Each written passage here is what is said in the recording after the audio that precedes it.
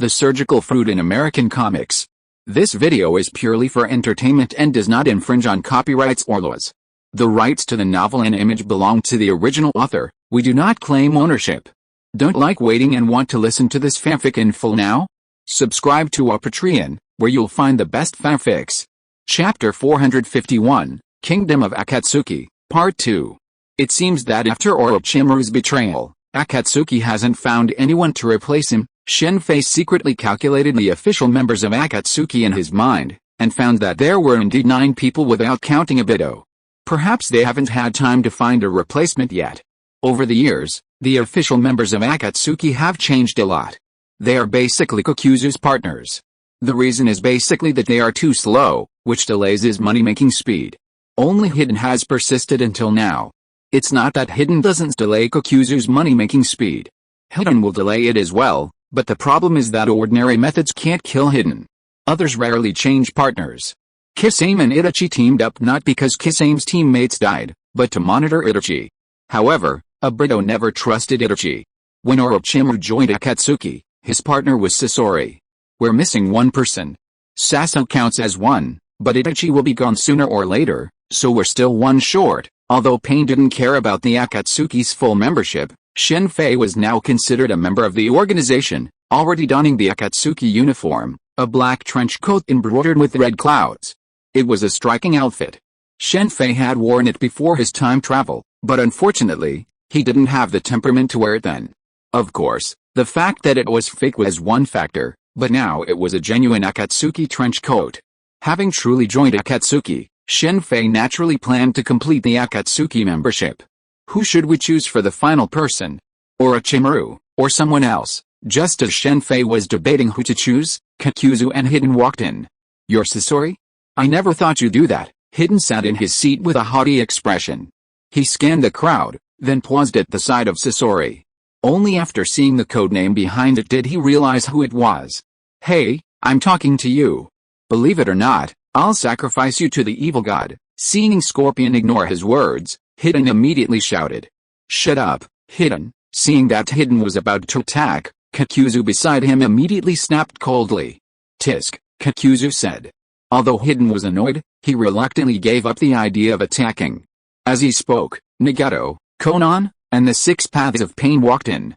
This scene made everyone present, except Shen Fei, stunned for a moment. They glanced back and forth between Nagato and Tendo Pain. For the Akatsuki members, besides Obito and Black Zetsu, they had only seen Tendo Pain. Everyone is here, Nagato said, sitting in the middle of the round table. Konan sat across from Shen Fei, and the 6 Paths of Pain lined up behind Nagato. It seems you are the real leader? With Itachi's words, everyone's eyes immediately turned to Nagato. Itachi, this guy, really deserves to be called a spy. A simple sentence hides the intention of provocation. Shen Fei's plan to unify the ninja world and achieve world peace can be told to Sasuke, Nagato, and Konan, but not to Itachi. Because Itachi would never stand on his side, no matter how reasonable what he said was. The ninjas of the 5 major ninja villages are very loyal to the village, especially the ninjas of Konoha, who are difficult to rebel. In comparison, the acceptance level of the rebel ninjas is higher. Yes, I am the real leader, Nagato nodded slightly. I wonder what happened to Hanzo, the leader of the Rain Village, Uchiha Itachi asked. Many years ago. The leader killed him. Now the Rain Village is all under the rule of the leader. This time, I summon all of you here to tell you the real purpose of the establishment of the Akatsuki organization. This time it was Shen Fei who spoke. For world peace. As soon as those 6 words uttered, Shen Fei suddenly felt an inexplicable sense of amusement. A group of renegade ninjas were discussing world peace. Nagato and Konan were also renegade ninjas from the Rain Village. Silence fell upon the group after hearing Shen Fei's words, including the rather erratic Hidden. Because of this topic, the death of the dignified ninja demigod, Hanzo, was simply ignored. World peace, are you here to be funny? Deidara asked. I certainly didn't ask you all to come here for a joke. Everyone, have you ever considered why ninjas can only earn money by completing missions? This is true for the 5 great ninja villages, as well as the renegade ninjas. Daimyo, nobles, and merchants can simply pay a little money to get ninjas to work for them. Have you ever considered this? Shen Fei's words caused everyone present to fall silent again. For ninjas, Earning money by completing missions was a natural thing. No ninja had ever questioned it, and Naruto took pride in completing missions. Kakuzu, if you love making money so much, why haven't you thought about earning it like those merchants, instead of doing quests? Why can't you just sit there and collect money like a daimyo? Why are the 5 great nations richer than the 5 great ninja villages? It's simple, they rule over vast territories, while the 5 great ninja villages are just isolated pockets of land. You're kidding, aren't you? Scorpion said, a rare remark. Of course not. To some, ninjas are just tools, disposable. So, no matter how many ninja casualties there are, some people don't care. How many ninja died in the 3 Ninja World Wars? If I remember correctly, many of you here lost your relatives and friends during those wars. Scorpion's parents died at the hands of Konoha's White Fang during the 3rd Ninja World War, as did Deidara's parents. Many of Kakuzu's companions died on the battlefield. Kakuzu, do you know why the 3 Ninja World Wars took place? Shen Fei asked Kakuzu. I don't know, Kakuzu said flatly. It's very simple, because of money. Shen Fei took out a tablet and clicked on it. Suddenly, a virtual image map of the entire ninja world appeared on the round table where the group was sitting. This situation scared everyone except Nagato and Konan. Fortunately, everyone was a powerful rebel ninja. After being shocked for a moment, they immediately regained their composure. They had never seen a holographic image, but they had seen some similar ninjutsu, such as the illusion body technique. This round table was not an ordinary round table. Shen Fei had installed a holographic imaging device on it before. Before the party, Shen Fei had made considerable preparations. Back then, Uchiha Madara and the first Hokage had a disagreement over whether to unify the ninja world, and then a great battle broke out in the Valley of the End. As Shen Fei spoke, a red mark appeared on the Valley of the End on the map. Uchiha Madara wanted to unify the entire ninja world and put an end to ninja warfare. The first Hokage's opponents believed that peace was now established in the ninja world and that war would cease. Therefore, they killed Uchiha Madara at the Valley of the End. Unfortunately, the so-called peace in the ninja world was merely wishful thinking on the part of the first Hokage. At that time, peace in the ninja world was based on his power as the god of ninja. Shortly after his death, the first Ninja World War broke out, and the 5 great ninja villages suffered heavy losses. Almost all of the second Kages died in this battle. As he spoke, the names of the second Kages of the 5 great ninja villages appeared on the image. After a period of peace, the second Ninja World War broke out. Then, peace continued for another period, and then the third Ninja World War broke out. Now, the ninja world has been at peace for over a decade, and the 4th Ninja World War is likely imminent. It's only been about 60 years since the 5 great ninja villages were established, and yet, 3 Ninja World Wars have already occurred in that time. Without looking at the data, it might not seem so obvious, but after Shen Fei compiled the data, the Akatsuki members who witnessed this fell silent. You haven't told me the reason for the Ninja World War yet, Kisame suddenly asked. Don't be so anxious. There are many reasons for the Ninja World War, but there are mainly 2, the increase in the number of ninjas in a peaceful environment, the restrictions on missions, and the restrictions on the daimyo. Shen Fei explained these 2 aspects in detail. The so-called Ninja World War is a means to limit the increase in the number of ninjas, and it is also a means for the daimyo to control the ninja villages. Ninjas have all kinds of wonderful ninjutsu, and they can obviously do many professions to make money, but because of the restrictions of the daimyo, they can only do missions. This is the truth of the Ninja World War. As for why the 4th Ninja World War broke out, I don't need to say more. The reason why the Sands village attacked Konoha some time ago was almost the same. Because the daimyo of the Wind Country weakened the aid of the Mizusawa village, they had to take action. If they won, they could plunder enough resources from Konoha. Even if they failed, they consumed a lot of ninjas and eased the conflicts within the village. To be honest, I admire Uchiha Madara very much. He saw this situation back then, but he didn't realize his ideal because he was defeated by the first Hokage. It's a pity. So you have a way to solve this problem? Kisame asked again. Of course. As I've already said, Akatsuki's goal is world peace. It liberates ninjas, freeing them from confinement to missions. To prevent the 4th, 5th, or even 100th Shinobi World War from recurring, Akatsuki needs to do only one thing, unify the entire ninja world and bring the 5 great nations under Akatsuki's rule. That sounds complicated, Kokuzu said. Yes, it is a little complicated, but think about it, Kokuzu. Once Akatsuki unifies the entire ninja world, they can collect taxes from it. That's much more than the money you earn from constantly completing missions. That sounds interesting. Kakuzu was immediately interested in the topic of money. He wasn't interested in making money, but in keeping it all to himself. It all belonged to the Akatsuki organization, and Kakuzu had never embezzled much. That way, Akatsuki will face more than just the 5 great ninja villages, Itachi said after a long silence. Itachi was deeply shocked. He hadn't expected Akatsuki to be so ambitious. Foremost in the ninja world, the so-called unification of the ninja world only encompassed the 5 great ninja villages, not the 5 great nations. Is it just the 5 great nations? Or are you still adhering to the so-called ninja rules and not attacking the daimyo? The size of the 5 great nations was different from the 5 great ninja villages. Didn't you see that during the 4th Shinobi World War, a 5th Mizukage was specially assigned to protect the daimyo of the 5 great nations? When the Uchiha clan went to destroy the Blood Pond clan, because they were hired by the daimyo's wife, the Kumo village didn't dare to say anything. This might lead to the 5 great ninja village joining forces. Targeting the 5 great nations was a fundamental challenge to the fundamental order of the world. The daimyo of the 5 great nations would definitely order the 5 great ninja villages to take action. That's perfect. We can wipe out the 5 great ninja villages in one fell swoop. The leader possesses the 6-path sage's sage eye. You don't think it's just for show, do you? Even if the first Hokage were reborn, we'd be able to handle him. Sir, you may come out. As Shen Fei spoke, a figure wearing the same Akatsuki windbreaker, a spiral mask, and Mangekyou Sharingan eyes emerged, carrying a strange weapon. Let me introduce you all, Shen Fei said, standing up and speaking solemnly. This is Uchiha Madara. Although he was defeated by the first Hokage, he survived and has been recovering from his injuries for all these years. I didn't lose to that Hashirama. He died, and I'm still alive. The facts prove I won. Uchiha Madara glanced at Shen Fei with a cold expression, his tone sounding somewhat overbearing. The mention of Uchiha Madara's name caused everyone present to stand up in unison. The shadows of the famous trees, especially Kakuzu, unconsciously leaned back.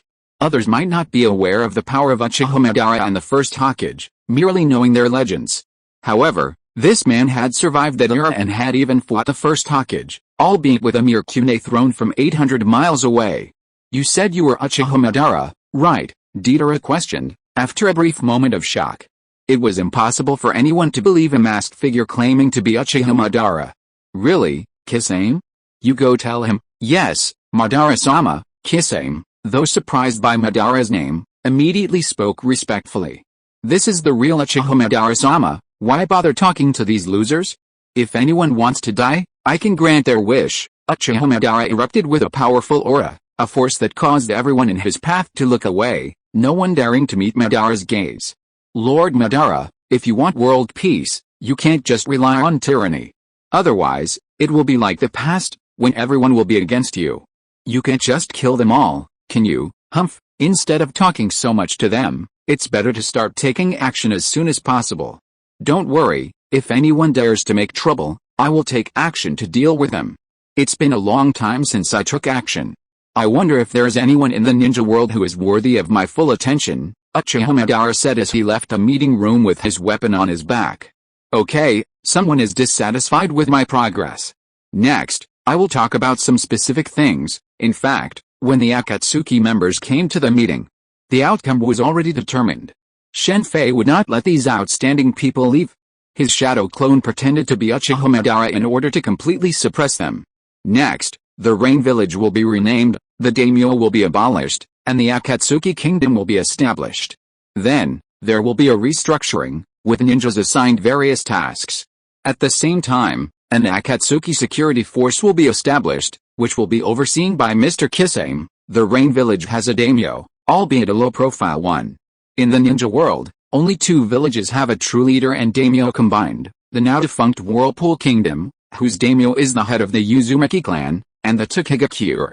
Other ninja villages, except those that are too small, like the Kusagakure, the Rain Village, and the now-defunct Yugakure, all have daimyo. Even the Wave Kingdom has a daimyo, but this daimyo has no responsibilities and has been directly bribed by Cardo. Mr. Kakuzu is the Minister of Finance of the Akatsuki Kingdom. You should be satisfied with this position, right? Not bad, Kokuzu nodded immediately. A position that allowed him to manage money was something Kokuzu wouldn't refuse. Mr. Scorpion, your position will be the Minister of Industry. Shen Fei then assigned the positions of the others. Whatever you need to do, it's all in this thing. You can check it out for yourselves, Shen Fei said, pressing a button on the screen. A separate screen immediately appeared before each person. Just click on it to find out what you need to know. I could be the Minister of Industry, but I need to know what these things are, Scorpion said, gesturing at the virtual image and the separate screen before him. No problem. I'll let you know later. I'll pass on the relevant knowledge to you, but you'll need to complete your task. Okay, no problem. Scorpion was also a tech geek. Not everyone was determined to transform themselves into a puppet. Mr. Kokuzu, here are some products we need you, the finance minister, to sell. Although Kokuzu called himself the finance minister, everything was still in its infancy, a fancy name. What are they? Bicycles. You need to sell them and crack down on any counterfeiters. Bicycles are definitely easy to sell in the Naruto world, but they're also easy to counterfeit. This is where Kokuzu comes in. For Kokuzu, anyone who dares to get in his way of making money deserves death. Chapter 452, Storm Rising, Part 1. Nagato, you're still a little too impatient. After the Akatsuki group had departed, Shen Fei shook his head slightly. His original plan was for the Rain Village to develop in secrecy for a few years, waiting for the Fourth Shinobi World War to break out. Then, when the 5 great ninja villages had suffered heavy losses, they would emerge to reap the entire ninja world. Shen Fei had always believed in the motto of slowly developing, a strategy he adhered to. Given the overall situation in the ninja world, even without Black Zetsu's instigation, the Fourth Shinobi World War was inevitable. Just as the Third Shinobi World War would have been the same even without Scorpion's attack on the Third Kazakage, the difference was simply a few years earlier or later. The outbreak of the Fourth Shinobi World War would undoubtedly have depleted the 5 great ninja villages significantly, making it much easier for Akatsuki to reap the losses. Furthermore, given the brutality of the war, Akatsuki would have held the upper hand in both strength and public opinion. Unfortunately, after hearing Shen Fei's analysis, Nagato and Konan decided to prevent the Fourth Shinobi World War, leading to the Akatsuki Gathering and the creation of the Akatsuki Kingdom. The Kingdom of Akatsuki was an idea Shen Fei proposed after confirming Nagato and Konan's resolve. After careful consideration, Nagato and Konan agreed. It's a bit tasty, but it's not impossible. After all, we have absolute strength here. Shen Fei was able to propose the Kingdom of Akatsuki because Akatsuki was unstoppable. Without this unparalleled strength, no matter how much Nagato and Konan thought, he would have advised them to wait a few years. First, we need to find a law that applies to the ninja world. The rule of law is crucial. The ninja world is in such chaos, primarily due to lack of legality. The fact that the Uchiha clan, as a security force, is resented speaks volumes about the state of the rule of law in this world. While the idea that a prince is guilty of the same crime as the people is a joke, such a thing could be done in secret, but it couldn't be exposed. It seems I have no choice but to offer a reward. How much should I offer this time? 10 million should be enough. It was impossible for Shen Fei to come up with a law that would apply to the ninja world. He could only offer some basic suggestions. As for more specific details, they would rely on the collective wisdom. Fortunately, he now has money. Posting a call online under the guise of designing a game background is sure to attract a large number of participants. The messenger has already set off. Just as Shen Fei was silent, Nagato and Konan walked in. Nagato had recovered, and the 6 paths of pain wouldn't appear unless necessary. This time, our enemy is arguably the entire ninja world. You and your teacher, Jiraiya, might face off. The Akatsuki kingdom system and philosophies challenged the established order of the ninja world. While there were some who supported them, compared to the entire ninja world, their efforts were a drop in the bucket. Teacher has always hoped to find a way to world peace. Now that we've found it, if he stands in the way, I'm sorry. Nagato's tone was remarkably calm. Concentrating all the hatred on yourself? That's very similar to Uchiha Sasuke's later thinking. You don't have to kill him. Just capture him and don't save him. That's unnecessary.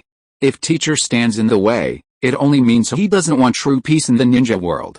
He's betrayed his original ideals. Nagato's tone was unusually firm.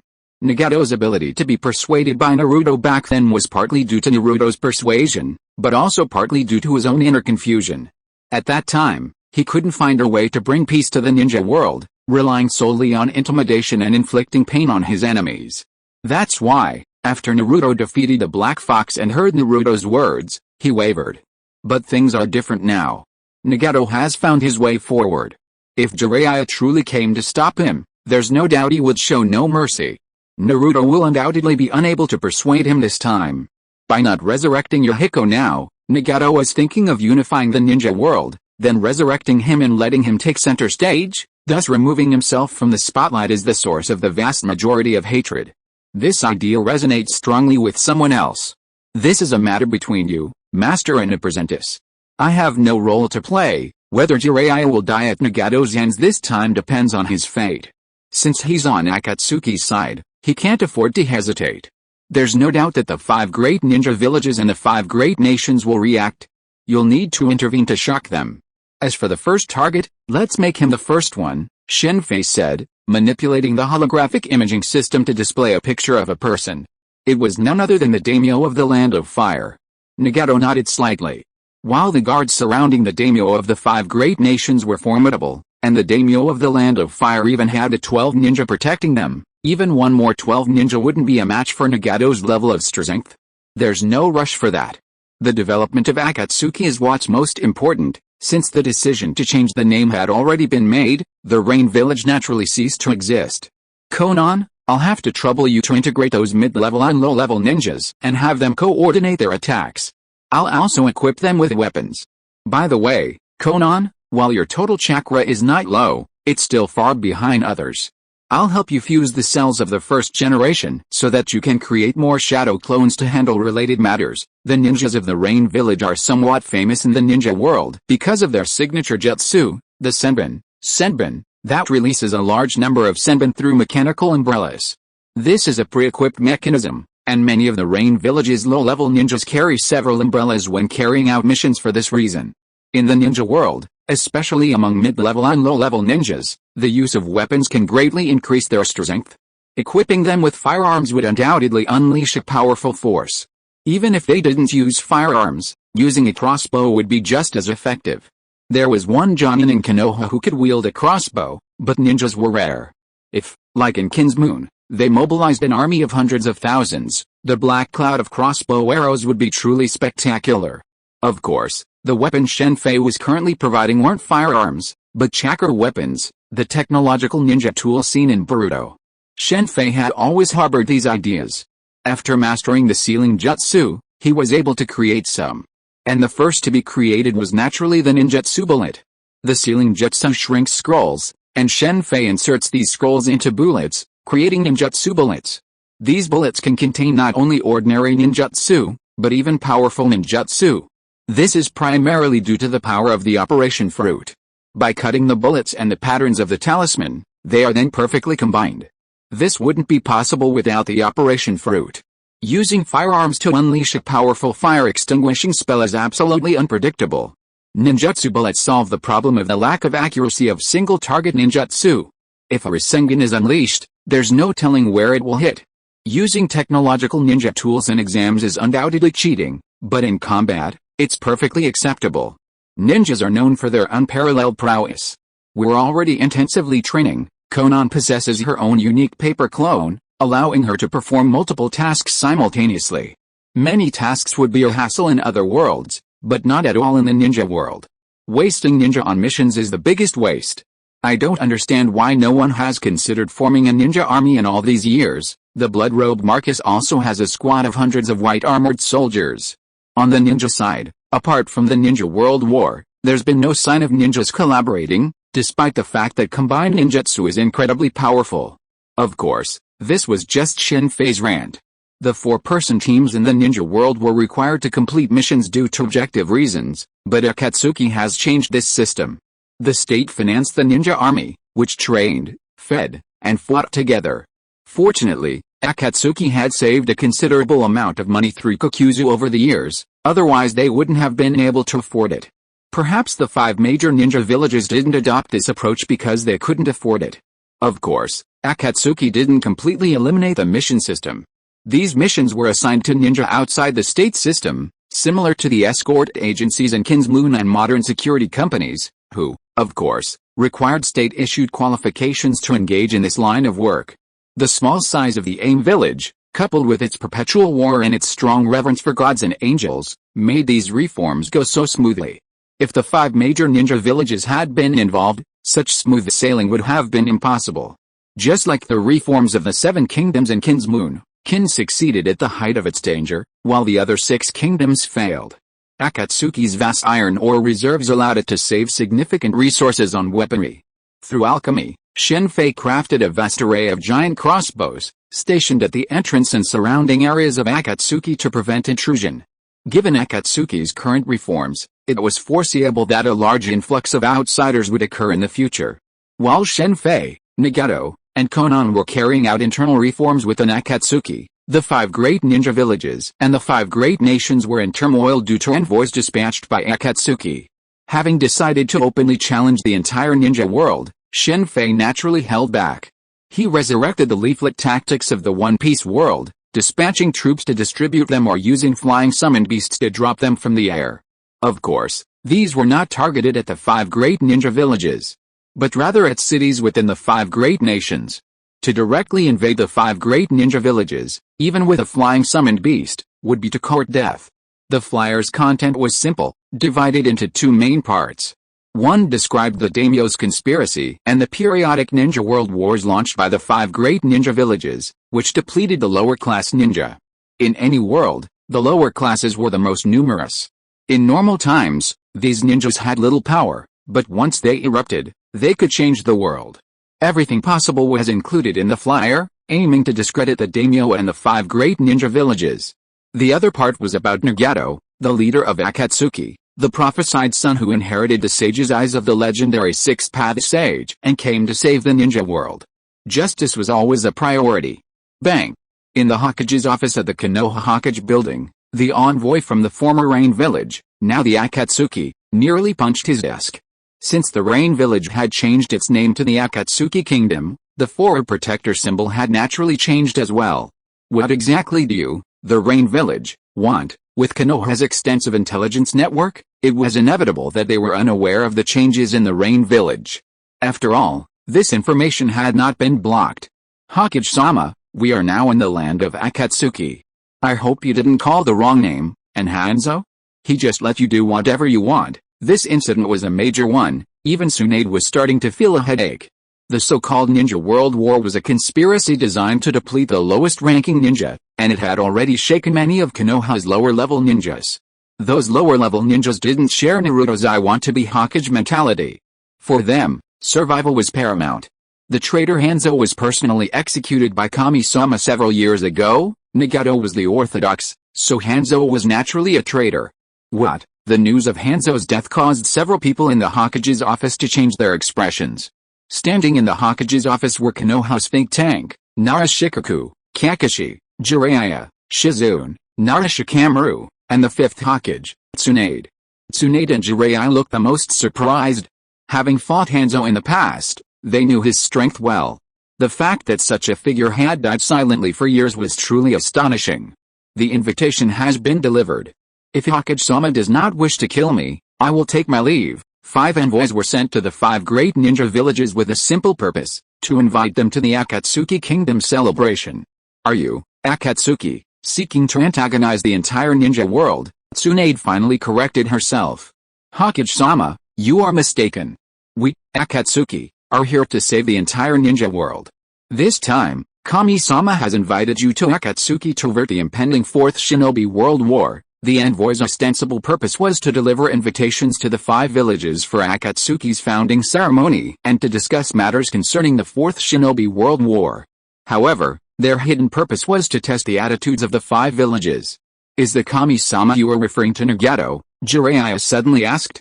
This must be Master Jiraiya.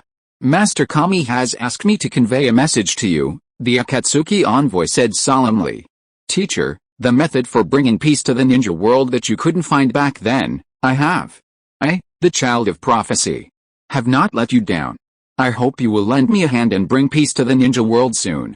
These are Master Kami's exact words. How are Nagato, Yohiko, and Konan? Jiraiya asked after a long silence. I'm sorry, Master Kami only allowed me to bring this message. Farewell, the Akatsuki envoy said, leaving the Hokage's office. Tsunade, let me go this time. I want to see them and see what happened. Jiraiya remained in Konoha until now, not taking Naruto with him to train. This was all due to the butterfly effect caused by Shen Fei. Shen Fei's words forced Tsunade to temporarily keep Jiraiya in Konoha to stabilize Konoha's morale and put pressure on Danzo. Even in Konoha, Jiraiya was still training Naruto. With Sakura now apprenticing to Tsunade, Team 7 was temporarily disbanded. The only good news was that Sai didn't need to return. Jiraiya, calm down. They're not the same as they were back then. Tsunade, though not particularly familiar with Nagato and the other two, was aware of them. Tsunade, Jiraiya immediately remarked. The usually playful Jiraiya was now gravely serious. The Hokage was invited by Akatsuki. Of course, the Hokage can't go in person. Since Jiraiya-sama has such a close relationship with the one who possesses the Rinnegan, a trip wouldn't be a bad idea. Shikamaru, you come along. Shikamaru, always prone to slacking off, had to be caught by his father after Konoha's collapse plan and had to deal with some of Konoha's affairs. As for the other person, I'll go. Just as Narashikoku was considering another person to accompany him, Kakashi spoke up. Kakashi, you too, always prioritize your own safety. If you find anything wrong, retreat immediately. P.S. Speaking of Akatsuki's forward protector, can anyone think of a good pattern? I've been thinking about it for a long time and I'm so depressed. Chapter 453, Storm Rising, Part 2. Tsunade, while Tsunade, Shikaku, and the others were discussing the Akatsuki Kingdom and Nagato's situation, the door to the Hokage's office flung open, and Konoha's two advisors, Mitakato and Udatane Kaoru, walked in. What's going on? Tsunade's face darkened upon seeing the two advisors. The envoy from the Rain Village has left, just left. Why let him leave? The Rain Village is provoking the entire ninja world. The daimyo has sent word, demanding Konoha find a solution to the Rain Village issue as soon as possible. This time, it's not just Konoha, the other 4 ninja villages will also take action. Udatane Kaoru then explained some information from the daimyo of the Land of Fire. Akatsuki's actions were completely intended to subvert the foundation of the ninja world's rule. If it were just a matter between ninja villages, the 5 great nations would simply sit back and watch, happy to see the villages fight each other to the death. In fact, if it weren't for the overwhelming strength of the first Hokage and Uchiha Madara, the 5 great ninja villages might not have been established. Although ninja villages belonged to specific nations, they were essentially mercenary organizations. How could a nation possibly allow such an organization to exist? Faced with the might of the first Hokage and Uchiha Madara, they had no choice but to endure the consequences after the founding of Konoha Village. The other 4 nations were forced to emulate Konoha Village and establish 4 ninja villages. Without these 4 villages, their power would have only grown weaker than that of the Fire Nation. The establishment of the 5 ninja villages marked the end of the Warring States period and the official rise of the ninja class. This marked the decline of the samurai, with the Iron Nation becoming the last remaining owner for the samurai. The daimyo of the 5 nations were no fools, and indeed, no one who ascended to the daimyo position was truly idiotic. The struggle for power was sometimes even more brutal than that between ninja themselves. The downfall of the Blood Pond clan was simply the result of a harem feud between the daimyo of the Lightning Nation, Fury. Just like the kings of the other 6 of the 7 kingdoms of the Warring States period, they seemingly spent their days in the palace, feasting, reveling, and living a life of luxury. In reality, before ascending to power, each was a victor in palace intrigue. In some cases, even the most intelligent might not be able to defeat such individuals, as seen with Han Fei and Han Yu, as well as Changpingjun and the current king of Chu. Changpingjun was considered formidable, having been one of the most powerful forces behind Qin's Moon and the entire Azure Dragon project, yet he was the unsuccessful contender for the throne of Chu. Upon learning of the intelligence surrounding Akatsuki, the daimyo of the 5 great powers immediately convened a video conference. Yes, the ninja world had video conferences, and only the daimyo of the 5 great powers and the cage of the 5 great ninja villages could enjoy this privilege. During the video conference, the daimyo of the 5 great powers quickly reached a consensus, pressuring their respective villages to join forces to overthrow Akatsuki. In a sense, Shen Fei had achieved something remarkable. uniting the 5 great ninja villages for the first time. As for Danzo, you should release him. His presence is very useful at this time. After explaining the situation on the daimyo's side, Yu Kaoru asked Tsunade to release Danzo from confinement. After Tsunade became the 5th Hokage, she imprisoned Danzo in the name of Hokage, and at the same time, the route was disbanded. Of course, there was a reason for this. The reason was very simple. That was that Shen Fei threw the blame on the 3rd Hokage, and now it is thrown on Danzo's head. The 3rd Hokage was deceived because he trusted Danzo too much. This way, Danzo's power was restricted, and the major families in the village were given an explanation. No one who can become Hokage is simple. I understand. Although Tsunade was very unhappy, she also knew that she really didn't keep Danzo in prison anymore. Shikaku, get ready there. This is going to be a real hassle. Tsunade had naturally read Shen Fei's flyer, and honestly, she felt it made sense. However, as Hokage, she couldn't just act on her own whims. For one thing, Konoha was founded by the 1st Hokage, and Tsunade absolutely didn't want it to disappear under her leadership. Otherwise, she wouldn't have accepted the position of 5th Hokage. Understood, Tsunade-sama, bang. A loud bang echoed from the Raikage's office in the Kumagakure, accompanied by the sound of shattering glass. The 4th Raikage's roar echoed. Are you from the Rangakure seeking death? Unlike Tsunade's attitude towards the Akatsuki envoy, the 4th Raikage, upon receiving the Akatsuki invitation, nearly struck the envoy dead with a single punch. Fortunately, he regained his composure at the crucial moment, deflecting his fist and sending it crashing into the massive glass. The Raikage's office was built in the cliffside of the highest peak in Kumo village. The wall outside the cliff was covered in clear glass, allowing those in the office to overlook the entire Kumo village. However, due to the 4th Raikage's temper, the glass needed frequent replacement, just like Tsunade's desk. Since Tsunade became the 5th Hokage, she has probably changed nearly a dozen desks. Go back. I want to see how long your Kumo village can survive. After all, they were messengers, and even the 4th Raikage, AI, who was a very impulsive person, could take direct action. Raikage-sama, there's news from the daimyo. Just as the Akatsuki messenger left, AI's secretary, Mabu, quickly entered. I understand. Aside from the one going to Kumo village who was a little startled, the other 4 messengers encountered no unexpected incidents. That Tsuchikage and Mizukage both accepted the invitation, though neither had a clear answer as to whether they would attend the ceremony in Akatsuki. Of the 5 envoys, the other 4 returned to Akatsuki quickly, but the Sand Village envoy was delayed. The Sand Village had yet to elect a 5th Kazakage, and the elders were inexperienced in internal strife but not in external strife. If Gaara hadn't intervened, the Akatsuki envoy would have been waiting. Thus, Gaara became the acting 5th Kazakage. The Sand Village elders certainly didn't want him to be Kazakage, but with the rise of Akatsuki and the 5-Kage summit, it was understandable that the Sand Village hadn't elected a 5th Kazakage after so long since the 4th Kazakage's death. If they didn't even have an acting Kazakage, wouldn't that be a laughingstock for the other 4 ninja villages? If the 5-Kage summit hadn't been necessary, the Sand Village position could have been shelved. However, with the 5-Kage summit now in place, they had to elect a temporary replacement, or risk being excluded by the other 4 ninja villages. I didn't expect to meet you all under such circumstances. Due to the urgency of this 5-Kage summit, a video conference was naturally not possible. Upon seeing Gaara and the 5th Mizukage, the 3rd Tsuchikage, 4th Raikage, and 5th Kazakage were all momentarily stunned. The 5th Mizukage of the Mist Village ascended to power without informing us. Does he look down on us? The 4th Raikage said, addressing Mei directly. Your Excellency, Raikage, you're too polite. It's just that there's so much going on in the Mist Village that I didn't have the chance to inform you all, Mei Darumi said with a charming smile. I thought the Mist Village was the Akatsuki headquarters, but it's actually in the Rain Village. What exactly do you intend to do? You have no part in Akatsuki's problems, do you? With Akatsuki's exposure, so too did Akatsuki. This time, it was Shen Fei who exposed it openly. The nation established by a group of S-rank rebel ninjas was the immediate reaction of most people upon learning of Akatsuki's situation.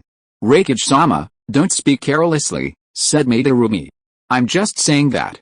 Your Kurigakure hasn't had any contact with the outside world for years. Am I wrong to suspect that?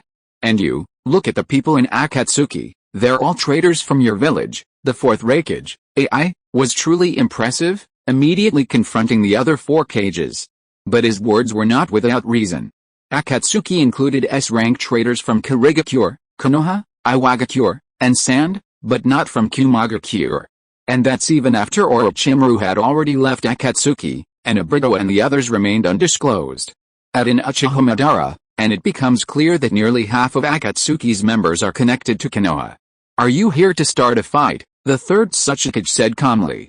HMPH, upon hearing this, the fourth Raikage snorted coldly and said nothing more. "Alright, enough nonsense. We all understand the purpose of this meeting. Let's discuss how to proceed." The third Tsuchikage spoke again after the fourth Raikage fell silent. "How to proceed? Is that something we need to consider? Just lead our forces to destroy them, or are you indeed connected to them and unwilling to take action? Young man, don't be so impulsive. The six-path sage's sage eyes are not so simple to grasp." Tsuchikage-sama means to test the waters first, Tsunade suddenly said. "Yes, Akatsuki will be destroyed, but how we do it requires careful planning." The third Tsuchikage nodded gently. "But we don't seem to have that much time. I believe you have all received orders from the daimyo. I have to say that the leader of Akatsuki is quite interesting. Let's get to know him." Terumi Mei's words immediately silenced everyone present. As Kage, they naturally knew that war should not be initiated impulsively, but they could not ignore the daimyo's orders. The 5 great daimyo's quest to destroy the kingdom of Akatsuki wasn't entirely without cost. The military budget of the 5 great ninja villages had increased significantly. "I don't know what you're thinking. You don't think they have the power to take on the 5 great ninja villages, do you? According to my plan, a few experts from each of our villages will be enough to defeat them," the fourth Raikage said. But just then, a figure suddenly appeared behind the 5 cages, each speaking to their own. A moment later, all 5 cages nodded simultaneously, and the video conference expanded from 5 to 6. "Hello everyone," said the 6th attendee, a white-haired, armored figure, none other than Mifune, leader of the Kingdom of Iron. "So it's Mifune, leader. You'll also be joining this crusade." Seeing Mifune, the third Tsuchikage smiled kindly. Normally, the Iron Country would not meddle in the affairs of the ninja world, but this time the situation is different. The Iron Country has accepted the invitation of the 5 daimyo to participate in this campaign. The Iron Country's existence is closely connected to the 5 great daimyo, and their presence can pose a threat to the ninja. In fact, the Iron Country's military funding has largely come from the 5 great daimyo. While ninjas must complete missions for pay, samurai are a true aristocracy, enjoying generous benefits despite not engaging in production. Why do samurai resent their benefits? It's because the ninja have taken them away. Mifune's words silenced the 5 cage present. In truth, Garo had remained silent throughout the entire summit. His role was merely to take note of the discussions. "It seems the Akatsuki country has truly touched a nerve," the third Tsuchikage suddenly laughed.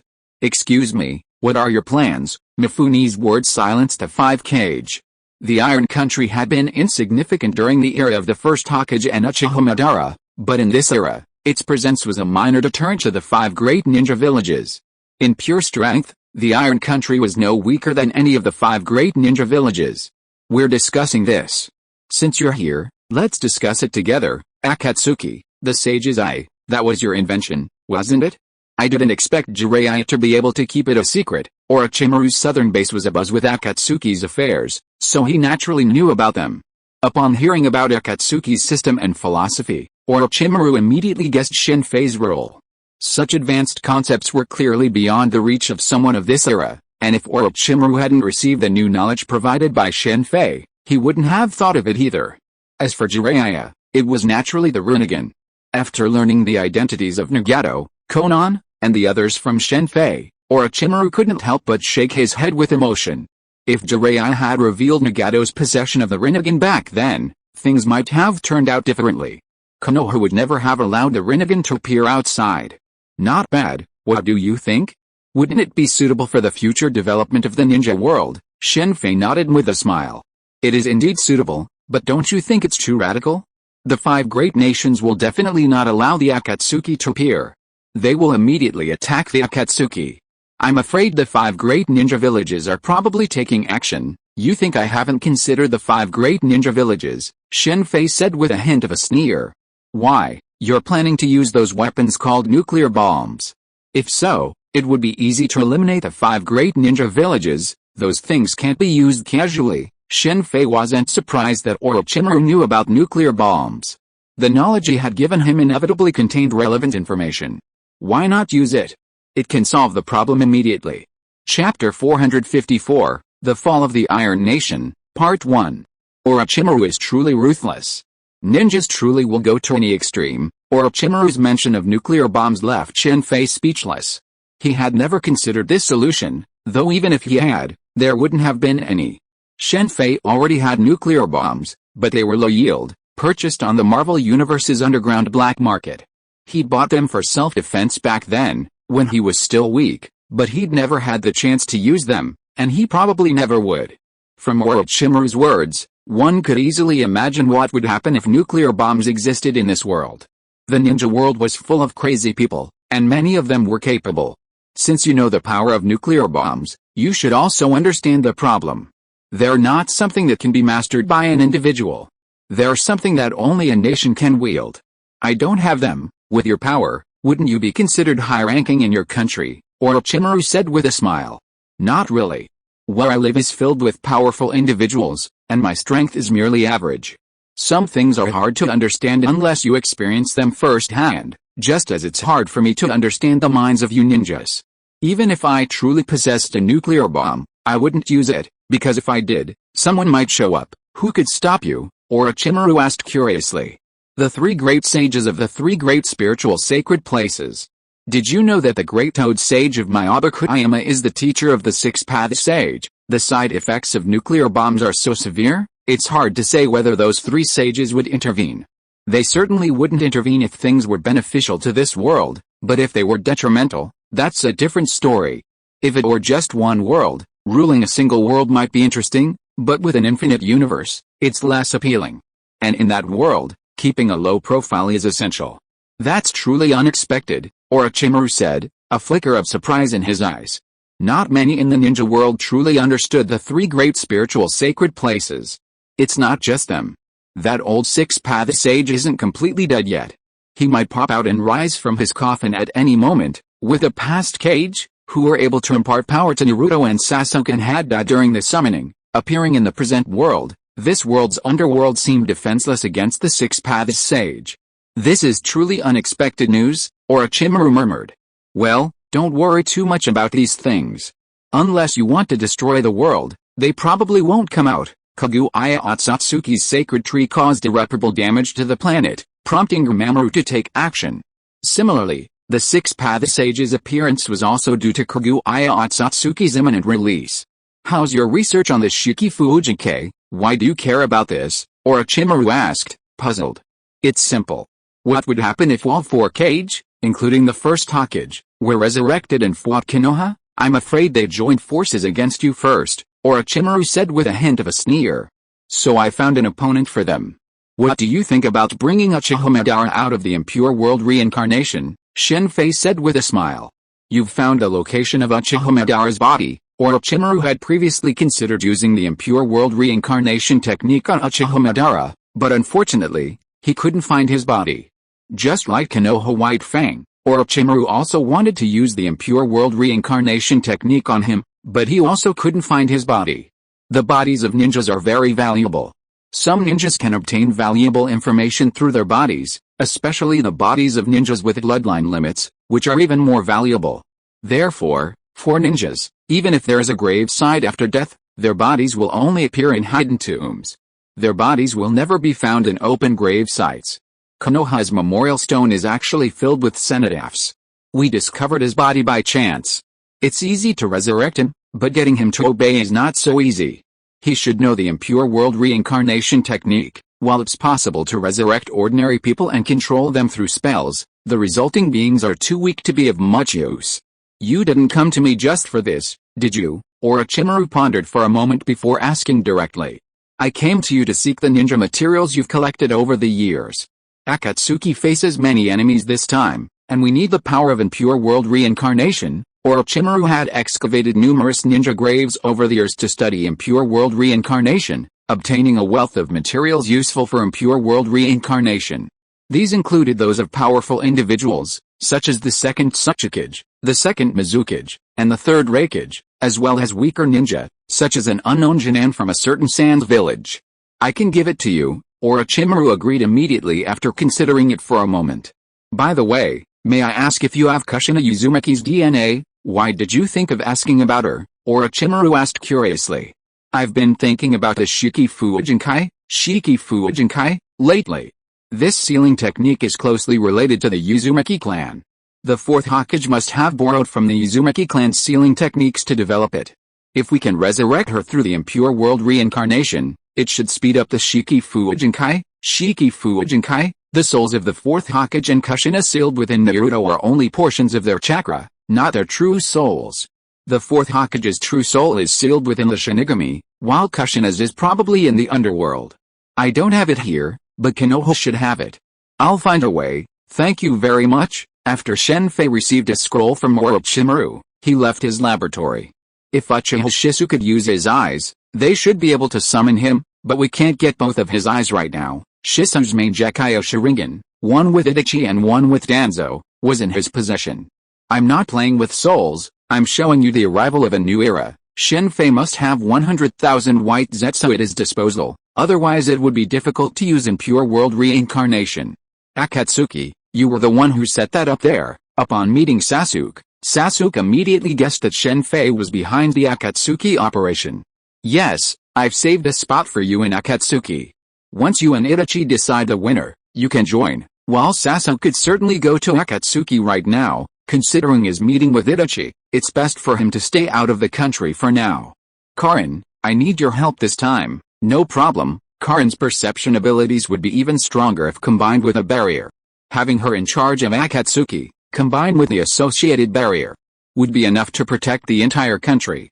I'm going to, Chino, standing nearby, shouted, raising her hand upon hearing that Karin was heading to Akatsuki. Alright, you'll protect Karin, I don't need her protection. Chino and Karin quickly became good friends after arriving at Angkor Fortress. Although they did have their moments of disagreement, Chino was slightly older than Karin, but their heights were reversed, a fact that often led to arguments. You two, it's time for the Kurigakure to make a choice. You've probably seen this, and I don't care whether you understand or not. Go back and discuss this with Madarumi. If we go head-to-head with Akatsuki, we'll show no mercy. She'd better think carefully. Will she fight for the daimyo or side with us to stop using ninja as tools? Since the Kurigakure might side with the enemy, Shen Fei immediately sent Zabuza and Haku away. After all, Zabuza was likely staying by Madarumi's side. Furthermore, there's a strong possibility that Madarumi could incite rebellion. The daimyo of water country's orders had caused heavy losses to the Mist Village, particularly its Kekkei Genkai families. While Uchiha Madara was the mastermind behind the events, Madarumi and her companions didn't know. They knew it was merely an order from the daimyo of water country. Back then, Uchiha Madara controlled not only the Mizukage of the Mist Village, but also the daimyo of water country. Even if Madarumi can't be persuaded to revolt, if she hesitates, she might remain inactive, which would be highly advantageous for Akatsuki. I wonder what will happen with Gaara. Besides Madarumi, Gaara could also be a potential target for rebellion, compared to the third Tsuchikage, the fifth Hokage, and the fourth Reikage. No wonder Nagato and Konan like to stand here, looking down. The view is truly stunning. Standing atop Akatsuki's tower, gazing at the Steel City below, it's hard to imagine this is a ninja world. Shen Fei was standing there with Nagato. The 5 great nations have sealed off this place. No merchants are allowed to enter. Zion then appeared and began to discuss the recent developments in Akatsuki. After the news of Akatsuki's situation spread, none of the merchants from Omegakure village, which had previously been visiting, dared to return. After all, this was a joint blockade by the 5 great nations. Haven't we considered this long ago? How's Kakuzu doing? Shen Fei had anticipated this situation. Commercial blockades are a favorite tactic of modern society, and it's fair to say that if this had happened to the former Omegakure village, it would have been quite troublesome. He's very happy right now. Bicycles and other related products are selling like hotcakes everywhere. It was quite strange. The 5 great nations had sealed off Akatsuki, yet Akatsuki's products were still selling like hotcakes everywhere. The reason was simple, there was money to be made. For some merchants, A 300% profit margin would have flouted the law. Add in Kokuzu's threats, and they naturally sided with Akatsuki.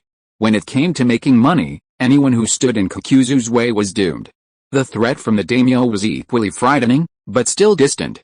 Kokuzu's threat, however, was imminent and a threat to his life.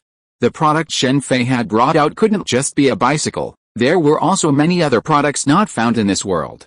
There's already movement from the 5 great ninja villages, and also from the Iron Country. According to intelligence, they're gathering forces and raising the banner of annihilating the Akatsuki, Conan continued. The Iron Country, the samurai, what does this have to do with them? Shen Fei wasn't surprised by the movement from the 5 great ninja villages, their silence would have been a surprise. But the Iron Country's activeness surprised Shen Fei greatly. I'm afraid the Iron Country is using this opportunity to deal with the Akatsuki to reaffirm the role of the samurai and elevate their status, Conan said, then discussed some of the samurai's situations. Conan was in charge of intelligence within the Akatsuki organization, both before and after the appearance of Zetsu and Obito. Conan and Nagato had never trusted Zetsu and Obito.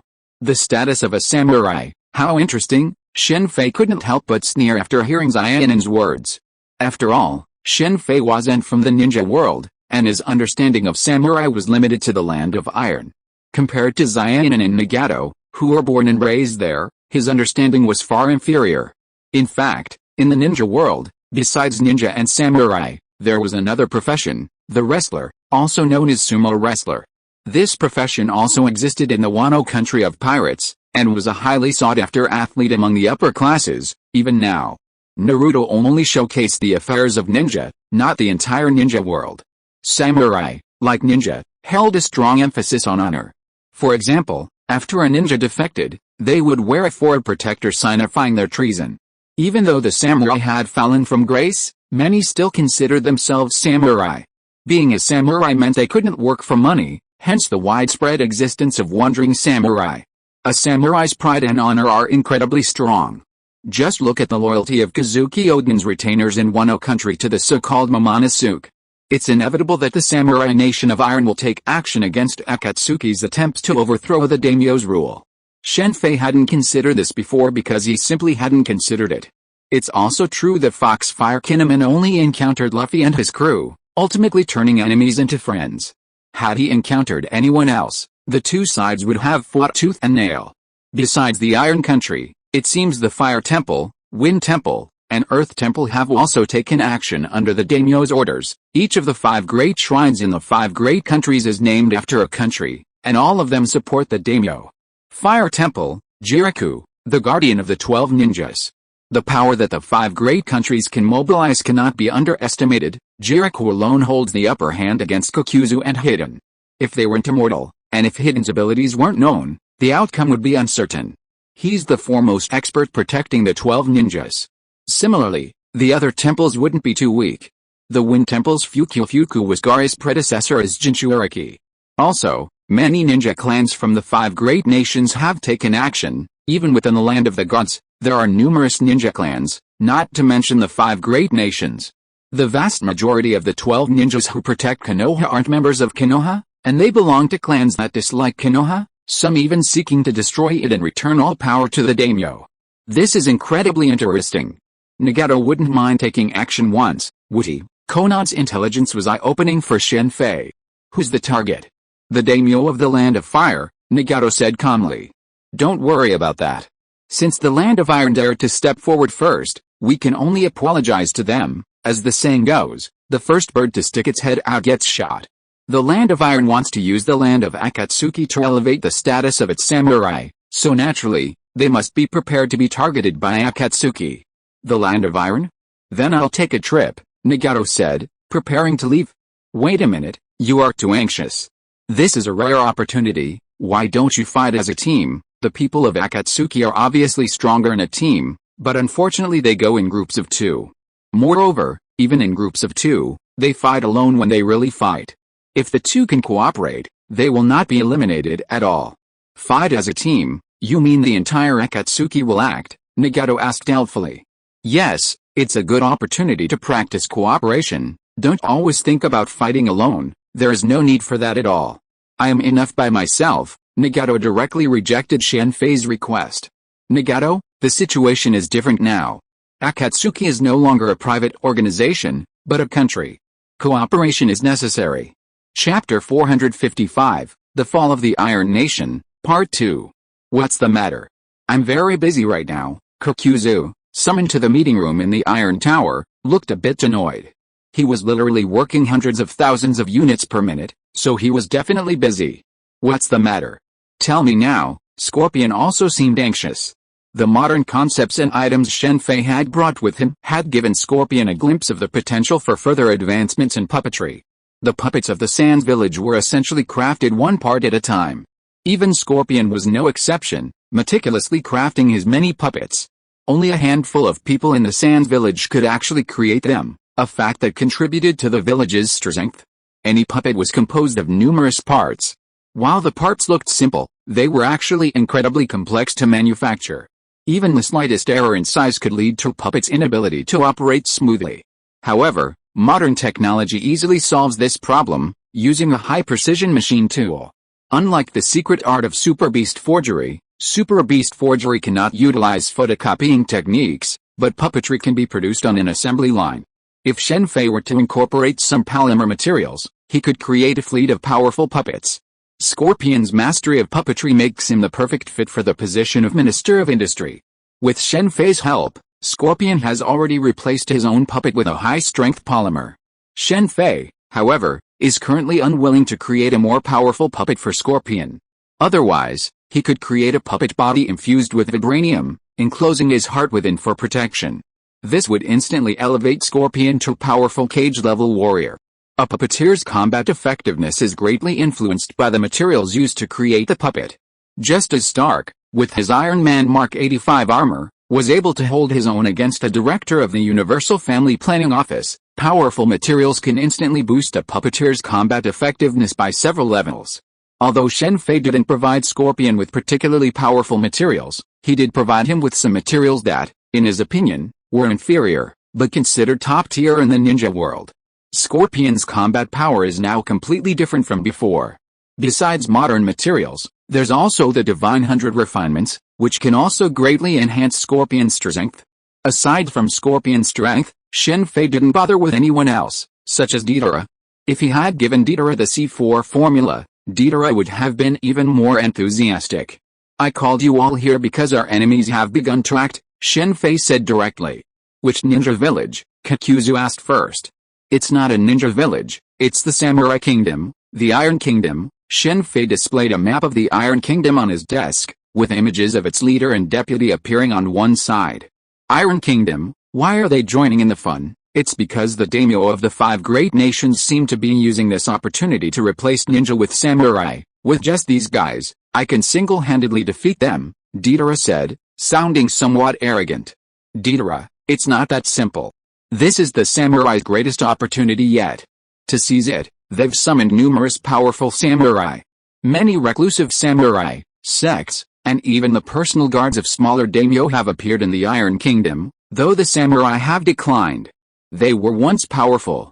Even in their decline, they still possess considerable strength, especially those who remain hidden. They are at least Jonin, with many reaching the level of elite Jonin and Cage. Just as Shen Fei had previously analyzed, the Samurai Kingdom is determined to destroy the Akatsuki Kingdom. The promises made by the 5 great nations have lured the samurai. Even those who are more concerned with fame and fortune have been invited out by friends and family for the sake of the samurai community. Shen Fei had never anticipated this escalation. He knew a major war would occur in the Akatsuki Kingdom, but he imagined the enemies would be limited to the 5 great ninja villages. He had no idea that the first battle would involve a conflict between ninja and samurai. After setting their sights on the Land of Iron, Conan mobilized his men to gather intelligence on the Land of Iron, while Shen Fei also collected intelligence on the Land of Iron through Orochimaru. Samurai were clearly not as good as ninjas in terms of confidentiality, and the gap in intelligence gathering was also enormous. Of course, it was also possible that they believed that the land of Akatsuki was merely formed by a group of rebellious ninjas, and their strength was limited, so they wanted to take this opportunity to establish a reputation as samurai. The Sage's Eyes of the Sage of Six Paths was a household name for ninjas, but for samurai, it was not of much concern. Don't underestimate these samurai. Mifune, the leader of the Land of Iron, was able to escape from Hanzo's hands back then. Of course, Shen Fei did not mention that Hanzo had deliberately let Mifune go. Mifune was still young at that time, and his strength has made great progress since then. His Iojutsu is very fast, and it is said that no ninja can form hand seals in front of him. Mifune's strength is undoubtedly at the level of Cage. He can defeat the reincarnated Hanzo. Even if the reincarnated Hanzo is not as powerful as he was in his lifetime, he should not be underestimated. There are also his deputies Akasunk and Rikaku, as well as those who went to support from other countries, such as this Dadeo, Akahura, who are all warriors with good strength. This battle is not only about whether the kingdom of Akatsuki can survive, but also about the fate of all ninjas. Once the samurai come to power, I am afraid that the aristocratic system of the Warring States period 100 years ago will be repeated. At that time, the status of ninjas was very low. Not only ninjas, but the status of civilians was even lower. Samurai could kill civilians at will, and at most they would just punish them with some money, Shen Fei said here and glanced at Uchiha Itachi. This excuse would definitely prevent Itachi from letting up in the battle, and this was indeed a fact. Shen Fei was not talking nonsense. Even now, there is still a revenge system among samurai, and they can get official revenge certificates. Whether from the perspective of the Akatsuki or the ninja, since the Iron Kingdom has dared to step forward, their existence is meaningless. Let them understand one thing, they are eliminated. Okay, so be it. Go back and prepare today, and we'll officially depart for the Iron Kingdom tomorrow. Deidara, you'd better prepare enough explosive clay. I don't want you to run out of it halfway through the battle. Deidara's abilities were actually quite formidable, capable of carrying an entire air raid by himself. However, due to his arrogance, he only brought just enough explosive clay, leaving him helpless when faced with an unexpected situation. Don't worry, this time I'll show you what true art is. Let's go. The next day, a group of people wearing Akatsuki trench coats gathered atop the tower. After Deidara summoned two giant birds, they flew atop them and set off for the Iron Kingdom. This time, Nagato brought all 6 paths of pain with him. Originally, the Akatsuki's best chance would have been to wait for the Iron Kingdom's forces to deploy and then intercept them en route, but that was when they were short-handed. This time, with Akatsuki's collective attack and their determination to completely annihilate the Iron Kingdom, a supposedly neutral nation, they had no choice but to take the initiative. The Iron Kingdom's frigid climate was no threat to the Akatsuki. Damn, it's freezing out here. They had originally planned to assault the Iron Kingdom's Three-Wolf Mountain from high altitude, but ultimately, the extreme cold forced them to dismount from the giant bird and proceed on foot. Only Deidara remained aloft. To fulfill Deidara's artistic aspirations, Shen Fei allowed him to blow up Three-Wolf Mountain, the Iron Kingdom's symbol. Three-Wolf Mountain is a prominent peak in the Iron Kingdom, resembling 3 wolf heads. The Iron Kingdom's headquarters is located within a natural cave beneath these 3 wolf heads. Yo-ho, all of you who aren't excited about the evil god, go to hell. Hidden excitedly swung his bloody march scythe, decapitating 2 patrolling Iron Kingdom warriors with a single blow. As they advanced, Kakuzu and Hidden were the ones who essentially killed the enemies, leaving the others no chance to engage. Boom, boom, boom. Before they could even reach the Iron Kingdom's headquarters, they heard the sound of violent explosions from the front. It was obvious that Deidara had arrived first, attacking without even waiting for them to arrive. It's unrealistic to expect these guys to follow the plan. Now that they had been discovered, they abandoned their hiding and, using their own methods, rushed forward at full speed. They soon arrived in front of the Iron Kingdom's Three-Wolf Mountain and saw Deidara soaring through the air, continuously throwing explosive clay in various shapes downwards. As a nation of samurai, the Iron Kingdom, adhering to its samurai values, lacked defensive equipment like crossbows and crossbows. Therefore, they could only watch helplessly as Deidara soared through the air. While Deidara's altitude wasn't very high, it wasn't high enough for anyone in the Iron Kingdom to strike him with a sword. No wonder Deidara boasted that he could handle it alone. He has absolutely no defense against aerial attacks. Akatsuki, you're so bold. You dare come here. As Shen Fei, Nagato, and their group arrived, Mifune and the others naturally noticed them. Mifune immediately led several men to meet them. Simultaneously, the alarm sounded, and a large number of armored samurai surrounded them from all directions. As a nation of pure samurai, the Iron Kingdom soldiers numbered several thousand. Why don't you dare come?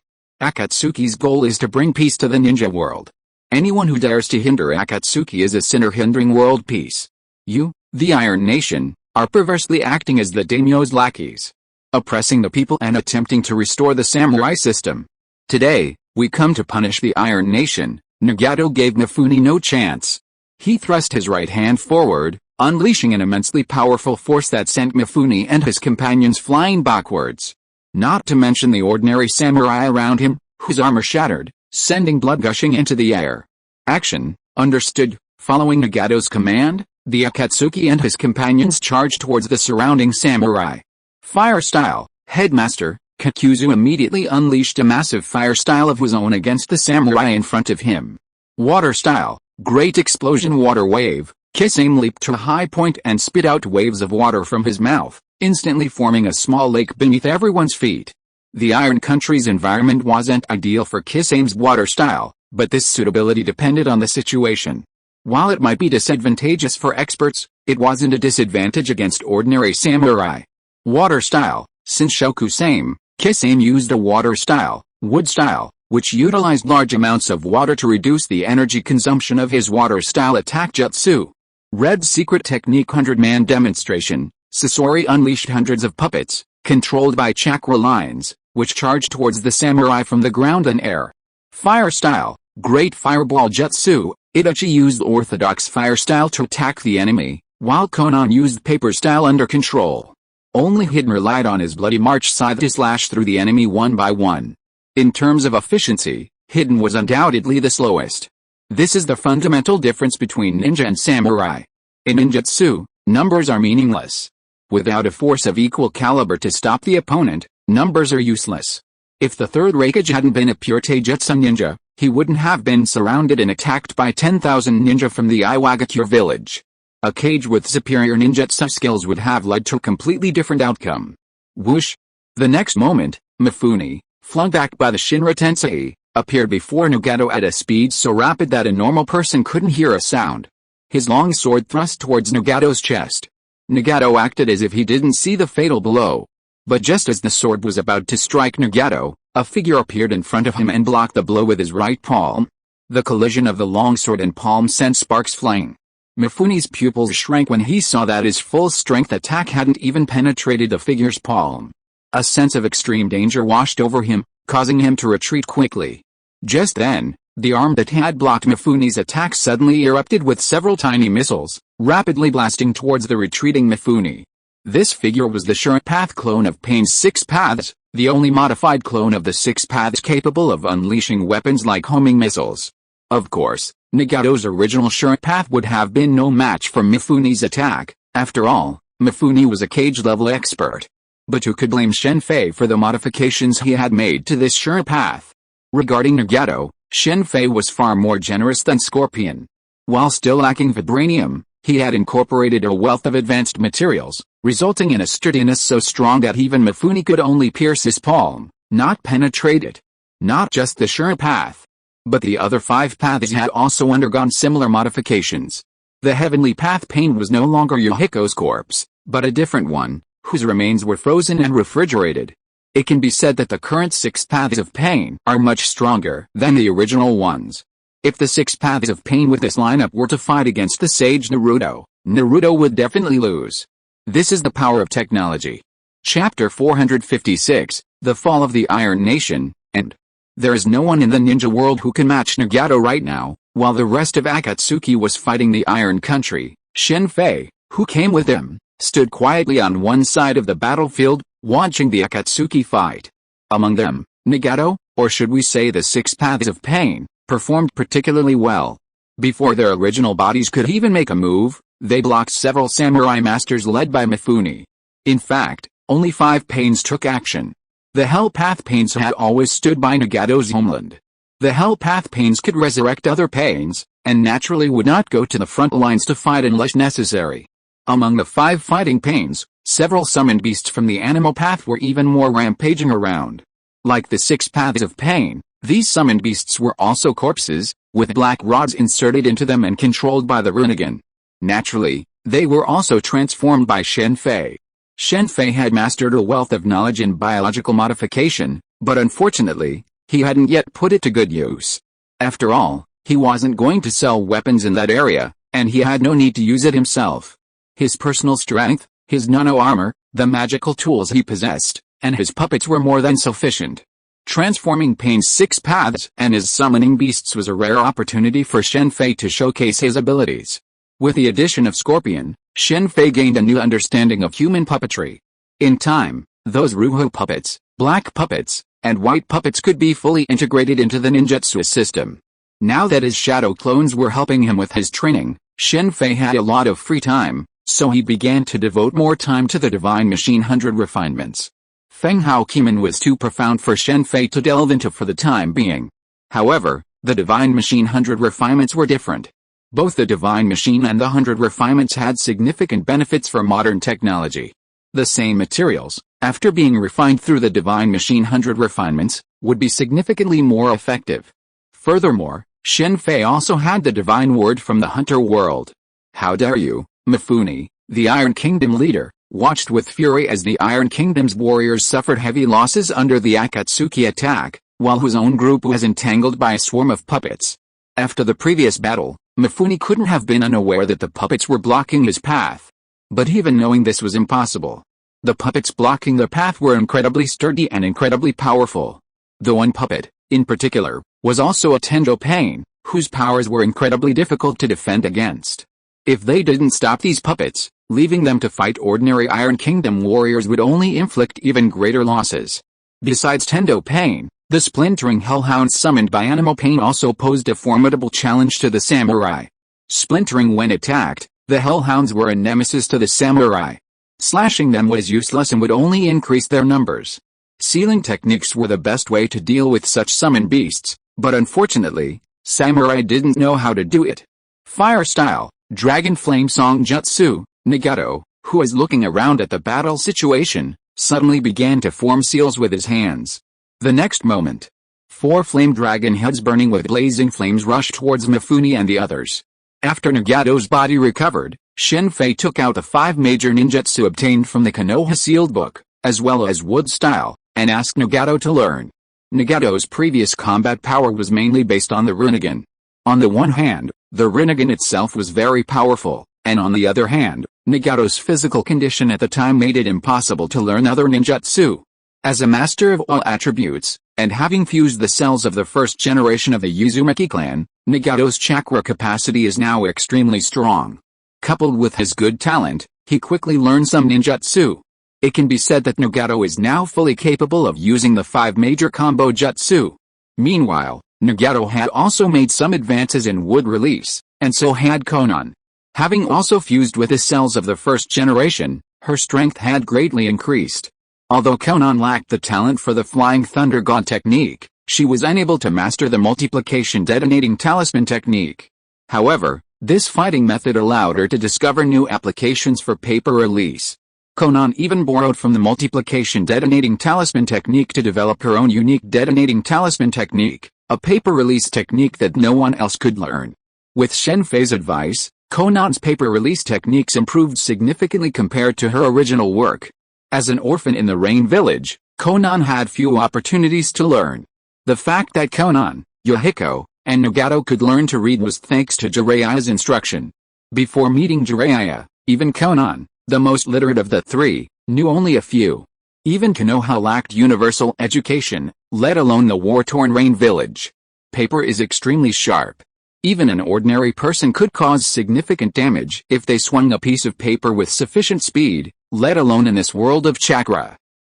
Looking at the 2 fallen beside him, the seriously injured one, and Mifune, who was left standing alone, a flicker of regret and determination flashed in his eyes.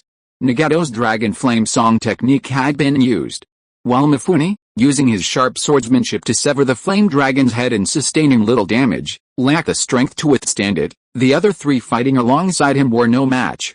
The flame dragon's explosion, followed by a sea of fire, caused numerous casualties among the ordinary samurai.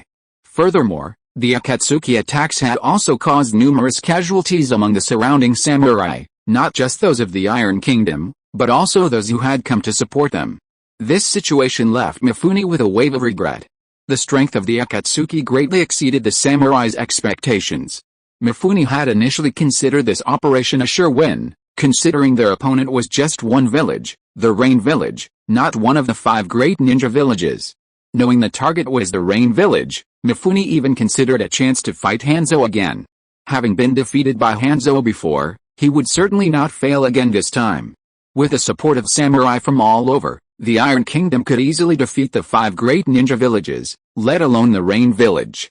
However, reality taught Mifune a lesson. The supposedly powerful Iron Kingdom warriors were quickly defeated by the Akatsuki attacks, inflicting no casualties.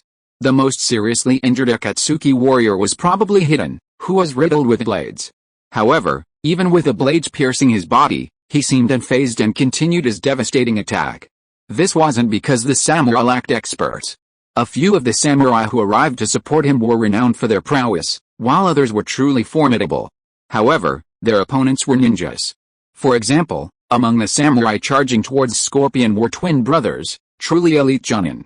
They chopped down most of Scorpion's puppets, sustaining only minor wounds from their senbon. Normally, these wounds wouldn't be a big deal, but unfortunately, Scorpion's senbon were poisonous, leaving these brothers in a tragic situation. Ninjas aren't samurai, and they don't have any legitimate ambitions. Despite the brothers' accusations of Scorpion's despicable behavior, they ultimately became Scorpion's collection. For Scorpion, these 2 powerful samurai were prime material for his human puppets. Among the other samurai masters, one was as powerful as Mifune, wielding a heavy weapon like a volleying sword. Kakuzu fought him, losing a heart, and was subsequently killed by Hidden. Konan, in mid-air, inflicted a minor wound using various weapons, including paper shurikens, and then passed his blood to Hidden. As for the other masters, Uchiha Itachi's Tsukuyomi easily defeated one, Kisame also defeated another, and Nagato even directly blocked Mifune and the others. Under such circumstances, how could the Iron Country be a match for Akatsuki? The ninja world is a world where the strong are respected. Against powerful ninja, the numbers of weak ninja are useless.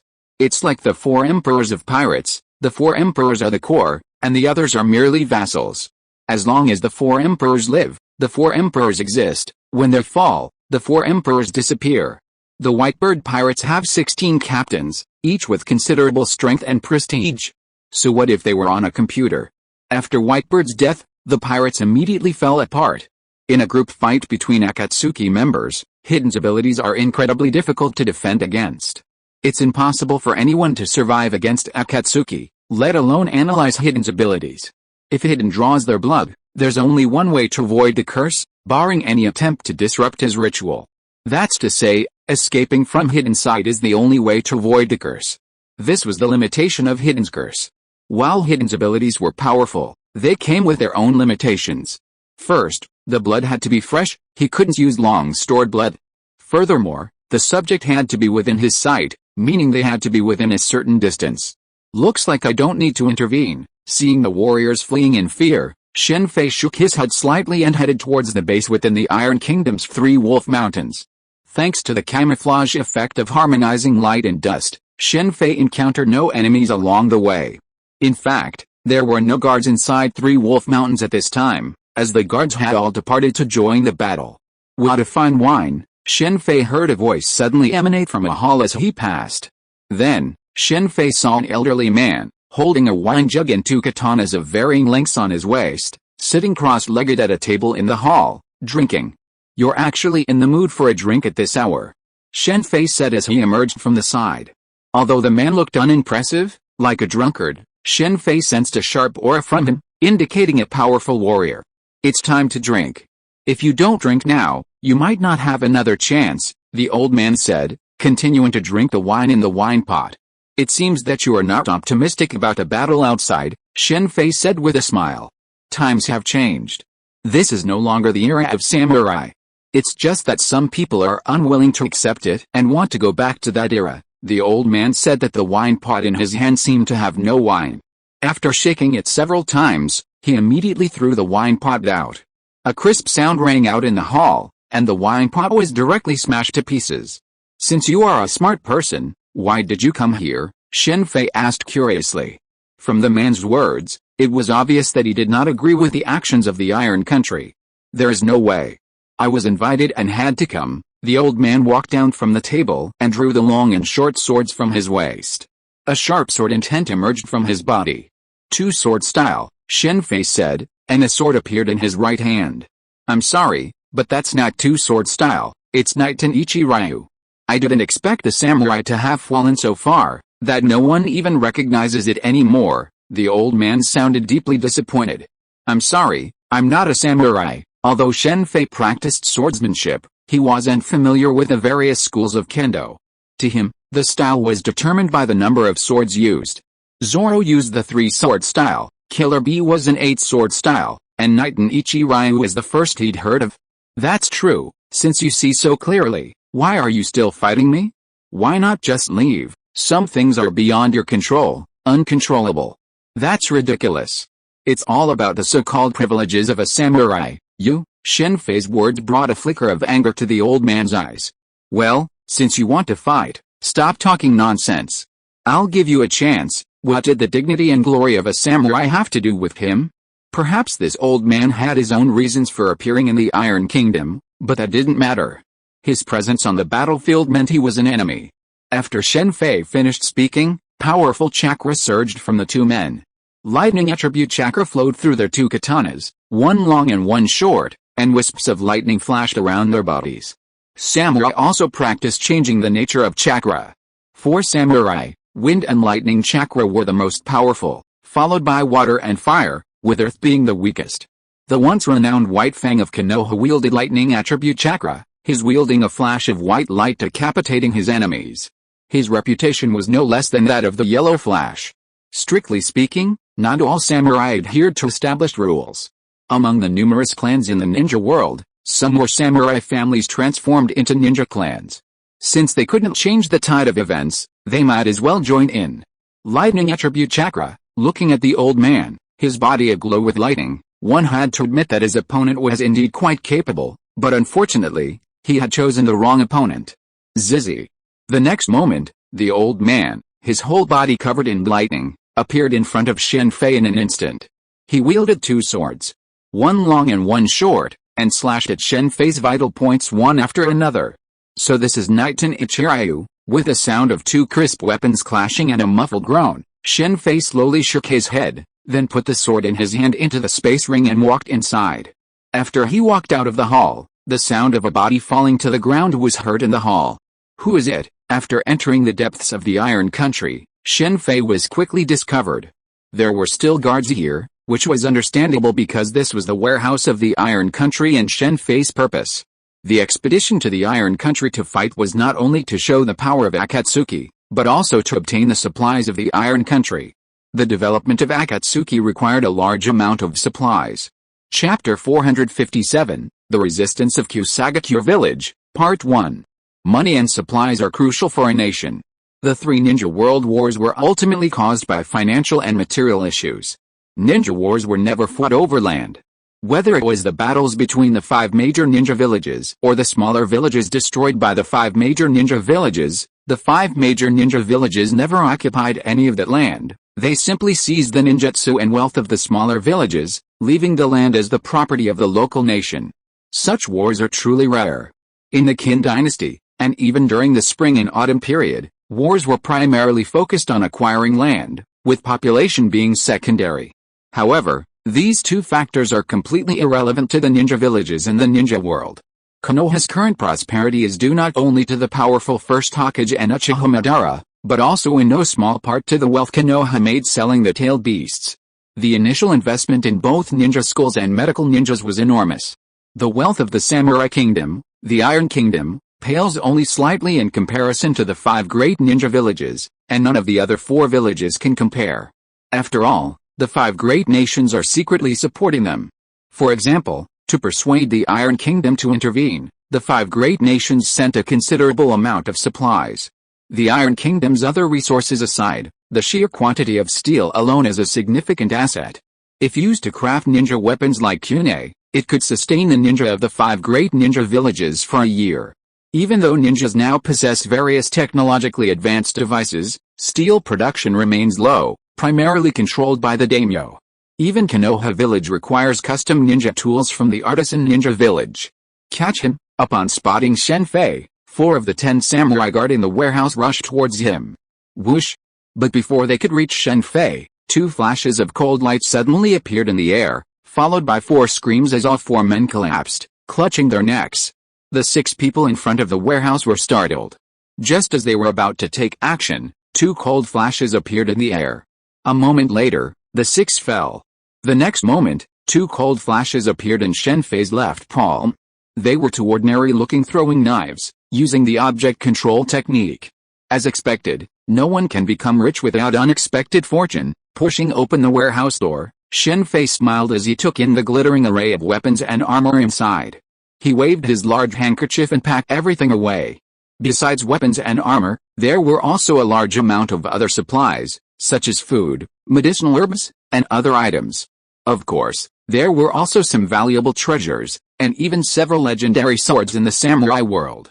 It's indeed an order from the daimyo. Shen Fei even found several letters from the daimyo of the 5 great nations in the warehouse. This guy is really resilient. Shen Fei, exiting the Iron Country base, looked at the seriously injured Mifune, who was still trying to get up, and sighed softly. He held no ill will towards Mifune. In the 4th Great War, the Iron Country had stood alongside the 5 great ninja villages. But after all, the 2 sides were now on different sides. Aside from Mifune's position, the battles elsewhere were nearly over, thanks to Uchiha Amaterasu. Its black flames incinerated everything. Under such circumstances, who could claim it wouldn't kill? However, under Amaterasu's influence, many Iron Country warriors, finding themselves unable to break through her flaming wall, were forced to flee in frustration and anger. Shen Fei glanced at Uchiha, but said nothing more. Deidara, destroy that place. Shen Fei glanced at Mifune, who was barely standing with a broken sword in his hand, and pointed at Sanlang Mountain, addressing the fallen Deidara. Sanlang Mountain was indeed a beautiful scenic spot, and with its natural caves, it could be developed into a major tourist attraction. Unfortunately, as it served as a symbol of the Iron Country, it had to be destroyed as a warning to others. Understood. Deidara immediately launched the giant clay bird below, soaring above Sanlang Mountain, the tongues in his palms twitching involuntarily. C318, to destroy 3 Wolf Mountain, Deidara used his maximum chakra to create clay, creating 3 giant puppets, which he then dropped onto the 3 wolf heads. Boom, boom, boom. With 3 resounding explosions that resounded through the sky, the 3 massive wolf heads collapsed in a massive explosion. With the collapse of the 3 wolf heads, the entire mountain began to crumble, and the natural caverns within collapsed in the powerful blast. You dare? Seeing the Iron Country symbol destroyed, Mifune's eyes began to bloodshot, tears streaming from the corners of his eyes. That seems like a lot of noise. Watching the massive avalanche caused by the collapse of 3 Wolf Mountain, the Akatsuki group couldn't help but look at Shen Fei. Sorry, I forgot about this, but leave it to me. Earth escape, earth flow wall. As the avalanche began, Shen Fei realized that letting Deidara blow up the mountain now was not a good idea. He should have waited until everyone had left. However, since the deed had already happened, he had no choice but to remedy it.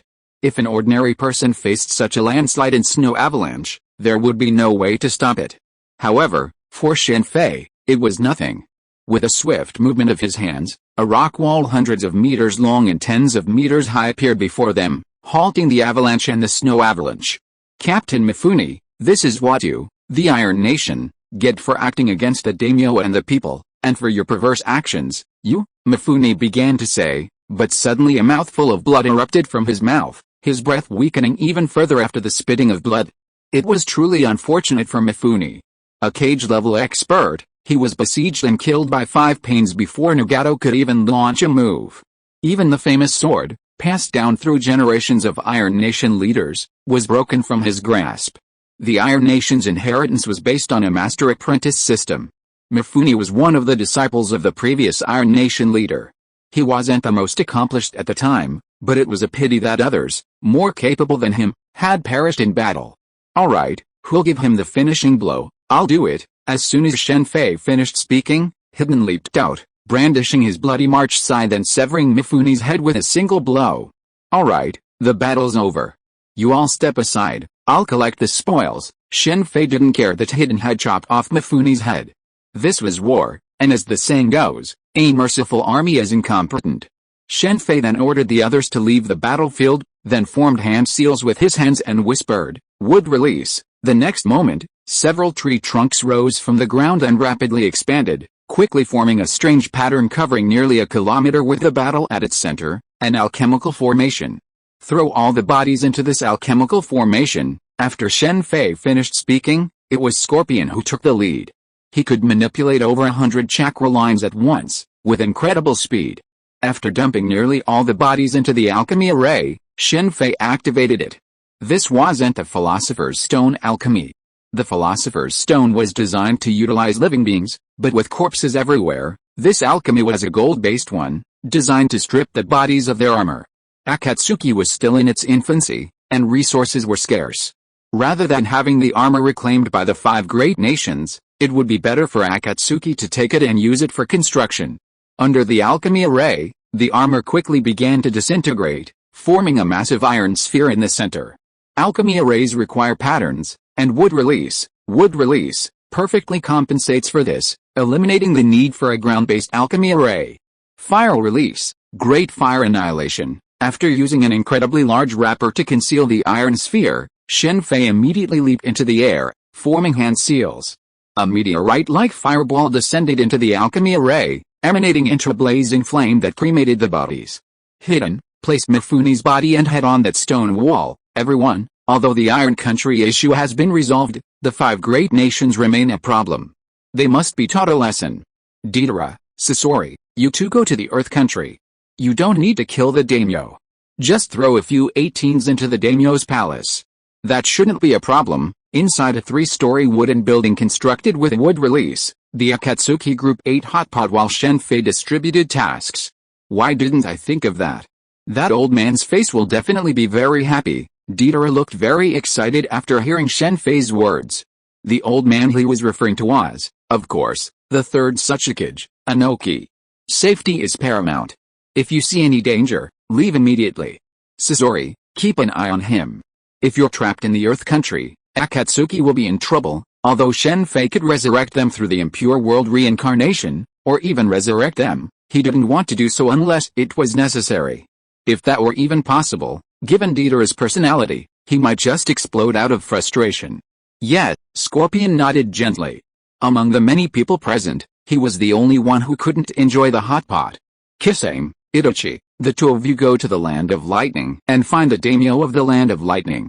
Remember, your own safety is paramount. After Shen Fei finished speaking, he looked at Kisame and Itachi, as well as Kokuzu and Hidden, and finally gave the task of going to the Land of Lightning to Kisame and Itachi. Nagato, Konan, I'll trouble you two to deal with the daimyo of the Land of Fire. If you can kill him, do so. If not, just destroy the daimyo's mansion. It wasn't that Shen Fei didn't want to kill the daimyo, but the daimyo wasn't that easy to kill. It could be said that among the people present, apart from him personally, even Nagato and Konan might not have the chance to kill the daimyo of the Land of Fire. It's not that the Fire Nation is so powerful, but that the daimyo will flee. Unlike the cage of a ninja village, the cage will immediately engage the village in danger, but the daimyo will almost certainly flee. Without a single strike, it's difficult to succeed. Even Nagato's Super Shinra Tensei might not be enough to kill the enemy. Konan, don't forget the supplies. That's your main purpose, understood? The reason they only targeted the daimyo of the Earth, Lightning, and Fire Nation was because they were currently in the Iron Nation, the closest to those 3. The Wind and Water Nation were too far away. The Wind Nation was closest to the Akatsuki Nation. As for the Water Nation, it was far offshore, and Akatsuki had no effective means of dealing with it. After all, Akatsuki was focused on ruling the ninja, not just winning a single battle. Alright, let's go back. You should rest here for the day. With that, Shen Fei led Hidden and Kokuzu back to Akatsuki using the Flying Thunder God technique. Here are the supplies and treasures we obtained from the Iron Kingdom. Find a way to exchange them for money. After Shen Fei placed the items he had obtained from the Iron Kingdom into Akatsuki's warehouse, Kokuzu's eyes lit up, and he immediately began counting the money. The Iron Kingdom's warehouse contained not only treasures but also a considerable amount of money. Take your time. Kokuzu loved counting money. He always counted it when he went to the gold exchange, even if Shen Fei gave him a money-counting machine.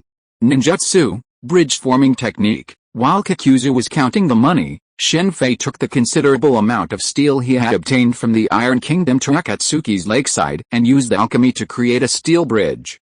Originally, Rain Village had only a single stone bridge leading out. After Shen Fei investigated, he decided to construct several bridges, a steel bridge using alchemy and a wooden bridge using wood release, for a total of 3 bridges. The Wave Country had labored so hard to build a single bridge, but Shen Fei, with a single technique, completed it. This was sheer strength. Of course, only in this particular situation would Shen Fei act so directly. Under other circumstances, the situation would be different. What? The Iron Country is destroyed. The cage of the 5 great ninja villages, who had been keeping an eye on the Iron Country, received the intelligence immediately. As soon as the Iron Country prepared to strike, the 5 great ninja villages had already dispatched their ambu to lurk around it. For the 5 great ninja villages, this presented a perfect opportunity for them to test the strength of the Rain Village's rebellious ninjas. Regardless of who won, it would be a win for the 5 great ninja villages. Of course, a mutual destruction would be even more ideal. Of course, such a scenario was clearly unrealistic, but the Iron Nation's immediate and swift destruction still shocked several Cage, who were also grateful they hadn't acted immediately. The Iron Nation served as a cautionary tale. The 5 major ninja villages didn't believe Akatsuki could destroy theirs, but they were certainly capable of inflicting heavy losses. At such a crucial moment, if their villages suffered heavy losses, they would likely be eliminated from the ensuing Ninja World War. They were aware of Shen Fei's analysis of the causes of the Ninja World War, but knowing was no use. Some things couldn't be easily changed. And if they truly wanted to unify the ninja world, why did they need the Omega Cure? Wouldn't it be better to unify their own villages? The analysis in the flyers Shen Fei had distributed inflated the ambitions of some ambitious individuals, such as Danzo, the 3rd Suchikage, and the 4th Raikage. They hadn't considered it before, but now someone had. Everyone, what are your thoughts on the situation in the Iron Country? The 5 Cage meeting convened once again. This time, the 4th Raikage did not immediately intervene. The destruction of the Iron Country had made the 5 major ninja villages realize that they alone could not defeat the Rain Village. We can't let them continue. According to intelligence, they have taken all of the Iron Country's supplies. A blockade alone is impossible. Chapter 458, Kusagakure Village's Resistance, Part 2. Now we have no choice but to join forces to deal with the Rain Village. After the 3rd Suchikage Inoki spoke, the other 4 Cage present remained silent. The phrase join forces sounds simple, but actually achieving it is incredibly difficult. The 5 great ninja villages harbor deep hatred for one another. Even though Konoha and Tsunagakure have been allies for years, this alliance only ensures peace, not solidarity. Furthermore, a so-called pact can be torn apart at any moment, as evidenced by the Konoha collapse plan. Furthermore, even if they join forces, who will the coalition's orders be? This presents a significant challenge. This isn't the 4th Shinobi World War of the original story. The enemy is Uchiha Madara, whose goal is to destroy the ninja world. While the threat posed by Akatsuki is significant, it doesn't intend to destroy the ninja world. Some even see Akatsuki's sudden emergence as an opportunity to weaken the other 4 villages and the 5 great nations. Even Gaara, the acting Cage, wasn't foolish enough to let his village's ninja obey orders from someone else. A single command from the other side could wipe them out, perhaps using them against Akatsuki's main force. Gaara might not have considered that, but don't forget that every Cage has advisors. With Akatsuki's rise, Sand Village now has more than just Maki as its advisor. Ebizo, the previous advisor, has emerged from seclusion, and Shio has also emerged from her seclusion. After all, Akatsuki's Sasori is her grandson. What I'm saying is, we each lead our village's ninja and attack Rain Village simultaneously in 5 directions, the 3rd Suchikage said, seeing the other 4 Cage fall silent. Forming a united ninja army at this point was simply impossible. Not only were the 5 major ninja villages wary of each other, but even if they could settle their past grudges and unite against Rain Village, the same would be true. The 5 major ninja villages are not close to each other, so forming a united ninja army would require them to unite, a feat impossible under current circumstances. The location of the Rain Village, nestled between the Land of Earth, the Land of Wind, and the Land of Fire, was a major factor in its rise to prominence as the epicenter of the Ninja World War. But that was in the past. Now, the Rain Village's location holds a completely different meaning for the 3 major ninja villages. This means that the Rain Village could easily launch a surprise attack on any of the other ninja villages should they desire. Given the power of the Iron Kingdom, it would be difficult for a single ninja village to withstand the Rain Village's attack. Under such circumstances, none of the 5 major ninja villages would want to be the first to act. The Iron Kingdom serves as a cautionary tale. What if they were the first to intervene and the Rain Village attacked them? The first bird to stick its head out gets shot, and the Iron Kingdom would be the one to be shot. During the Fourth Shinobi World War, Shen Fei believed Abido was naive, perhaps overconfident in his own strength. He allowed the 5 great ninja villages to gather their forces, without even considering dividing them up. Unlike samurai, ninja villages don't hold such high loyalty to their country. After all, ninja villages are semi-mercenaries, and their ninja are loyal to their village's cage, not the daimyo. This situation was completely different from the Ninja World War. Furthermore, the strength of the Rain Village posed a threat to their own village's survival, forcing the 5 cage to exercise caution. Of course, caution was warranted, but the Rain Village was undoubtedly the enemy. After all, their actions were undermining the very foundations of ninja. If they succeeded, the villages founded by the ancestors of the 5 great ninja villages would be wiped out. Even Han Fei, a man with a global vision, wanted to gamble with Yinjiang for the survival of Korea. And what about the ninja villages here, whose horizons were limited to their own? It's not worth mentioning that trying to persuade the 5 great ninja villages to give up through persuasion was possible, but there was a prerequisite: they had to be defeated first. Don't be silent. I think you all know what the problems in the Rain Village represent. If they're allowed to continue, the very foundation of ninja existence will be destroyed. I'm sure you've also received relevant intelligence. Recently, the Rain Village has taken in countless small ninja villages and wandering ninja. After Akatsuki's ideology was spread, coupled with the widespread distribution of flyers, it attracted many small ninja villages and wandering ninja. Not every ninja took pride in their missions like Naruto did. For most, they considered it just their job. Rather than taking on missions that could potentially cost their lives, it would be much more comfortable to work in Akatsuki, where there's no risk of death, vacation time, and number 996 hours.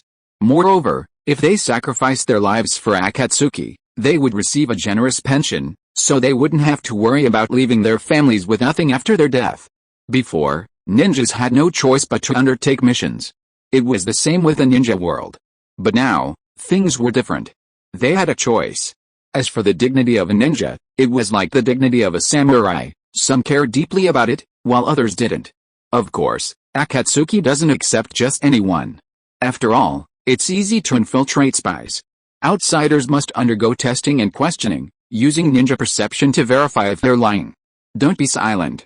I imagine many of your village's mid and low-level ninjas are already wavering.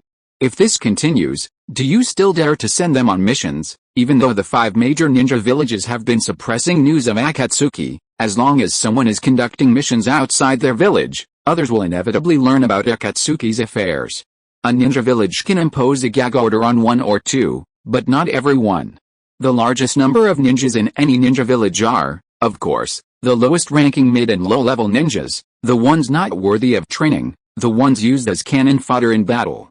Only the Jinan worth training receive mentor and Jonin as captains and teachers. Ordinary Jinan, at most, are led on missions by a Chunin captain. I agree with the 3rd Tsuchikage. We will each lead our ninjas and raid the Rain Village together.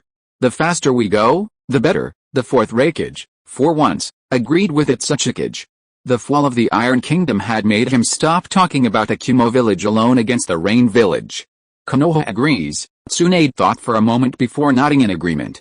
Kazukage and Mizukage, what about you, the 3rd Tsuchikage, the 4th Raikage? And the 5th Hokage turned their gazes to the 5th Mizukage and the acting 4th Kazukage. The Mist Village agrees. Madarumi pondered for a moment before agreeing. Madarumi of the Mist Village knew more about Akatsuki than the other 4 ninja villages due to her connections with Zabuza and Haku. However, when it came to the survival of the Mist Village had no choice but to side with Akatsuki. The Sand Village agrees, with the other 4 ninja villages agreeing. Gaara naturally agreed. Now, it's time to act. I propose that we launch a joint attack in 7 days. After all 5 Kage agreed, they began to discuss the timing of their move.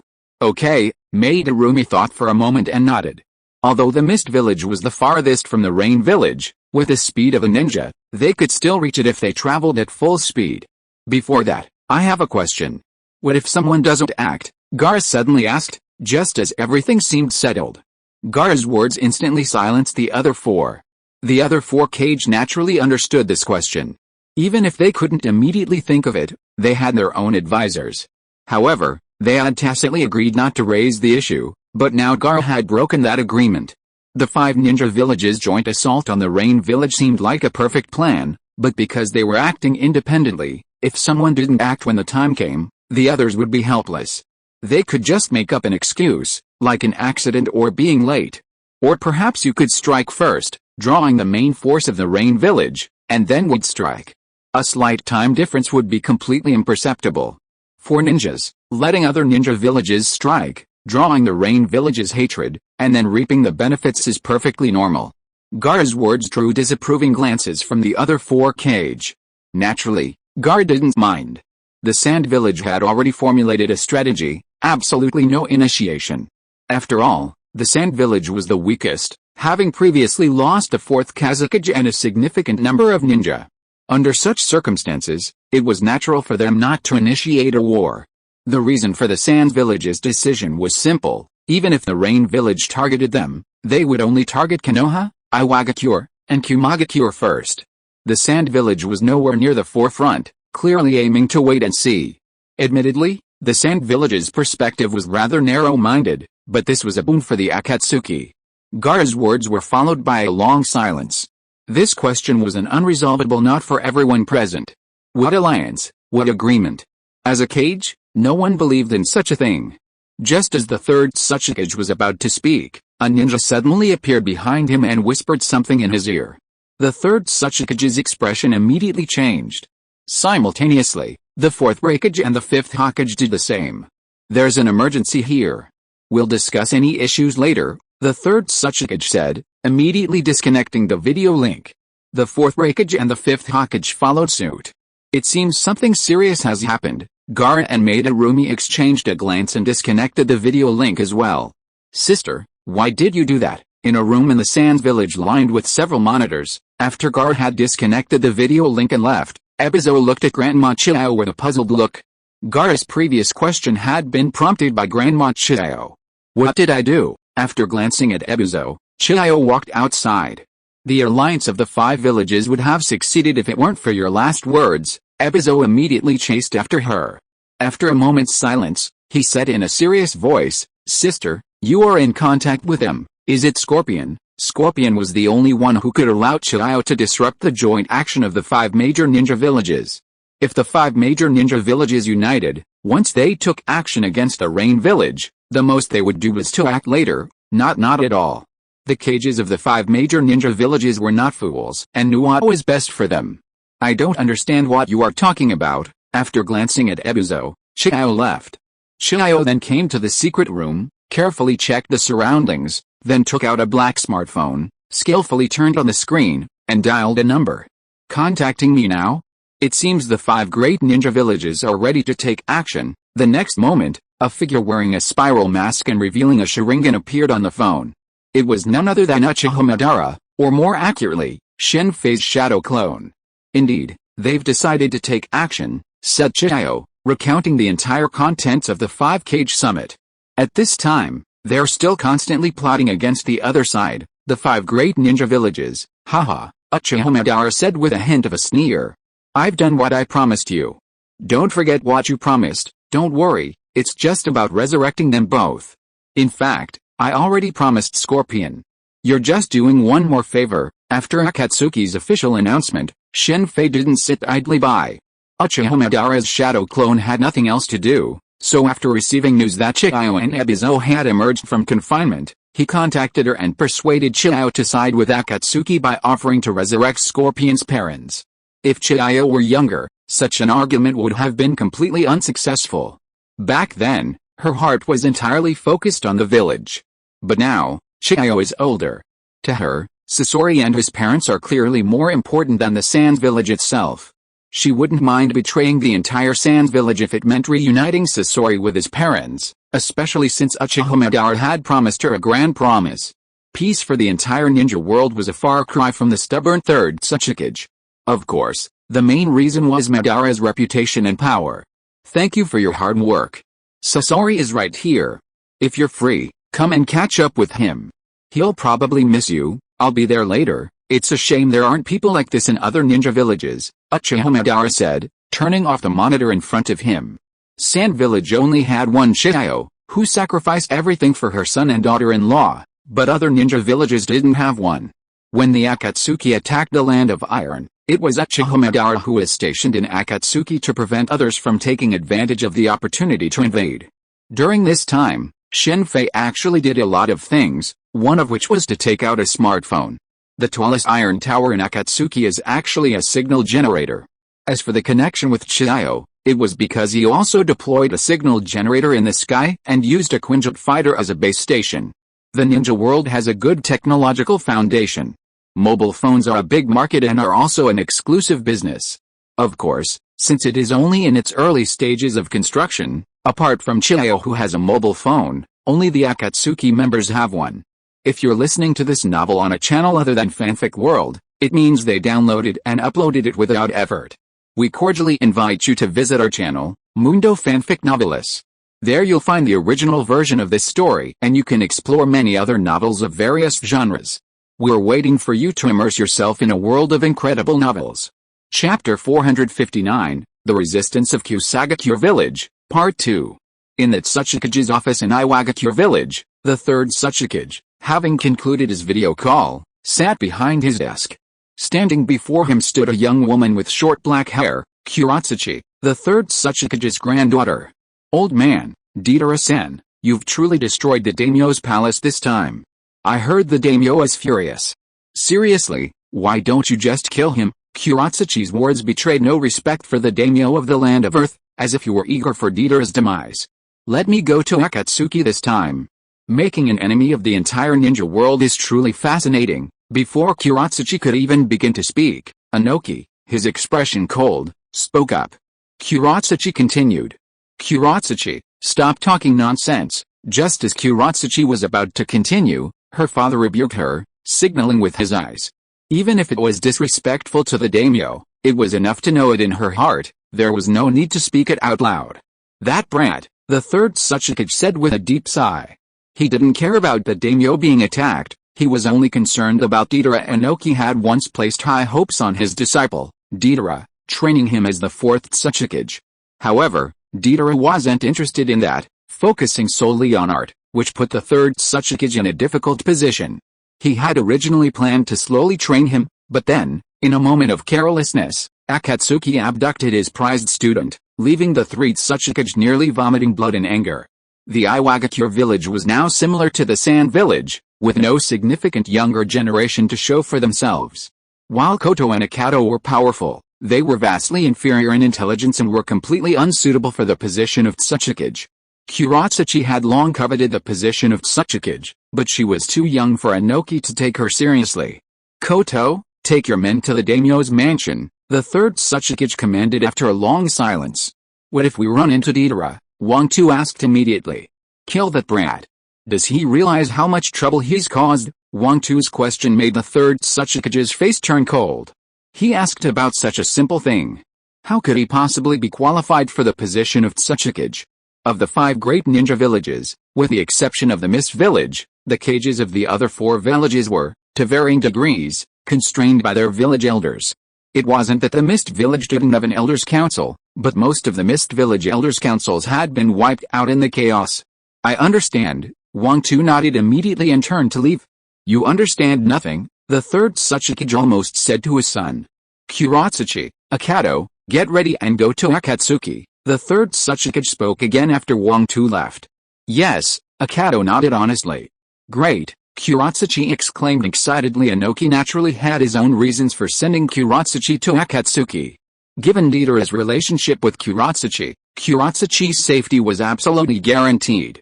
He could also use Kuratsuchi's identity to test Akatsuki's strength. Although the third Tsuchikage had collaborated with Akatsuki many times, he wasn't fully aware of their strength. With the establishment of Akatsuki and the immediate announcement of its members, Inoki doubted that this represented the full strength of Akatsuki. After all, no one would reveal their full power all at once. And Akatsuki must have hidden strengths. Furthermore, the six-path sage's sage eyes made Inoki extremely wary, making him reluctant to be the first to confront Akatsuki. That Tsuchikage inherited a philosophy: seize opportunities when they can, retreat when they can't. This is similar to the words the second Tsuchikage, Mu, left to Inoki upon his departure from the Fourth Shinobi World War in the original novel. If the coalition forces were victorious, they would immediately begin to plunder the fruits of victory. Therefore, whenever trouble arose in another ninja village, the Iwagakure would almost always be the first to act, surrounding and killing the third Raikage. This was because the Kumagakure's defeat in the battle against Konoha had given the Iwagakure an opportunity. This was also the reason why the second Tsuchikage and the second Mizukage perished together. Otherwise, given the positions of the Iwagakure and the Mist, the conflict between them would have been minimal. Konoha was the Iwagakure's arch-enemy, and the other ninja villages were both friends and enemies, much like the six kingdoms of Shandong and the state of Qin. Brother Sasori, you're no good. I've been causing chaos everywhere, and you didn't even kill the daimyo, Ariel from the giant clay bird. Deidara seemed somewhat excited. After all, he had just pulled off a perfect solo performance, completely destroying the daimyo's palace. If the daimyo of the five great nations were so easy to kill, they would have died countless times. Do you think they're daimyo of the smaller nations? Sasori said expressionlessly, standing behind Deidara. Since they were targeting the daimyo of the land of Earth, Deidara and Sasori naturally intended to eliminate him directly. So, Sasori infiltrated from the ground, while Deidara created chaos in the air, allowing Sasori to find an opportunity to assassinate the daimyo of the land of Earth. Although Sasori found the daimyo of the land of Earth, he was protected by nearly 20 Jonin, several of whom possessed Kekkei Genkai abilities. Even Sasori couldn't deliver a single fatal blow. After ultimately defeating 5 Jonin and allowing the daimyo to escape, Sasori was forced to retreat. I don't know if the others can take down the daimyo. It's difficult, even for the leader and his men. Damn, we were so close. Kisame, retreating from the daimyo of the land of Lightning's palace, released Samedhota's fusion form. He took a deep breath and, with a look of frustration, pounded his fist on the ground. On the land of Lightning's side, Kisame didn't let Itachi take action. It wasn't because he didn't trust Itachi, but because Itachi couldn't cooperate with his ninjutsu. He, Deidara, and Sasori were indifferent to whether or not to kill the daimyo. Success or failure was fine, but Kisame really wanted to succeed. So Kisame used all his strength from the beginning, integrating the Great Sword Samedhota, and then using the Great Explosion Water Wave. He used the Great Water Prison technique, covering the daimyo of Lightning's palace in a water prison. Kisame, transformed into a fish man, was in the water prison and had an absolute advantage. However, the daimyo of Lightning's guards fought hard to break out. Although Kisame almost killed all of the daimyo's guards, he still let the daimyo of Lightning escape. For Kisame, as long as the ninja world is no longer filled with betrayal and killing, he will not pay any price. In reality, if Kisame had targeted the daimyo of a single nation in this way before Akatsuki issued its official declaration, his chances of success would have been very high. However, after Akatsuki's official declaration, the daimyo of the 5 major nations significantly strengthened their security. The daimyo isn't here.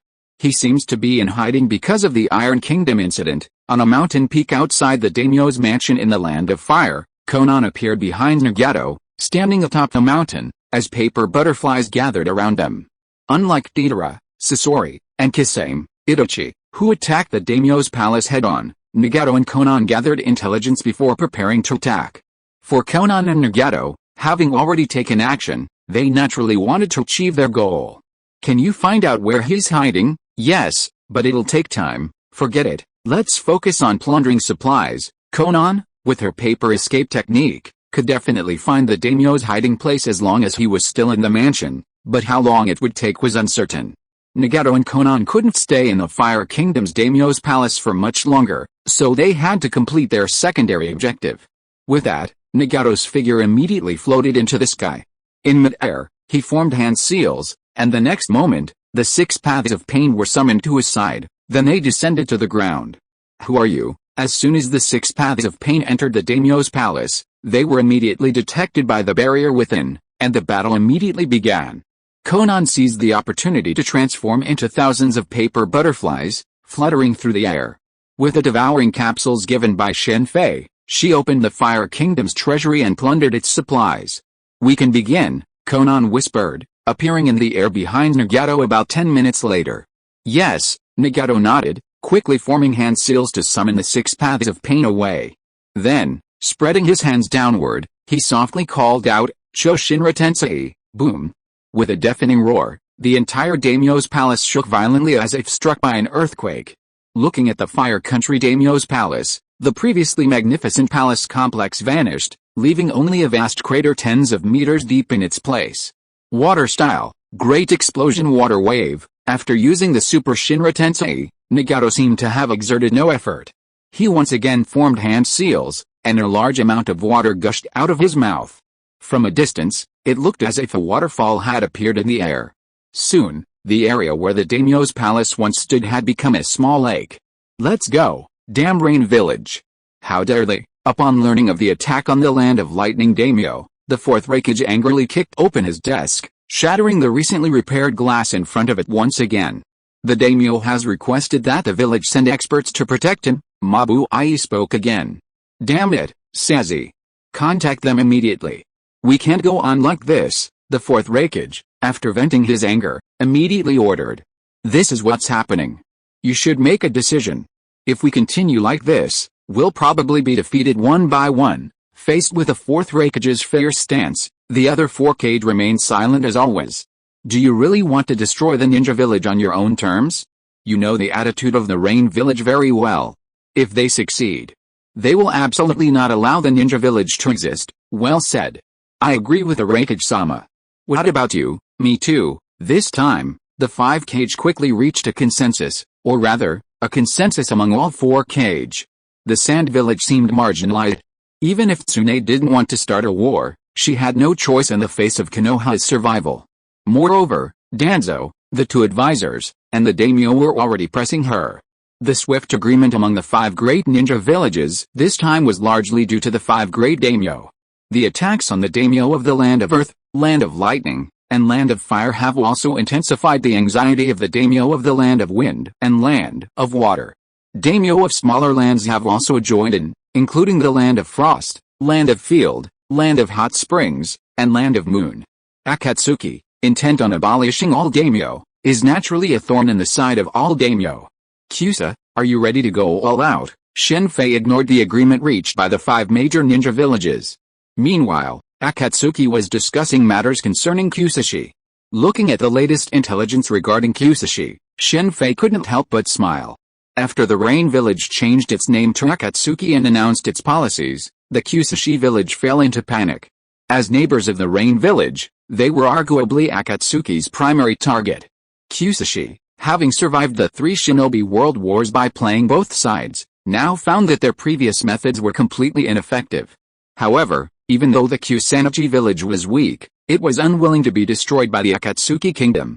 After finding that asking for help from the 5 major countries and the 5 major ninja villages was useless, it brought all the prisoners in the Kizuna Castle to the Kusanagi village. Kizuna Castle is a prison city. It was jointly built by the 5 major countries and managed by the Kusanagi village. The 5 major countries were very wary of the 5 major ninja villages. This prison city was also built to curb the 5 major ninja villages. The people in prison there were mainly ninjas who were not from the 5 major ninja villages. The ninjas from the 5 major ninja villages were naturally imprisoned by the 5 major ninja villages themselves. Of course, this does not mean that there were no ninjas from the 5 major ninja villages in Kizuna Castle. There were also some ninjas from the 5 major ninja villages in it because the charges were vague. This time, Akatsuki issued a surrender and reorganization notice to Kusa village. The newly appointed Kusa village leader, the Lord of Azuki Castle, Wu Wei, brought all the prisoners to Kusa village and promised to pardon them after the battle. This was agreed upon by the 5 major daimyos. Without a frivolous resistance, Shen Fei had never cared about Kusa village. With Akatsuki's strength, they could easily destroy Kusa village. The main reason for not taking action was to set an example. However, he didn't expect that when the example failed to be set, Kusa village launched a desperate resistance. It's really unrealistic to expect to force the enemy to surrender through negotiations. If one Kusa village resisted so fiercely, there was no need to say much about the 5 major ninja villages. They were currently hesitant due to many concerns and suspicions, but once they made a decision, they would definitely launch an all-out attack. As for Konoha, Shen Fei didn't really want to engage in a head-on battle with him. War would kill people, and this time, it wouldn't be Akatsuki who would suffer.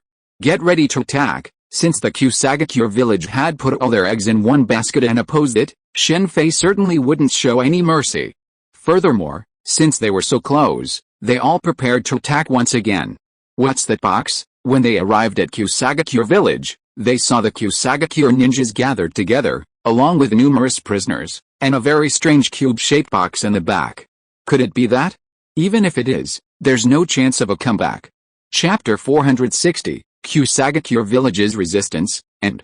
It seems the ancestors of the Kusagakure village were truly wealthy. Shen Fei quickly recognized a large box with a strange demon mask on it behind Kusagakure village.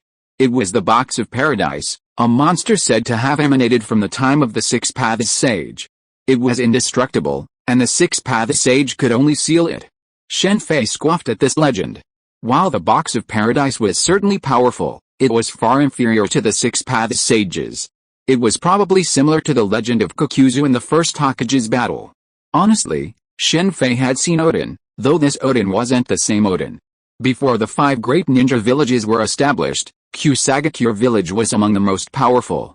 Unfortunately, the sudden emergence of Uchiha Madara and the first Hokage, who failed to understand the situation and provoke them, led to a significant loss of Kusagakure village's strength and its fall from the top tier. Strictly speaking, countless powerful families during the Warring States period declined due to Uchiha Madara and the first Hokage. The remaining 4 ninja villages were all founded by individuals who were highly skilled at assessing the situation. The Box of Bliss, Demons, and Hidden's Evil God. This world holds so many unknowns. Shenning's Zero Tail originated from demons and monsters. These were all unknowns. However, Shen Fei didn't intend to investigate their origins. This was partly because he wasn't interested in their origins, and partly out of fear. After becoming the Supreme Sorcerer, Shen Fei learned a great deal from the Ancient One, some of which were simply impossible to uncover. While Shen Fei was contemplating the Box of Bliss, speculation brewed. The Kusagakure village announced a move. A middle-aged man approached the Box of Bliss, forming hand seals with his hands. The box began to spin rapidly. Simultaneously, the 4 demonic masks depicting joy, anger, sorrow, and happiness on its 4 sides began to glow with an eerie red light. Boom! A powerful beam of red chakra shot skyward from the Box of Bliss, and the box ceased its rotation. The angry demon mask within opened its mouth, and a void-like rift appeared within. From within, a white-haired young man emerged. This young man was Musou of Kusagakure, a young reformer of the village. However, due to his own weakness, he was powerless to change the village. It's true that despite the constant wars in the ninja world, there was also a constant stream of those who sought peace. Aside from Black Zetsu and Danzo, most others worked for peace. Even Orochimaru shared this sentiment. Even the figure on the moon shared the same sentiment. Unfortunately, Musou lacked the protagonist's life force and was unable to control the power of the Box of Bliss. Instead, he allowed himself to be absorbed by it. Wook, emerging from the Box of Paradise, glanced around, then clutched his head with his hands and roared in agony. As he roared, his body began to rapidly transform.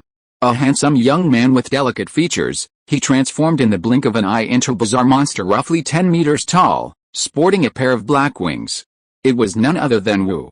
Born with Wu, moved with Wu, and died with Wu, this was Wu. Be careful. They say it's a monster sealed from the Six Paths era. I never imagined such a thing existed in Kusagakure, Shen Fei warned the Akatsuki who had been watching the unfolding events. Oh, leave it to me then, Nagato whispered. Hearing that it was a monster from the Six Paths era. The group had quietly watched Kusagakure complete the activation of the Box of Paradise, refusing to intervene. This was primarily due to confidence in their strength, and also because Kusagakure was the first village conquered by Akatsuki, so they had to proceed with honor. Shen Fei had already devised an excuse to excuse a shinobi village, but now the village had another one. Army of Justice, that was Shen Fei's definition of Akatsuki. To justify his claim, he had Akatsuki's subordinates start a newspaper. Ninja technology had already produced computers, televisions, movies, and air conditioners, but they lack anything like a newspaper. It was truly baffling. Of course, Shen Fei could understand this situation. The daimyo and the ninja villages didn't care about it. But for Akatsuki, it was a great publicity channel and a source of employment for ninja. There was no better place to be a reporter than with a ninja, even though 2 pages of this newspaper were essentially filled with Akatsuki product advertisements. Damn bastard, a roar rose from the box of bliss, venting the frustration of being sealed. Then, upon catching sight of Nagato's Rinnegan, it rushed towards him in a rage. Knowing the Rinnegan, it seems possible he's actually seen the Six-Paths Sage. But the Six-Paths Sage is so kind, he didn't kill him outright, but merely sealed him. Wu's reaction confirmed one thing for Shen Fei: the Box of Paradise was a monster from the Six-Paths era. The Rinnegan only existed in that era, and Black Zetsu's years of secret planning were essentially a quest for it. The Six-Paths Sage was undoubtedly a very powerful being, but unfortunately, due to his limited knowledge, even he lacked a good solution for world peace. He chose to teach chakra and establish the ninja clan, hoping to foster mutual understanding among people, a philosophy shared by Naruto. While the idea was noble, it was unrealistic. Forget about achieving mutual understanding among the entire ninja world. Even the Six-Paths Sage's 2 sons failed to understand each other. They fought fiercely against each other, and even after death, their chakra was reincarnated, continuing the war. This continued for over 1,000 years. 2 people together can lead to conflict, 100 people together can lead to competition, and 1,000 people together can lead to opposition. Shinra Tensei, facing the onrushing Sadara, Nagato swung his right hand, sending an invisible repulsive force hurtling towards him. With a resounding thud, Sadara was instantly thrown backward at a speed no less rapid than his forward charge, tumbling several times in midair before finally stabilizing himself in the air with the help of his wings. Sadara possessed the ability to read minds, making him invincible in combat and virtually impossible to hit. Unfortunately, this ability, like Big Mom's devil fruit, could only be read by those who feared him. Those without fear were completely incapable of reading his mind.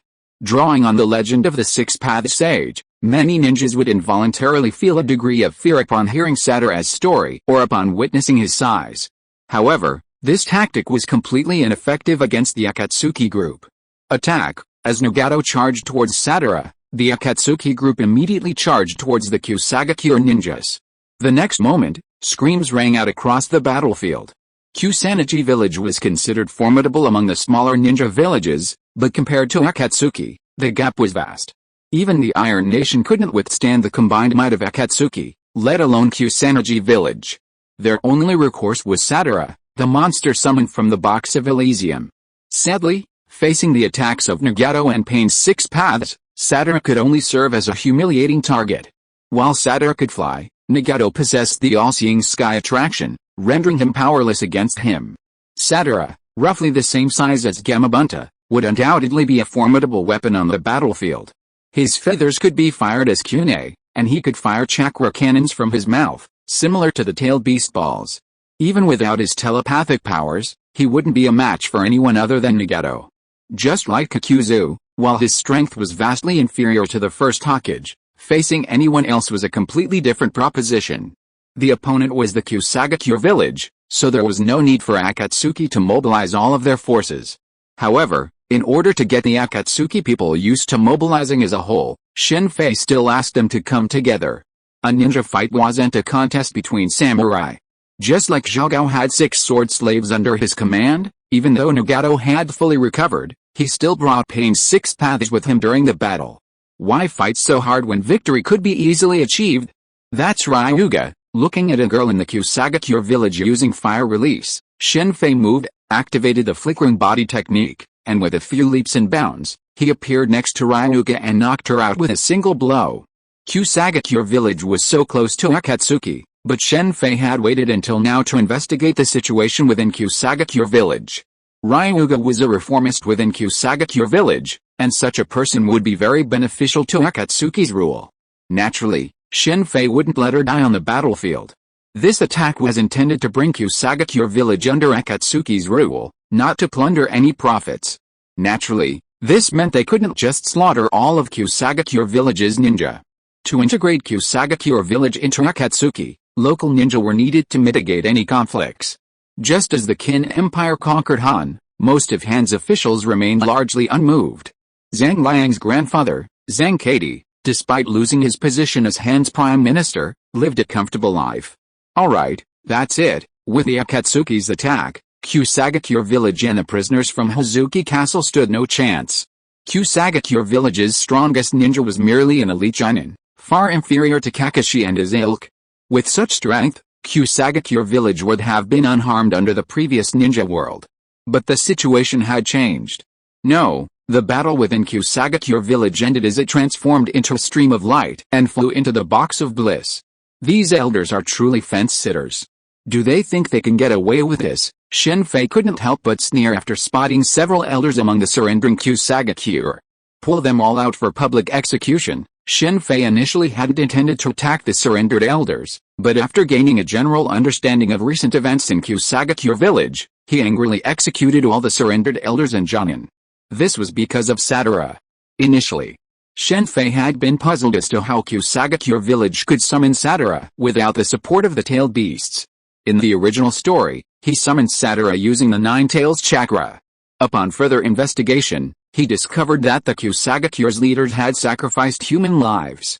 Numerous civilians and Jonin had been sacrificed in this manner. Chakra is life force. Just because ordinary people can cultivate chakra doesn't mean they lack energy. The box of bliss contains a unique technique that can transform a person's life force into chakra, possessing powers similar to those of the sacred tree. This is the box of bliss. After leaving the rest of the matter to Xiaonan, who was also in charge of convincing Longe, Shen Fei approached the box of bliss.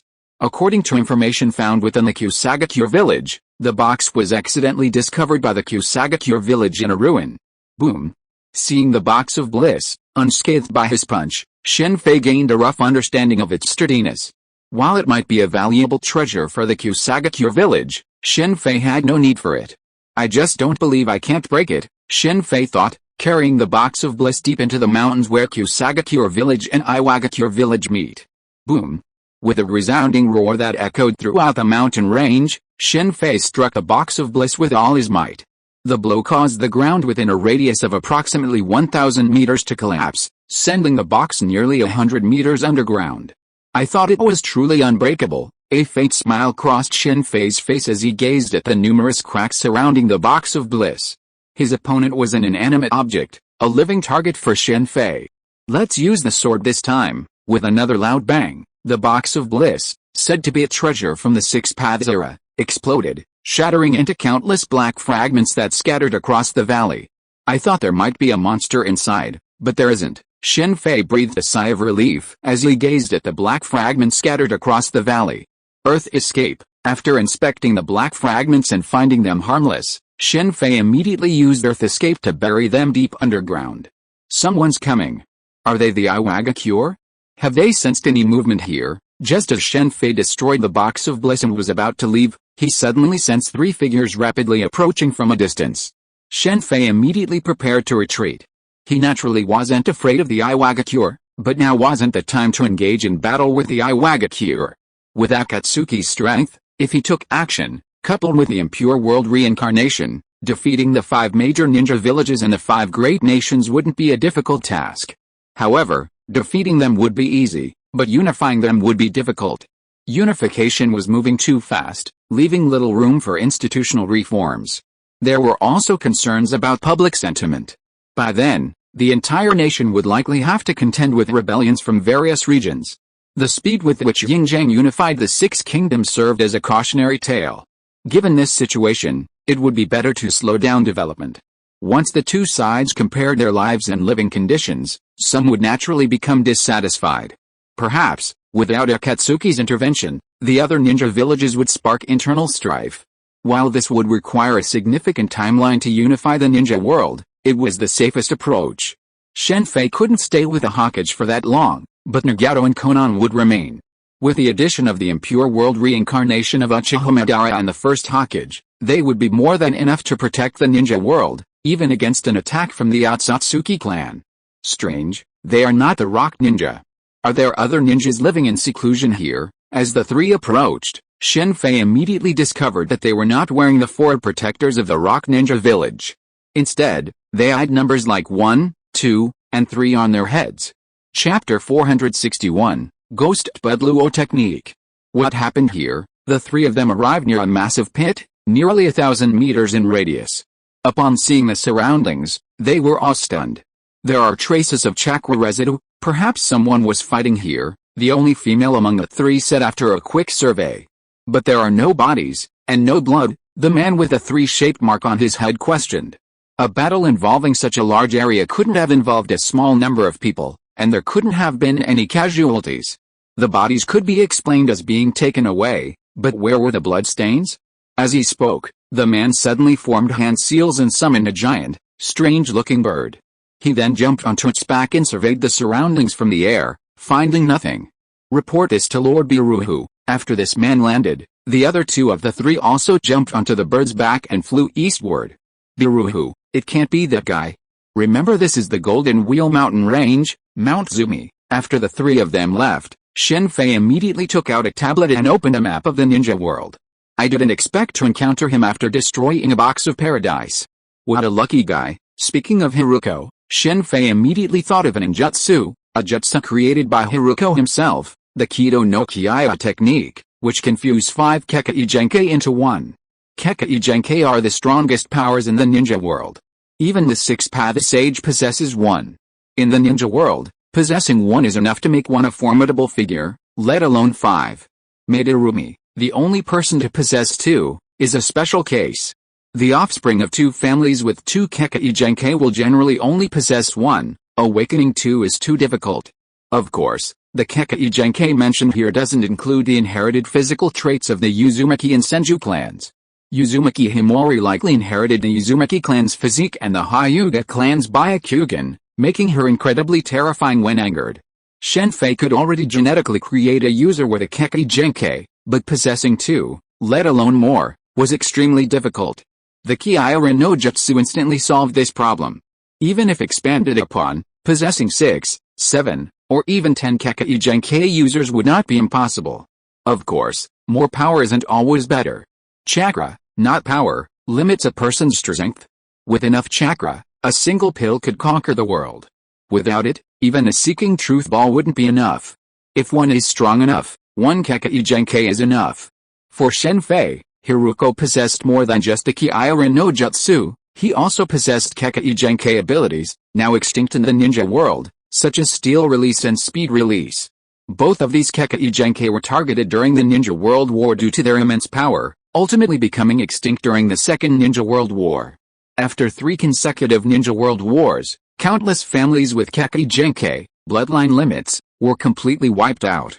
For example, the Mushi clan, once a prominent clan, now stands as the sole remaining powerhouse, Konoha Zaburame clan. The Kamasu clan of Iwagakure was once as renowned as the Aburame, but they suffered defeats at the hands of the Aburame in the Second and Third Shinobi World Wars, inflicting heavy losses on the Kamasu clan. Only a handful of members remain, and they are now relegated to the cold underbelly of Iwagakure. The ninja world is incredibly cruel. If your clan is useful, it's valued by the village. If it's useless, it's abandoned, regardless of its abilities. This is similar to Konoha's Kurama clan, who, due to the presence of the Uchiha clan, were completely ignored. However, the ninja world's disregard for these weaker clans is different. Shen Fei, for example, has already contacted the Kamasu clan of Iwagakure. The Kamasu clan is indeed inferior in combat, but their bees are the perfect choice for producing honey. You want to revitalize your clan, then why not come to Akatsuki to raise and produce honey? Shen Fei was already thinking that if the Kamasu honey was good enough, he could easily sell it to other worlds. After all, it's truly natural honey. It's fair to say that the Kamasu clan has a brighter future than the Aburame clan. It's a shame that the clan with the Kekkei Genkai that can control celestial phenomena has been completely wiped out due to its near ineffective combat capabilities. Otherwise, such an ability would have been truly powerful. With this clan around, good weather and good harvests would be a piece of cake. Back then, this clan survived by selling rainwater. If they were brought to a desert country like Alabasta, they would definitely receive the best treatment. While ninjas can create similar situations through ninjutsu, they're still far behind this Kekkei Genkai. They're really well concealed. Shen Fei thought about Haruko's situation while tracking the 3 flying figures from the ground. Haruko was a peer of the 3 ninjas of Konoha, attending the same class at Ninja Academy. They were also friends, including the White Fang of Konoha, Hatake Tsukumo, and Kato Dan. Unfortunately, his friends were all exceptionally talented. The three ninjas, the White Fang, were renowned throughout the ninja world, and Kato Dan was equally renowned. Hiruko's talent, by comparison, was vastly inferior, not to Orochimaru and Tsunade, but even to then underappreciated Jiraiya. In fact, Jiraiya was the worst performer in that generation, a laggard, similar to Uchiha Obito and Naruto. Despite this, the third Hokage accepted him as his apprentice, rather than Hiruko. This incident marked a turning point in Hiruko's character. Initially, few were optimistic about Jiraiya, but with the onset of the Ninja World War, his reputation gradually rose. However, Hiruko still performed mediocrely. Some even said that he relied on knowing Tsunade and others to avoid any dangerous missions during the Ninja World War. Later, after Konoha White Fang committed suicide, Hatake Kakashi rose to prominence and soon became a Jonin at the age of 13. This made Hiruko, who was still a Chunin at the time, feel inferior. He could not compete with his peers or his juniors, even though Hiruko had already created the fusion technique, the Kisara technique. The Kisara technique was originally a ninjutsu that combined with animals and summoned beasts. It was not until the battle at Kanekun Bridge that Kakashi obtained the Sharingan, which made Hiruko suddenly realize that he could use the Kisara technique to fuse with other people with bloodline limits, so as to make up for his lack of talent.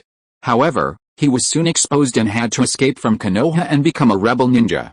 Unbeknownst to everyone, after leaving Konoha, Hiruko had been hiding in the Kinrin Mountains, doing the same thing Orochimaru would later do, collecting corpses. However, unlike Orochimaru, he only collected the bodies of Kekkei Genkai users, or directly attacked them. Speaking of which, Hiruko's talent lies entirely in science. Hiruko had no talent for combat, but in science, with his ability to create the Kido Gyarjutsu, Hiruko was on par with Orochimaru. Being less talented than others is, to be honest, deeply frustrating, but it's incredibly difficult to change. Hiruko, despite creating the Kido Gyarjutsu, ultimately lost. He had to exploit his weaknesses to compete with his opponent's strengths, otherwise, it would have been a miracle. Hiruko wasn't particularly skilled in combat, so even with the 4 Kekkei Genkai, he still lost. Had Kakashi given him the 4 Kekkei Genkai, the situation would have been completely different. Sir Baluhu, Shen Fei followed the three men and quickly arrived at a secret cave halfway up a mountain. It was difficult for non-ninjas to find it, and even ninjas wouldn't normally be here unless it was necessary. What happened? Inside the cave was a vast laboratory filled with various instruments.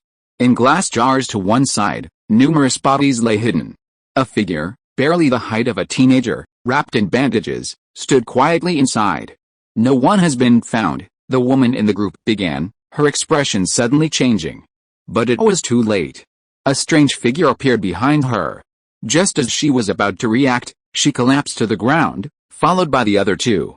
Only Shen Fei and Baluhu remained. "Baluhu, I didn't expect to see you here. You're from Akatsuki." With the official unveiling of Akatsuki, the Akatsuki windbreaker had also become famous. While Baluhu was conducting research here, that didn't mean he wasn't aware of what was happening outside. "Yes, on behalf of the Akatsuki nation, I invite you to join." Baluhu was a rare scientific talent, and Shen Fei certainly hoped he would join them if possible. "Let me join Akatsuki." "Yes, but you must give me the leadership of Akatsuki," Baluhu said with a hint of a sneer. "I'm afraid that's impossible." "It seems you're determined to become our enemy." Shen Fei had never expected Baluhu to make such a request. "It's you, the Akatsuki, who want to be my enemy. I was originally ignoring you for now, but since you're here, stay," Baluhu said, and immediately disappeared from Shen Fei's sight. The next moment, he appeared behind Shen Fei, his right hand raised like a knife, stabbing Shen Fei's back. However, just as his right hand was about to touch Shen Fei's back, Baluhu suddenly found himself unable to move. Then, he realized that two vines had suddenly extended from the ground to his legs and then covered his entire body. Would release. Although Shen Fei could not see his face due to the bandage wrapped around his head, he could still hear Baluhu's shock from his voice. Every Konoha ninja knew would release. "Yes, would release, that's fantastic." Abiru's voice was filled with surprise, and then a powerful lightning bolt erupted from his body, intending to use it to destroy the vines wrapped around him. Unfortunately, after the lightning flashed, the vines remained entangled. For Abiru, the emergence of wood release immediately gave him the idea of obtaining it through the Kisara technique, but he had overestimated his own strength. Why do you want to obtain wood release through the Kisara technique? How do you know about the Kisara technique, Abiru? Initially shocked that his storm release couldn't destroy the vines, was filled with surprise and confusion when Shen Fei mentioned the Kisara technique. He had invented the Kisara technique, a technique unknown even to Konoha, who only discovered that he was using corpses for research. For all these years, Abiru had kept a very low profile. Hiru, who was keeping a low profile, having prepared to complete the Kaiamaru technique in one fell swoop, gaining the 5 Kekkei Genkai and becoming immortal, before slaying to unify the ninja world. Of course, his primary goal was to shock and repent the people of Konoha by surpassing the 3 ninjas of Konoha, including the White Fang. This isn't a secret. You don't really think that mastering the Kaiamaru technique will make you invincible, right?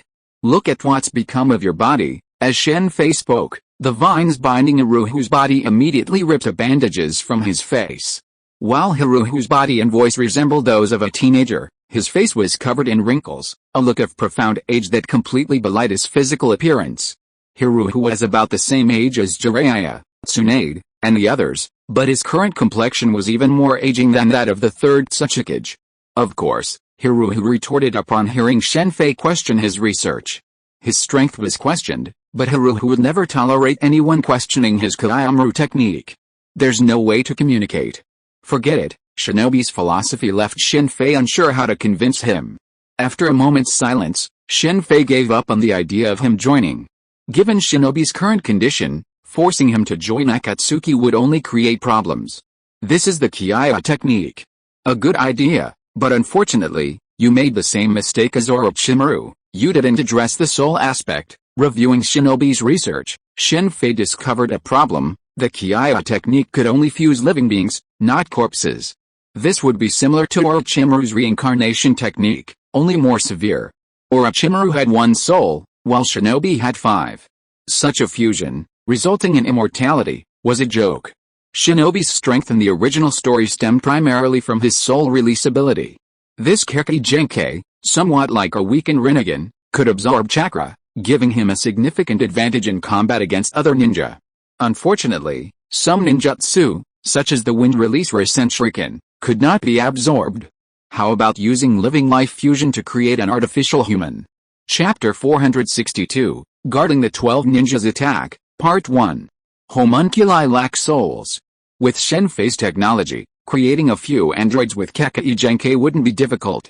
If it weren't for his limitations, he could easily create an army of androids, much like the Germa Corps. But just because he doesn't want to, doesn't mean he can't. We haven't yet developed enough to fuse the 5 Kekkei Genkai.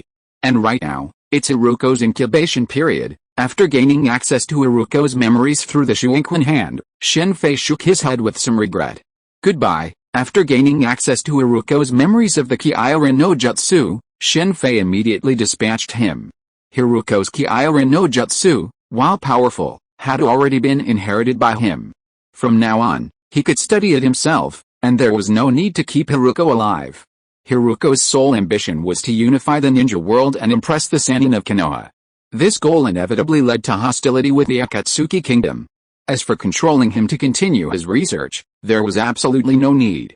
The Kaiamazu technique was extremely powerful, but it no longer required Hiruko. Hiruko wasn't particularly adept in other areas. However, even though Shen Fei had killed Hiruko, it didn't mean he had completely given up on him. With 3 Kekkei Genkai, he was at least an elite Chunin, on par with Kakashi and the others. Even after the impure world reincarnation, he was still a master. Finally, things have calmed down for now. Kusagakure village was occupied by Akatsuki. Although there was initial chaos, it began to subside after Ryuga and other Kusagakure ninja intervened. Of course, it was still Kusagakure village for now, and soon the village would be replaced with a new forward protector and brought under Akatsuki's rule. Of course, these matters were for Konan and the other Akatsuki ninjas to handle, and Shen Fei had no intention of getting involved. You made a wise decision. Inside the Akatsuki headquarters tower, Shen Fei smiled and nodded as he looked at the 3 people standing before him. These 3 were the last 3 remaining members of the Upper Water Ryu clan of Iwagakure, Kurobe, Hinabe, and S.H.I.E.L.D. Originally, Shen Fei didn't need to be involved in this kind of surrender, but there were some things that no one else could explain clearly except him.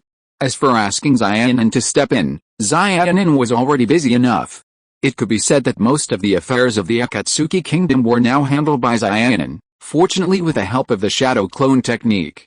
It seems that I have to find a way to find an advisor. While Shen Fei was painting a rosy picture for the Shang-Shi-Liu clan, this thought suddenly came to his mind. After the Akatsuki kingdom unifies the ninja world, the situation in the ninja world will be completely different. A clan's status will no longer be determined by combat power.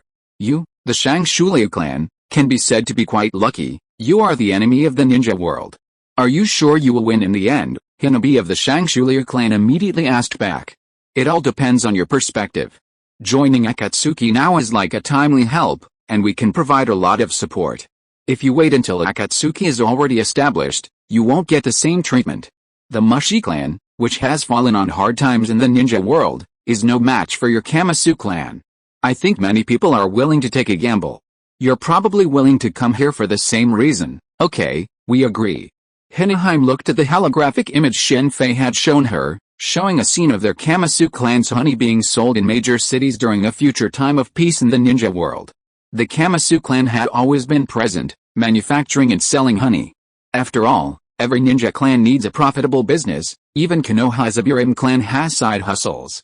And the Aino, Deer, and Joe clans are Konoha's largest ranches, flower shops, and suppliers of medicinal herbs.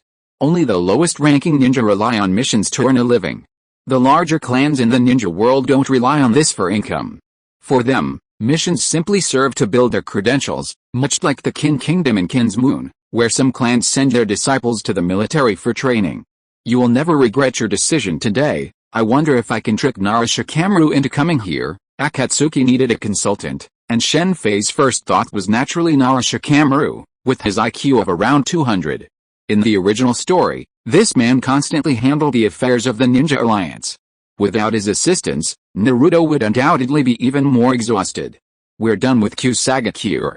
Next, it's time to move on to River Country and then Bird Country. The original location of Rain Village was actually located between 6 kingdoms. In addition to the 3 major kingdoms of Fire, Wind, and Earth, there were River Country, Bird Country, and Kusagakure. In fact, Akatsuki had already begun taking action against its neighboring nations since its founding. The 3 major nations were secretly infiltrating towns adjacent to Akatsuki. River Country, due to its narrow terrain, was currently difficult to attack. However, Torei, due to its small size and lack of military forces, was easily conquered. The ninja world was rife with small nations, each no larger than a town. In other words, these nations would have been destroyed long ago. It was the ninja world's peculiar system that allowed them to persist. However, this situation changed with the advent of Akatsuki. You're the daimyo of Torei. I never thought you'd do that. Shen Fei envisioned that Torei wouldn't need Akatsuki's intervention, simply dispatching a few junior jonin and a few other men would solve the problem. However, to his surprise, despite bringing the daimyo, the ninja center also suffered 2 casualties. Torei wasn't responsible. Torei was a nation of ordinary people, its so-called samurai lacking chakra skills. This was why Shen Fei didn't take it seriously. The unexpected situation stemmed from a rogue ninja. Before the Akatsuki arrived, the land of birds had been seized by a rogue ninja, much like the Black Cat Pirates captain, Haikyuu Kuro, who infiltrated Kayu's household as a butler. The rogue ninja used a transformation technique to transform himself into a minister of the land of birds, then killed the old daimyo. He then transformed himself into the daimyo's son, ascending the throne. Had Akatsuki not intervened, the land of birds might have been taken over by these rogue ninjas. Not all ninjas adhered to the ninja world's rules, such as the prohibition on using chakra in casinos and other games like goldfish scooping. The 5 major nations and some smaller, more formidable nations were somewhat more resilient. However, remote, isolated nations with only a single town proved lucrative targets for the rogue ninjas. Ninjas had numerous methods at their disposal, including transformation techniques and simple illusions.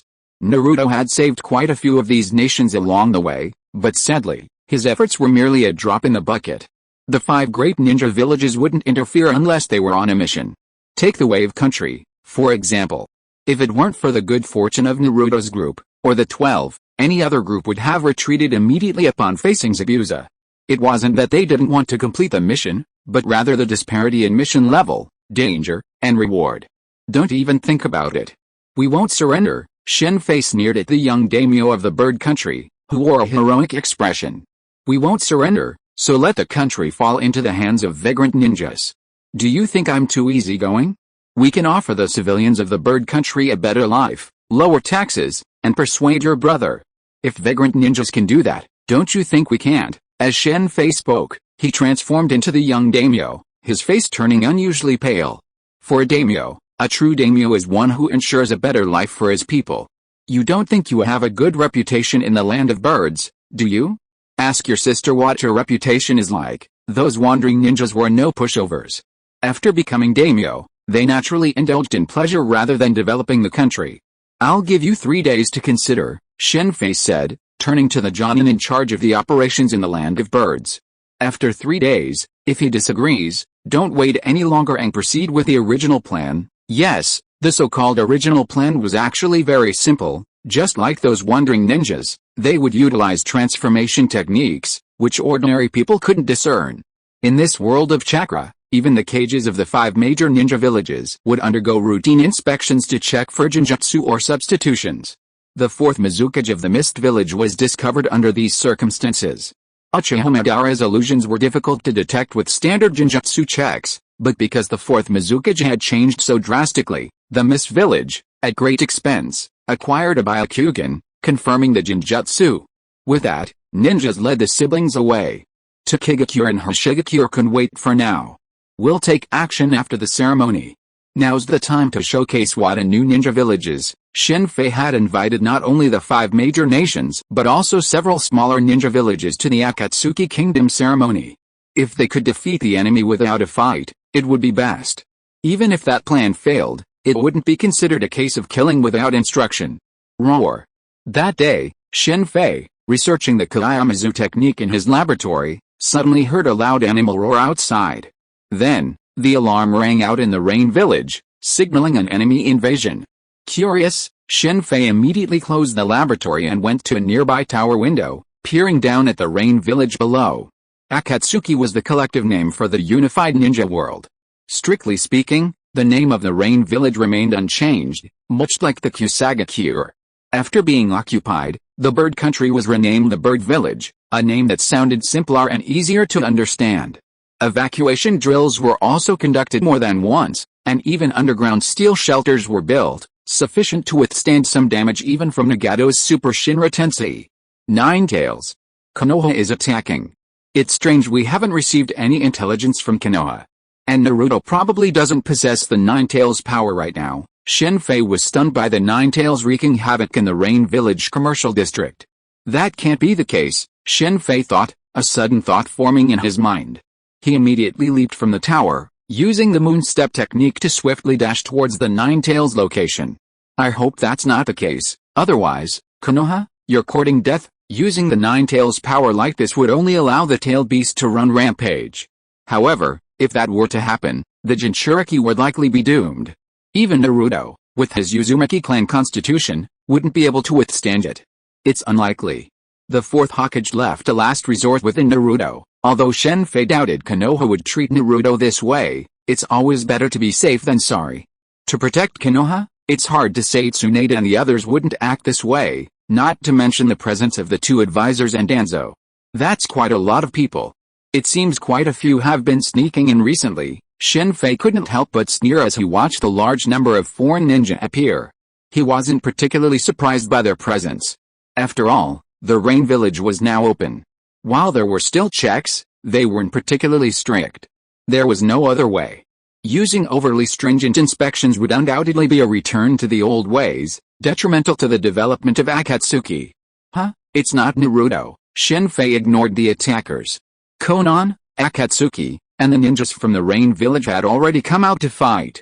His first target was the Ninetales. However, upon reaching a rooftop near the Ninetales and observing the Jinchuriki within it, Shen Fei was stunned again. The Ninetales Jinchuriki that appeared before him was not Naruto, but a strange young man. Asuma, you're quite brave, coming here, The next moment, Shen Fei spotted a familiar figure beside the Nine Tails, Asuma of Konoha. With him was another figure. Although Shen Fei wasn't familiar with him, he recognized him, Chiriko of the Fire Temple. Of course, those were the only two he knew. He didn't recognize the others around Asuma. So, the 12 Guardian Ninja, Shen Fei, having previously observed that the attackers weren't wearing forward protectors, immediately understood their origins. They were the 12 Guardian Ninja of the Land of Fire. Ninja from non-ninja villages serving the daimyo didn't wear forward protectors. Revenge from the Fireland daimyo had arrived. The Fire Temple actually dared to attack here. It seems the Fire Temple is no longer necessary. You, the Rain Village, actually dream of unifying the ninja world. You are truly heinous. The Rain Village has no need to exist, said a bald man beside Dilu, wearing a zither. As he spoke, the zither began to play. Sound wave illusion. Shen Fei paid no attention to this man's illusion. As he watched the Nine-Tails Jinchuriki wreaking havoc, his figure flashed and instantly appeared above him. He kicked the Nine-Tails in the head. The powerful force caused the Nine-Tails to roar in defiance, and then fell heavily to the ground. The Nine-Tails Jinchuriki within him spat out a large mouthful of blood from the blow. It seems that this is the fake Nine-Tails Jinchuriki. The Nine-Tails Jinchuriki before him immediately reminded Shen Fei of a man-made Nine-Tails Jinchuriki from the original novel. Sora, Asuma exclaimed with concern as he saw the Nine-Tails Jinchuriki spitting blood. The Jinchuriki, whom Asuma called Sora, quickly rose to his feet after falling. With a distorted roar, his 5 tails transformed into 6, which he then swung behind him, wreaking havoc all around him. Asuma, I think I need to teach you a lesson. You actually used the tail beast, with dragon technique, in front of me, Shen Fei said, his hands rapidly forming hand seals. The next moment, a massive wooden dragon shot out from the ground, instantly entangling the destructive Nine Tails. At this moment, at the bridgehead of Rain Village, a woman suddenly slapped a scroll on the ground in front of her and shouted, "Block gates sealing technique, 8 gates closing." Instantly, 8 gates appeared in each of the 4 directions of Rain Village, 2 inner and outer gates in each direction. With the appearance of these 8 gates, an immense barrier enveloped the village. This is a barrier, Shen Fei, who was using the wooden dragon to restrain the Nine-Tails Jinchuriki, Sora, glanced up at the barrier that had suddenly appeared above him. At this moment, the Rain Village was completely trapped. The 12 Guardian Ninjas really can't be underestimated. Chapter 463, The Attack of the Guardian 12 Ninjas, Part 2. If I'm not mistaken, that should be the Thunder Dream Thunder Man. Looking at the 4 chains of lightning appearing above beneath the barrier and the expanding ball of lightning in the center, Shen Fei immediately realized what kind of ninjutsu this was. It was a forbidden technique meant to destroy Konoha, but now it was being used on the Rain Village. This was understandable. After all, the Akatsuki Kingdom, based in the Rain Village, posed a far greater threat to the Fire Kingdom than Konoha. While Konoha might not obey orders, it still obeyed the orders of the Fire Kingdom's daimyo. The Akatsuki Kingdom, on the other hand, was determined to completely annihilate the daimyo system. Having so many ninjas trapped inside, and then using forbidden techniques to destroy the Rain Village in one fell swoop, that's a good plan. This plan would have been fatal against any other ninja village, but against the Akatsuki, it seemed a bit inadequate. Shen Fei wasn't overly anxious to destroy the barrier. Even if the Thunder Dream Thunder Man launched, it wouldn't be a problem for him. A secret gate could redirect the attack elsewhere. Should we wait until they've maximized their energy, then move over one of the 5 great ninja villages? This thought suddenly occurred to Shen Fei, who suddenly laughed. Looks like that's not going to work. However, after hearing Nagato's voice through the ring, Shen Fei abandoned the idea. Even if he wanted to wait for Reimu's chakra to reach maximum, Nagato and Konan wouldn't allow it. After all, this was Rain Village, their home. Korra, Fire Style, Ashburn. As Shen Fei watched Reimu's chakra peak above, Asuma looked nervously at the Nine-Tails Jinchuriki, Kong, restrained by the wood dragon. He quickly formed hand seals and unleashed a stream of high-temperature gray mist towards Shen Fei. Fire Style, Ashburn is a fire style that deals secondary damage, first by burning the enemy with intense heat, then by exploding to injure the enemy. It also has a secondary function, obscuring the opponent's vision. Asuma's choice of jutsu was a sound one against wood style. Fire style would undoubtedly be effective, but he had overlooked the disparity in strength between the two. Uchiha Madara also possessed a jutsu similar to Ashburn, Fire Style, Dust Hide, far more powerful than Asuma's. Wind Style, great breakthrough. Shen Fei, after Asuma unleashed Fire Style, immediately formed hand seals and unleashed Wind Style. Using Wind Style to counter Fire Style was inherently inappropriate, as fire counters Wind Style in chakra physics, drawing on the wind's force to intensify the flames. However, as always, ninjutsu counteraction depends on the strength of both opponents. For Shen Fei, Wind Style countered Fire Style, effectively blowing it back, effectively sending Asuma's Ashburn flying back. Despite Asuma's and his companions' quick reaction to the reverberating Fire Style, Asuma still sustained damage from the heat of Ashburn on his hands. What a shame I can't use my full strength. The battle took place in the Rain Village. With Shen Fei's strength, using Wind Style at full strength would have been no problem in defeating Asuma and his companions, but he'd likely have destroyed the buildings on the street ahead. Shen Fei finally understood why the Second and Third Shinobi World Wars were primarily fought in the Rain Village. On lands not their own, they could unleash ninjutsu with impunity, even summoning enormous summoning beasts. Pseudo Nine-Tails Jinchuriki, Konoha has truly researched quite a bit. As Asuma and the others scattered, the Nine-Tails chakra within the Pseudo Nine-Tails Jinchuriki vanished, and a wooden dragon entangled his short frame. Sora, seeing the wooden dragon gradually tightening, Asuma leaped to his feet, wielding his chakra blade, Hinaiori, infused with wind attribute chakra, creating a long chakra blade, aiming to sever the wooden dragon's hold on Sora. The Pseudo Nine-Tails Jinchuriki, Sora, was the son of the 12 Protector Shinobi and Ma. However, he harbored no affection for his son, using him solely as a tool. It was he who had secretly harvested the Nine-Tails chakra to transform his son into a Pseudo Nine-Tails Jinchuriki. He also spearheaded the plan to destroy the Rain Village. If the Rain Village hadn't suddenly appeared, it would have been used against Konoha. In contrast, Asuma treated Sora like his own son. Sora was originally an abandoned child, and Asuma was worried about him, and Dilu as well, which was why they had been staying here. The two of them had wanted to stop the plan, but under the daimyo's orders and the approval of the other 12 guardian ninja, their opinions fell on deaf ears. After all, compared to the daimyo, sacrificing Sora was nothing. In fact, the ninja attacking the Rain Village were practically all sacrifices. When the Thunder Dream and Thunderman launched their attacks, they couldn't distinguish between their own comrades. Unfortunately, the wooden dragon Shen Fei had created was no match for Asuma. His wind-style chakra blade only left a shallow mark on the dragon. Asuma, be careful. Just as Asuma was about to use his palm's chakra to continue chopping at the wooden dragon, Dilu suddenly shouted from the ground. But it was too late. The wooden dragon swung its tail, sending Asuma flying over 10 meters. Watching Asuma being struck back by the wooden dragon, Shen Fei paid no heed to his fate. Daring to attack the Rain Village, being killed was simply bad luck. This was a life-or-death war, so what did Konoha's ninjas matter? Have you played enough? Shen Fei immediately appeared beside the monk who had been strumming his zither strings. He struck him in the chest with such force that he spat out a large mouthful of blood, sending him flying to the side. Master, Fakin, Dilu, and the other bald men nearby saw this and shouted as they rushed towards Shen Fei. Unlike Dilu, Asuma, and the others, who came for Sora, these others followed Sora to guide the attack of the Pseudo Nine-Tails Jinchuriki. Sora was a man-made Jinchuriki and couldn't control the Nine-Tails chakra.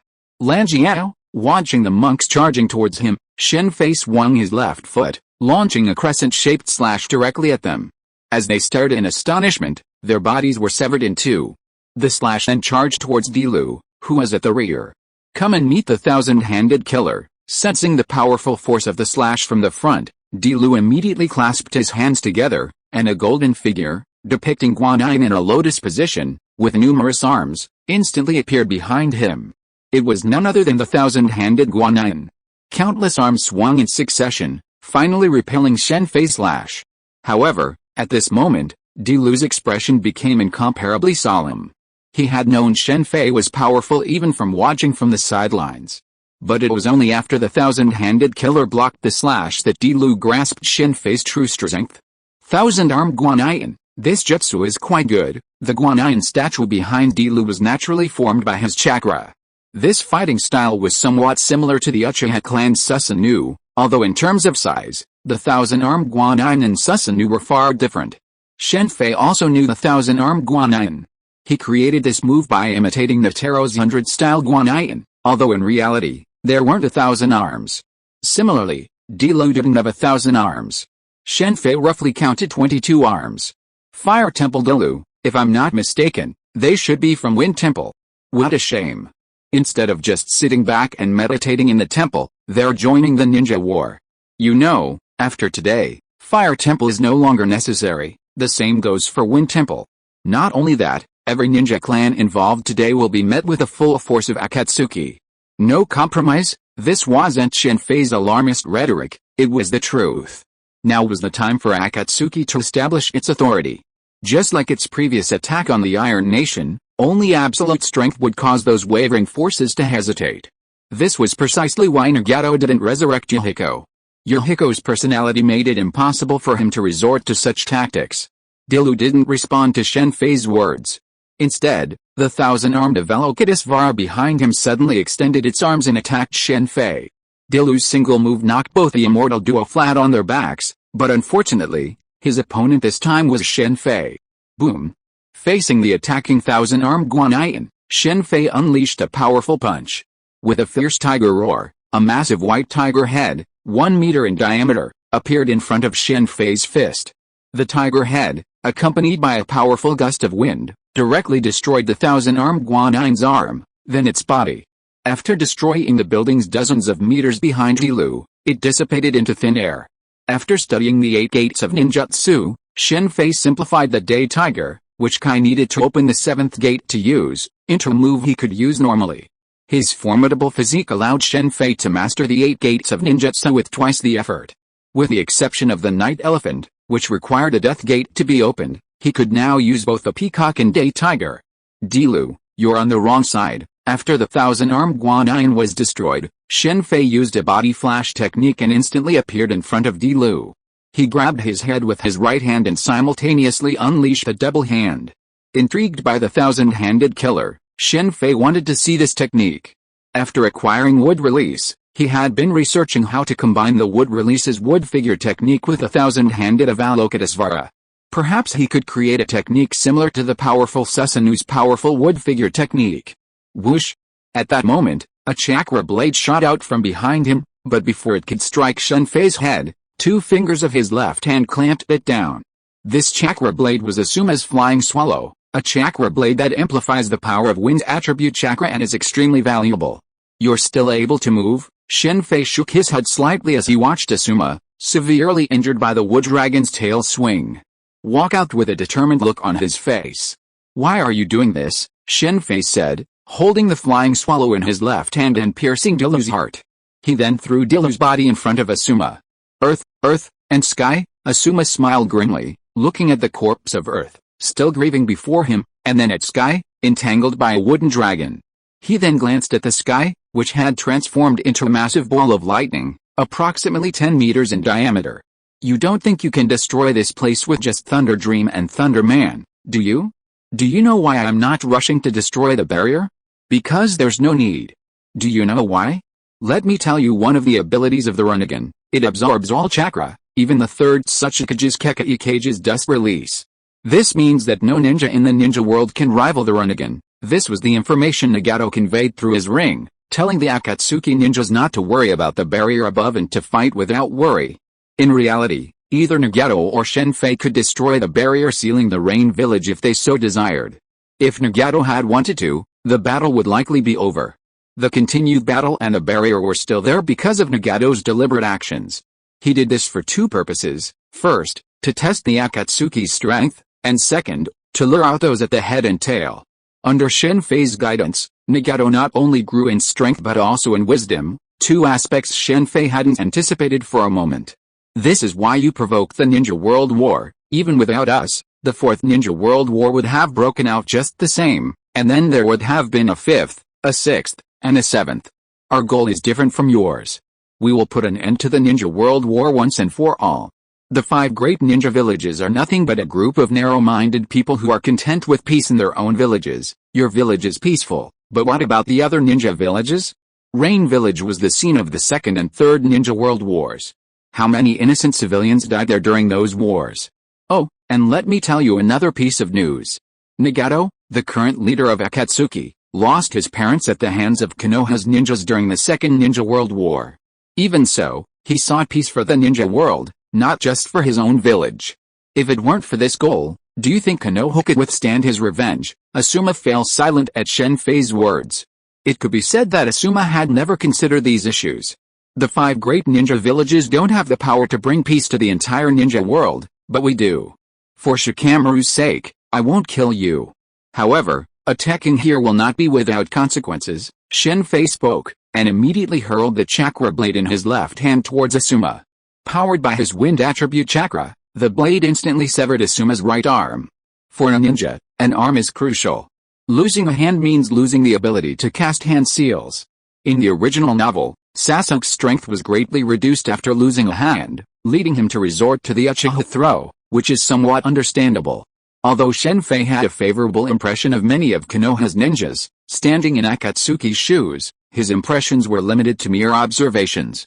Are you here afraid I'll kill him? Shen Fei suddenly spoke to the side. As he finished speaking, Uchiha Itachi stepped out. In fact, Itachi had arrived here a long time ago. He probably had the same idea as Shen Fei, thinking that the Nine-Tails Jinchuriki was Naruto. However, after Shen Fei arrived, he discovered that the Jinchuriki was not Naruto, so Itachi had been hiding a sight and had not come out. I'm just worried about the enemies here, Uchiha Itachi said expressionlessly. By the way, what do you think about the peace in the ninja world and the peace in Konoha? Shen Fei continued to ask. Since there are no enemies here, I'll go and have a look somewhere else. Uchiha Itachi ignored Shen Fei's words, and his body turned into a crow and disappeared. It seems that it will be difficult to convince him. That's right, after all, he grew up in Konoha, and reason is just reason. Uchiha Itachi's actions made Shen Fei understand that it would be difficult for Itachi to stand on the side of Akatsuki. Chapter 464, Guarding the 12 Ninjas Attack, Part 2. Shen Fei sighed softly as he gazed at the spot where Itachi had vanished. It wasn't that he didn't understand Itachi's choice. Han Fei had made the same choice, after all. Han Fei was far more capable than Itachi in terms of overall perspective, yet he still chose Han. Never mind, let's leave him to Sasuke. Shen Fei had no doubt Sasuke could defeat Itachi now. Putting aside the question of whether Itachi would let him win, Sasuke's current wood-release and Senjutsu skills alone made him far stronger than in the original story. If he could activate a Samsara Eye, it could be argued that given time, Sasuke could become the next Sixth Path Sage, and not given a Jinchuriki. Jinchuriki are certainly powerful, but at the Sixth Path level, even those who are Jinchuriki are equally formidable. When the Sixth Path Sage defeated Kaguya Otsutsuki, he wasn't the Ten-Tails Jinchuriki. Similarly, in the original story, Sasuke wasn't a Jinchuriki in his final battle with Naruto. Shen Fei's desire to obtain the Ten Tails was, more accurately, to obtain the Divine Tree. The Ten Tails was irrelevant. The Divine Tree could, however, lend out chakra fruits, which were Shen Fei's ultimate goal. As for where the energy to cultivate the Divine Tree came from, the universe was full of uninhabited planets, so at most, the growth of chakra fruits would be slower. Shen Fei also needed the Rinnegan for the Divine Tree. To control it, one needed the Rinnegan. In reality, not everyone was qualified to become the Ten-Tails Jinchuriki. Only members of the Uzumaki clan could hold the position, so the physical fitness required of the Ten-Tails Jinchuriki was unimaginable. To become the Ten-Tails Jinchuriki without strength was to seek death. Nagato, a descendant of the Uzumaki clan, was nearly drained dry by a single Rinnegan. It looks like a possible alliance of the 5 great nations. The daimyo of the 5 great nations seem to have lost some trust in the 5 great ninja villages. But how exactly did Asuma get involved? After knocking Asuma unconscious and encasing him in an incredibly large wrapper, Shen Fei headed towards the bridge to the Rain Village, exchanging intelligence with Konan, Nagato, and the others.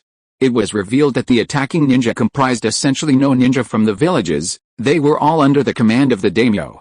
The main force consisted of the 12 guardian ninja of the Land of Fire, and a significant number of powerful samurai also participated, likely seeking revenge for the Land of Iron. This lineup was formidable, more than enough to attack any of the 5 great ninja villages. It was a shame they landed in the Rain Village. Nagato's current strength was comparable to that of the first Hokage and Uchiha Madara before he opened his Rinnegan. This was only recently after Nagato's recovery. Had he been allowed to grow further, neither the first Hokage nor Madara would have been a match for him. Besides, the rest of the Akatsuki were present. Aside from the initial sudden incident, which caused considerable losses to the Rain Village, the Akatsuki then hunted down the attackers. The zombies are out. This is the ninja version of the Raccoon City Resident Evil. As they approached the Rain Village bridge, Shen Fei immediately recognized the staggering figures, their bodies covered in signs of decay. He'd fought them many times in the Marvel Universe. It's a forbidden Earth escape technique. The Earth escape technique, the ultimate creation technique, the soil of the dead. Shen Fei had, of course, seen this Earth escape technique with Orochimaru. Orochimaru, dedicated to the study of the resurrection of the dead, naturally wouldn't miss out on it. However, after seeing it, Shen Fei had cast it aside. This technique had numerous weaknesses. It could resurrect those killed by the ninja as puppets, but no matter how powerful a person was, resurrected through this technique would lack their former strength and become just like an ordinary person. Before using this jutsu, a large amount of soil imbued with the scent of the dead is prepared. Then, the dead are buried within this oil and revived as puppets. The number of corpses that can be summoned depends on the number of bodies within the soil. Furthermore, the revived beings' movements are very monotonous, much like the zombies in Resident Evil. While they have an advantage against ordinary people, they are completely useless against ninjas. Furthermore, since their bodies are made of soil, they only need to be killed once. What use is there for such a jutsu in the ninja world? It's safe to say that if it weren't for the resurrection of corpses, it wouldn't even be considered a forbidden jutsu. In terms of actual combat effectiveness, it's even worse than zombies. Without the serum, those injured by zombies are in danger, while those injured by these zombies are merely infected by the corpse poison. Of course, to say this jutsu is completely useless is incorrect. However, in a battle where time is of the essence, this jutsu can still be used to buy time, which is probably why the 12 Guardian Ninjas use this jutsu. Looks like they've killed quite a few. Looking at the zombies roaming the streets, Shen Fei sighed deeply. This technique required as many corpses as it could resurrect. Furthermore, many of the corpses were intact, clearly freshly deceased. This meant nothing more than a massacre for this very jutsu. Daimyo of the 5 great nations, you're courting death. Thinking of the biohazard in Raccoon City, Shen Fei immediately formed hand seals and summoned 4 shadow clones. I'll leave them to you, understood? With that, one of the 4 clones vanished, performing the Flying Thunder God jutsu. A moment later, the clone reappeared, armed with several more pieces of equipment, a camera, a digital video camera, and more. This was a rare opportunity. He planned to record every zombie summoned by this forbidden Earth escape technique and spread it through newspapers and news reports. Even in the ninja world, there were certain things forbidden, including the wholesale slaughter of ordinary people. While this wasn't exposed, it was fine. But if it was, the situation would be completely different. The barrier of the 4 divine beasts is quite powerful. If I'm not mistaken, that person must be a trap master. Looking at the graceful figure and long, gleaming black hair standing before the Azure Dragon Gate, Shen Fei immediately guessed her identity. Trap Master isn't an official title, but ninjas with this title are extremely difficult to defeat. Because they require proficiency in Earth escape techniques, Trap Masters are primarily found in the Iwagakure village. Of course, there are also such individuals in other villages, though their numbers are smaller. Using Earth escape techniques, they can drastically modify the ground to create various traps. If they have blueprints, they can even create them directly according to the blueprints. This is similar to what Shen Fei had previously told S.H.I.E.L.D about using the Ice Imperial artifact to create a mirror maze for combat. During the 4th Shinobi World War, the Iwagakure village's characters were ineffective, primarily because the 100,000 white Zetsu were plant-based and could navigate underground, rendering traps ineffective. Bang! As Shen Fei struck the Azure Dragon Gate, it erupted with a resounding roar.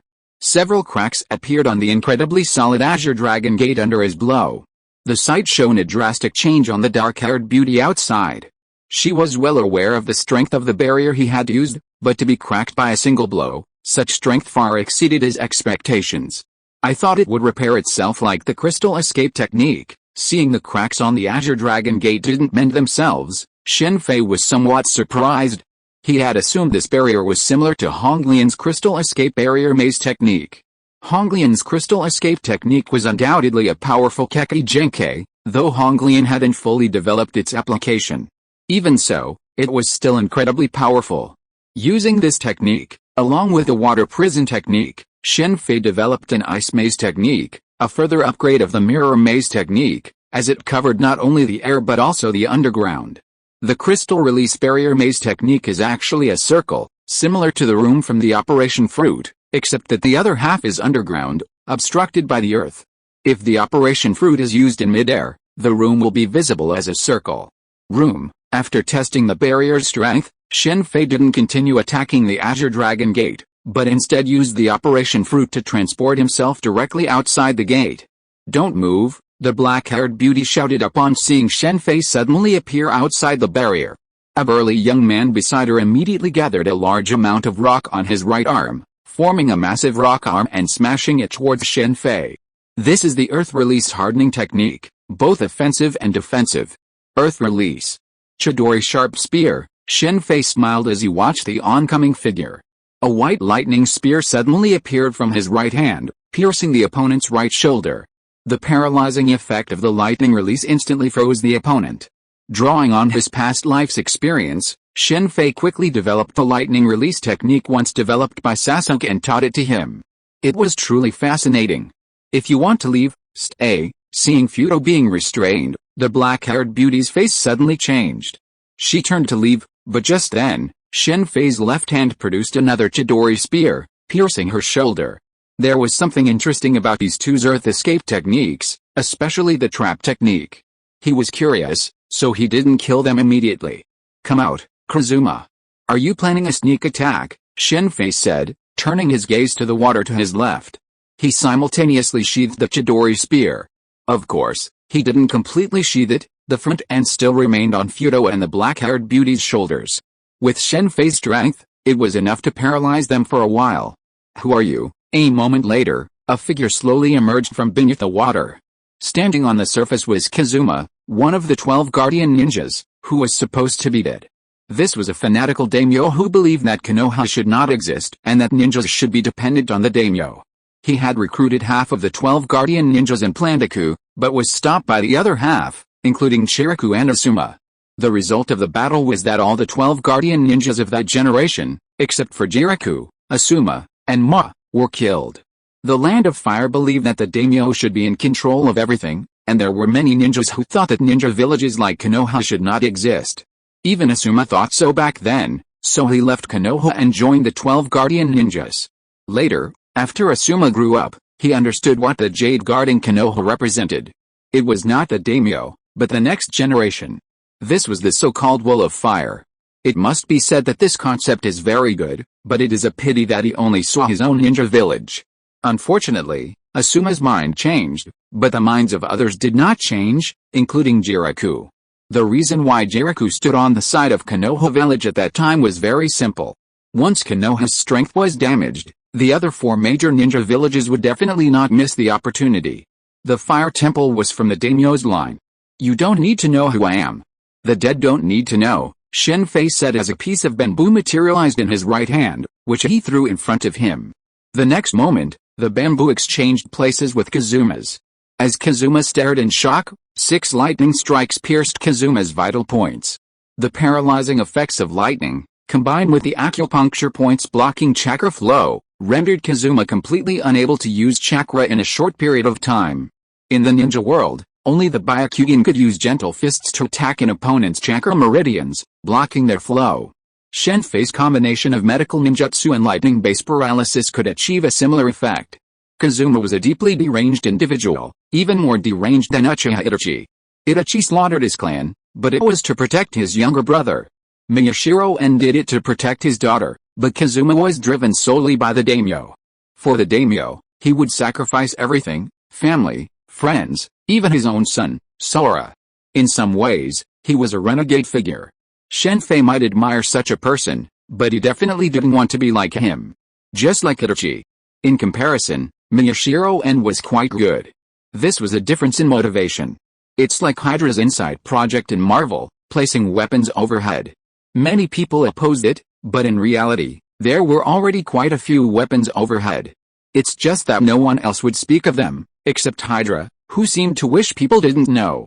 Speaking of overhead weapons, aerospace battleships aren't necessarily comparable to solar array satellites.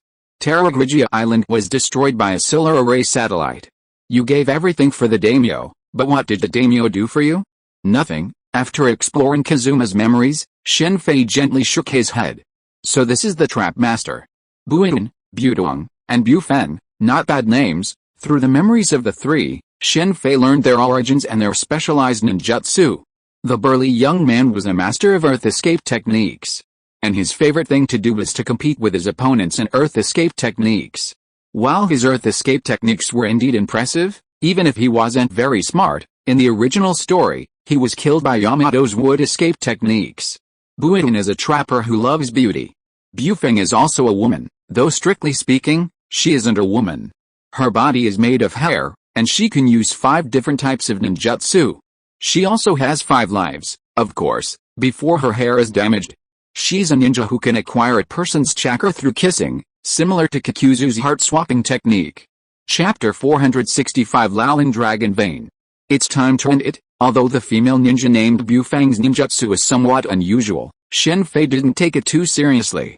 Unlike Orochimaru, who sought to study the ninjutsu of the entire ninja world, Shen Fei's current focus was on learning the ninjutsu he could use immediately, leaving the rest for later. After all, beyond ninjutsu, he still had technology and magic to learn. These were the fundamentals. With the deaths of Kazuma and the other 2, the bodies of the 4 guardian ninjas, the 12 lightning releases, resurrected by Kazuma's earth release reincarnation technique, instantly turned to dust and drifted into the air. The lightning balls gathered by Lei Meng and Lei Ren flashed a few times before vanishing in midair. Simultaneously, the barrier enclosing the Rain Village collapsed. Naturally, both sides fighting within the Rain Village immediately noticed this development. The morale of the attacking ninja and samurai from the major nations plummeted upon seeing this scene, while the morale of the Rain Village surged.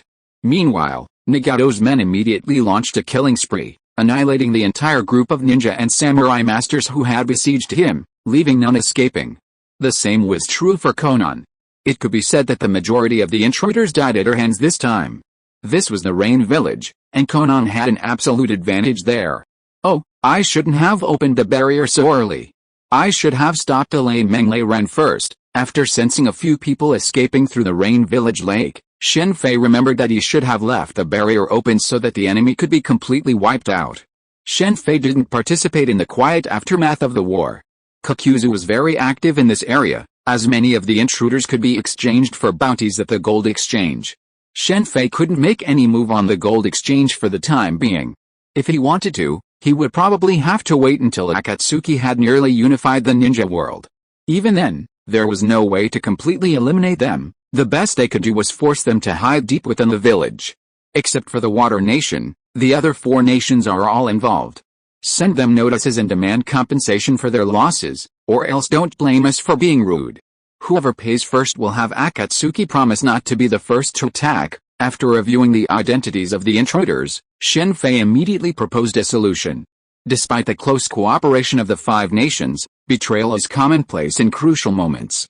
The daimyo of Wind and Water Nation are especially vulnerable compared to the daimyo of the other 3 nations. The most incompetent daimyo of the 5 nations is undoubtedly the daimyo of Wind Nation. The 5 great ninja villages and the 5 great nations are supposed to be in a mutually beneficial relationship. After all, without a powerful ninja village within their own nation, who would consider them one of the 5 great nations? However, the daimyo of Wind Nation simply loves to reduce aid to the Sand Ninja Village and use the resulting funds for his own enjoyment. Just like the king of Han in the Qin dynasty, despite widespread disasters and a depleted treasury, he still spent the most valuable funds on his birthday. When it comes to luxury and enjoyment, even if Shen Fei were now richer than the great names of the 5 great nations, he still couldn't hold a candle to them. In terms of personal enjoyment, Shen Fei far surpassed them. But when it came to extravagant displays and prestige projects, he was far behind. Considering Shen Fei's wealth, even Stark was far behind, but when it came to luxury, he was dwarfed. He had no private jets, no yachts, and not a single luxury car of his own. They were all gifts from Stark. Look at Stark, he had over 4 private jets and nearly a dozen yachts. As for his luxury cars, there was no need to mention them either. His garage was filled with several levels of luxury cars. Many of these cars were simply bought by Stark after hearing about them, and then left to gather dust in the warehouse. It wasn't that Shen Fei couldn't afford them, but rather that he saw no need to. And to be honest, it's not like he didn't have private jets. He had a number of Quinjets, as well as other fighter jets and aerospace carriers, though not many people knew about them. In the Marvel Universe, he kept a very low profile. Only a handful of people knew he was a wealthy man. Most knew him only as a formidable doctor of biochemistry and medicine. Also, this information will be published in newspapers and news reports over a dozen issues. Besides demanding compensation from the major powers, Shen Fei also enlisted Red Queen's help in producing a series of special reports on the zombie issue, ensuring that the daimyo's disregard for human life would be spread throughout the ninja world, exposing the daimyo's true ugly face. It was only because Shen Fei hadn't learned the daimyo's hiding place from Kazuma that he could have attacked them now. Next, it's a matter of revenge. Deidara, you and Sasori should go to the Wind Temple in the Wind Country. The terrain of the Wind Country made it difficult for anyone other than Deidara and Sasori to fully demonstrate their strength, with the exception of Nagato and Konan's group. For the Fire Temple, Kisame, Hiden, and Itachi, the three of you should go. After glancing at Itachi, Shen Fei added Hiden to their group. Where's brother Kokuzu? Hiden looked at Kokuzu curiously. I'm very busy right now. I don't have time. As the finance minister of Akatsuki, Kokuzu was truly busy. Anyway, safety is paramount. If you find that things are impossible, retreat immediately, Shen Fei reminded them. It's just a small wind temple, Deidara said nonchalantly. Don't call me next time. I'm also very busy here. Scorpion was a little dissatisfied, mainly because his research was at a critical juncture. It can't be helped. You're the only one who knows the Wind Country best. Even though a ninja may be extremely powerful, strength doesn't necessarily guarantee safety in some natural environments. The desert in the Wind Country is extremely dangerous. If a Jonin is not careful, they may get stuck in it and be unable to get out, just like the pirates in the world of One Piece. Without a good navigator, accidents are easy to happen, and the same is true in the desert without a good guide. Let's go. Sending Deidara and Sasori to deal with the Wind Temple was only one of Shen Fei's objectives. Another was to reach Laolin. After locating Laolin's approximate location, Shen Fei planned to take advantage of this opportunity and have Sasori lead the way. While he could find Laolin on his own, it would be a waste of time, far less efficient than with Sasori leading the way. What's there? It's worth a personal trip. Sasori, a native of the Sand Village, naturally knew a bit about the legends of Laolin. It was essentially a ruin, and deep in the desert, it was a place not often visited by ordinary people. I just want to investigate something. Shen Fei naturally kept the power of Laolin's dragon vein a secret. In fact, Shen Fei had been researching Laolin since arriving in the Naruto world. The dragon vein's power could travel through time, and while Kamar-Taj's magic seemed to manipulate space, it actually could also control time. Therefore, Shen Fei was determined to obtain this dragon vein capable of traveling through time. After hearing Shen Fei's answer, Deidara and Sasori didn't question him further. After bringing Shen Fei to the Laolin ruins, they left and flew away on Deidara's giant clay bird. The fourth Hokage's wind shadow, the flying thunder god seal, with the help of his shadow clones, Shen Fei quickly found a relatively well-preserved building beneath the collapsed Laolin ruins. Inside, he found a kunai embedded in a strange lid. This kunai was larger than a normal kunai, and the flying thunder god seal on it suggested it must be the fourth Hokage's special kunai. Sealing technique. Besides manipulating space and time, Kamar-Taj's magic also has the ability to absorb external forces. After all, Kamar-Taj's magic is essentially about absorbing dimensional power, and it can also absorb the power of others, just as Shen Fei had previously done with Mordo. In theory, Shen Fei could absorb any energy, including chakra. However, this absorption couldn't be as random as the Rinnegan, requiring only when the opponent was unable to resist. Normally, Shen Fei wouldn't absorb the power of others, as it was similar to the power of the Philosopher's Stone. It needed to be refined and purified. Most people wouldn't even know Shen Fei was doing this, but the Dragon Vein's power was worth it. If it were anyone else, there wouldn't be any good way to deal with this seal. The fourth Hokage's seal wasn't easy to break, especially before they knew how to crack it. But for Shen Fei, there was a better way, to directly break through the seal with overwhelming force. Boom! Under Shen Fei's powerful force, the fourth Hokage's seal finally began to crumble. As the kunai flew, a powerful force surged from the ground. A chakra dragon, composed entirely of chakra, burst forth from the ground and rushed towards Shen Fei. So violent, Shen Fei, who had been preparing to absorb this power, immediately realized he had miscalculated. Perhaps because the seal had just been broken, the dragon vein's power was unleashing. Not only could he not absorb it, but even Shen Fei's body was tumbling under this violent force. This is the power of time, Shen Fei thought to himself, and he immediately formed hand seals. The eye of Agamotto on his chest opened, and a green magic circle appeared on his left arm. Under the power of the time stone, the dragon vein's power began to slowly calm down. While the dragon vein possessed the power to allow time travel, it wasn't on the same level as the time stone. So it's the power of the ley lines. Using the time stone's power, Shen Fei absorbed the dragon vein's power and quickly discovered the secret of its ability to allow time travel. It was the unique terrain here. The dragon vein was simply a powerful stream of chakra. This chakra, combined with the unique terrain, created a unique phenomenon of time travel. Fullmetal Alchemy's forte was examining ley lines and dragon veins, and Shen Fei naturally possessed considerable expertise in this area. While the result was somewhat disappointing, it wasn't without reward. This is an opportunity. Should I go and take a look? After a moment's deliberation, Shen Fei made a quick decision. This was a rare opportunity to travel through time, and it would be extremely beneficial for understanding the laws of time. Time is the most unpredictable. In the original story, Naruto and the centipede were drawn into the dragon vein at roughly the same time, yet their arrival in Laolin was a full 7 years apart. Is this Laolin? Using the dragon vein's power, Shen Fei appeared in a small but prosperous town, where most of the residents wore clothing that seemed somewhat bizarre to Shen Fei. It really is Laolin. It's the Third Shinobi World War, which means Minato Namikaze might not yet be Hokage, and Uzumaki Kushina is still alive. Upon hearing the current time period, Shen Fei temporarily abandoned his attempts to comprehend the laws of time and immediately flew towards Konoha. This was a rare opportunity, and Shen Fei planned to meet Kushina first. It wasn't to save the fourth Hokage and his wife. This world's timeline was one way, and he had no intention of changing the current state of affairs in Akatsuki. After all, he was only here temporarily, harnessing the dragon vein's power, and his stay wouldn't be long. If it were during the Nine Tails Rebellion, he could have used a covert substitution to rescue the fourth Hokage and his wife and brought them back to his timeline. However, the current timeline was still many years removed from the Nine Tails Rebellion. He didn't want to stay here for 7 or 8 years like Centipede. Found it was the Third Shinobi World War, and Konoha's powerful ninja were mostly on the front lines, as Konoha had increased security. However, those ninja, at most Chunin, wouldn't have been able to detect Shen Fei. Uzumaki Kushina was extremely alert. She noticed Shen Fei's approach as soon as he approached. Looks like we'll have to talk somewhere else. Seeing the chakra radiating from Kushina, Shen Fei immediately activated his mirror space and pulled her in.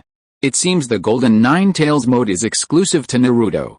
Is it because of Ashura's chakra? Looking at Uzumaki Kushina, her body aglow with a fiery red Nine Tails chakra, Shen Fei couldn't help but think of Naruto's Nine Tails mode in later years. Such power is kept in the village for protection.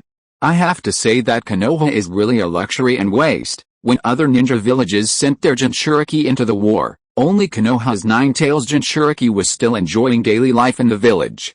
Konoha's 2 successive Nine Tails Jinchuriki were treated this way, Uzumaki Miro and Uzumaki Kushina. Compared with these two, Naruto is really miserable. But who can blame their husbands for being so powerful? If Naruto were a woman, Naruto, maybe she would also receive such treatment. Uchiha Sasuke is also very powerful. By the way, if the two of them were really together, then the second generation would definitely be more powerful. Uchiha Sarada is also the second generation, but she can't compare with Boruto and Himori at all. Sakura herself is powerful, but her bloodline is still a little bit worse. Uchiha Sarada is the first Uchiha clan member who is nearsighted without opening the main Gekyo Sharingan. Luckily it's the Sharingan that's short-sighted. If it was the Byakugan, that would be interesting. Who are you? Looking at the strange environment around her, Kushina immediately guessed that she might have been taken into some kind of barrier. However, due to her confidence in her own strength, Kushina did not take action immediately. I'm from the future. The future, huh? Do you think I'll believe it? No one in their right mind would believe someone who suddenly appeared and said they were from the future. Having said that, Kushina immediately took action. As a perfect nine-tails Jinchuriki, if it really came down to fighting power, the fourth Hokage might not be able to defeat her. Apart from anything else, her chakra volume completely crushed the fourth Hokage. With a wave of Kushina's hand, a large red hand composed entirely of chakra immediately grabbed towards Shen Fei. If you're listening to this novel on a channel other than Fanfic World, it means they downloaded and uploaded it without effort. We cordially invite you to visit our channel, Mundo Fanfic Novelis. There you'll find the original version of this story and you can explore many other novels of various genres. We're waiting for you to immerse yourself in a world of incredible novels. Chapter 466 Time Stops. With this level of power, I wonder what the first Hokage was worried about. He really suffered from his lack of culture. Looking at the giant red hand pressing down from above, Shen Fei shook his head inwardly. Back then, Uchiha Madara and the first Hokage dominated the entire ninja world. In fact, Konoha had a third such powerful figure at the time, the first Hokage's wife, Uzumaki Mido. It can be said that if Uchiha Madara, without the Rinnegan, fought against Uzumaki Mido, Madara might not have won. Konoha originally had 9-tailed beasts. If all 9-tailed beasts were sealed within the Uzumaki clan, they would have become 9 perfect Jinchuriki. With such strength, coupled with the first Hokage, Uchiha Madara, Senju Tobirama, and Sarutobi Hiruzen at the time, sweeping across the ninja world would have been no problem. But in the end, the first Hokage and Uchiha Madara killed each other, and the Uzumaki clan was wiped out. Bang! Thinking this in his heart, Shen Fei swung a punch towards the sky with his right hand. With a powerful ki force, he defeated Kushina's giant red hand in one blow. Don't be so hasty. If I remember correctly, as the 9-tails Jinchuriki, you should be able to sense malicious intent. You should know that I have no ill intentions. After defeating the giant red hand, Shen Fei said with a sincere expression. What is your purpose? Kushina was silent for a while before asking back. Then tell me my purpose directly. I came to you for the Uzumaki clan's sealing technique inheritance. The Uzumaki clan's inheritance will almost be cut off in the future. I came to this time period by chance, so I came to you, Princess Kushina. The Uzumaki clan's inheritance is cut off. This is impossible, unless I die in an accident. Kushina immediately deduced this result from Shen Fei's words. Can you not be so smart? Kushina's speculation made Shen Fei shake his head helplessly in his heart. That's right. Not only you, but the fourth Hokage, Minato Namikaze, will die with you. Since Kushina had already deduced it, Shen Fei simply stated the result. Impossible. Hearing Shen Fei's words, Kushina shook her head decisively. With Minato Namikaze's strength, and with her presence, no one in the ninja world could kill them. With a Flying Thunder God technique, as long as he wanted to escape, no one in the ninja world could stop him. Theoretically, it's impossible. After all, the Flying Thunder God technique allows him to escape with him. With you present, he won't fight to the death, Shen Fei said as a kunai suddenly appeared in his right hand and shot it to the side. The next moment, Shen Fei appeared next to the kunai and caught it. At the same time, a Rasengan appeared in his left hand. Flying Thunder God technique, Rasengan. Seeing the ninjutsu displayed by Shen Fei, Kushina couldn't help but screamed. Flying Thunder God technique is Konoha's forbidden technique. A complete stranger could actually use it. This could be said to be Konoha's forbidden technique accidentally leaked out, but the appearance of Rasengan made Kushina believe that Shen Fei was from the future. The Rasengan was created by the fourth Hokage imitating the tailed beast ball. Even Minato had just completed it not long ago. It was impossible for it to be leaked so quickly. But if it is to save your son, will you leave, my and Minato's child? Hearing Shen Fei say this, Kushina couldn't help but touch her lower abdomen. Of course. This was just a conditioned reflex. Kushina is not pregnant yet. I shouldn't have told you these things, because a single careless mistake could change the future. Those children might not have survived. You're well aware of the situation within Konoha's leadership.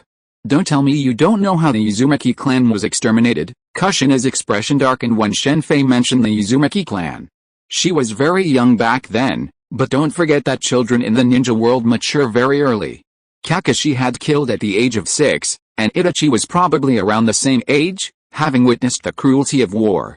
Not to mention the discussions of the Uzumaki clan leader and elders, and the guidance of Mido Uzumaki. It wasn't that Konoha didn't have the strength to save the Uzumaki clan back then, Mido was still alive.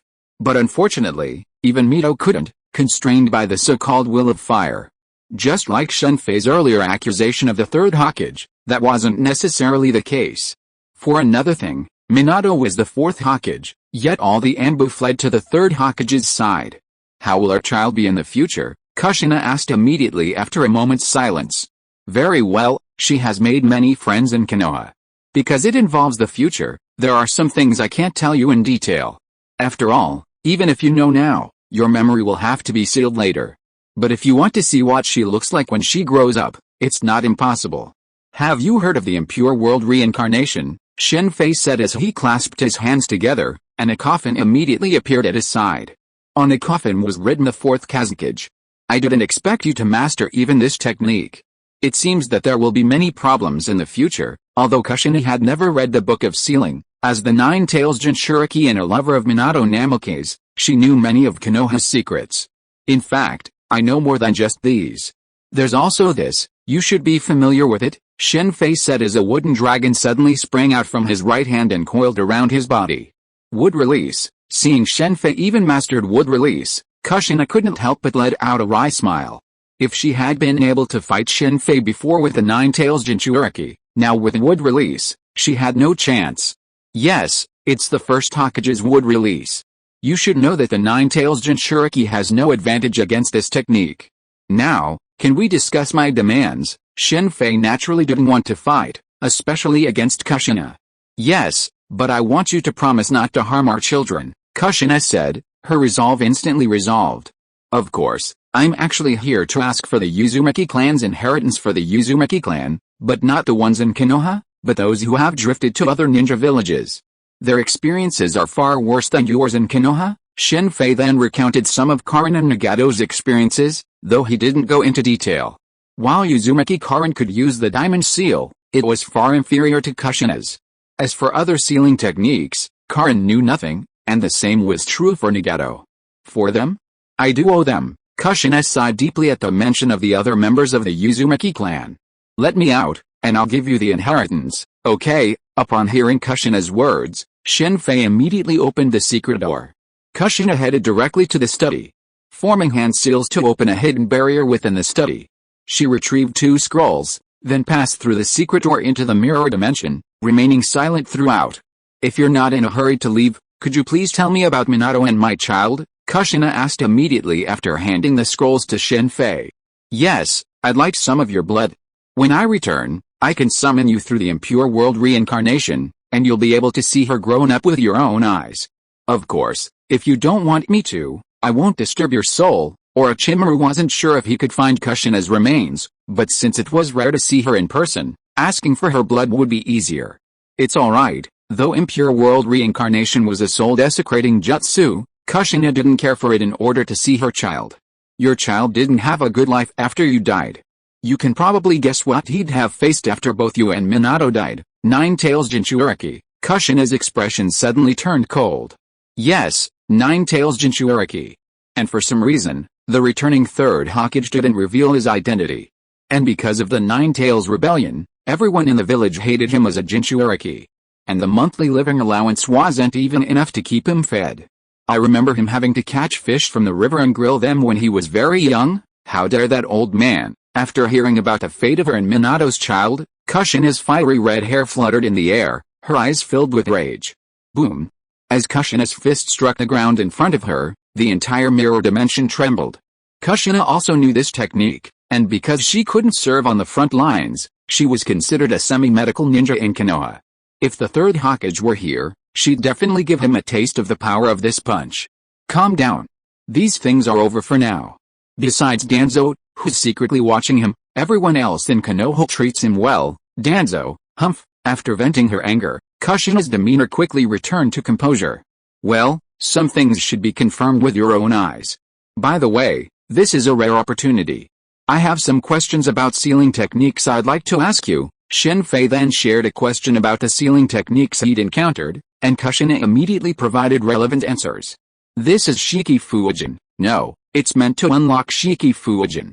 Did Minato die because of this technique? After Shen Fei inquired about the Shiki Fuijin sealing technique, Kushina immediately noticed something amiss.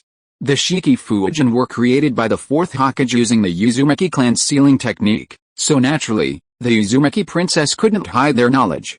We'll discuss this when we meet in the future. You can resolve your memories yourself, Shen Fei said. After using the secret door to allow Kushina to leave, he returned directly to Laolin. As for what he'd told Kushina, he wasn't worried at all. For the sake of her child, she would definitely seal the memory of her encounter with him. This is a mother's love, even if it means her own death, she will protect her child.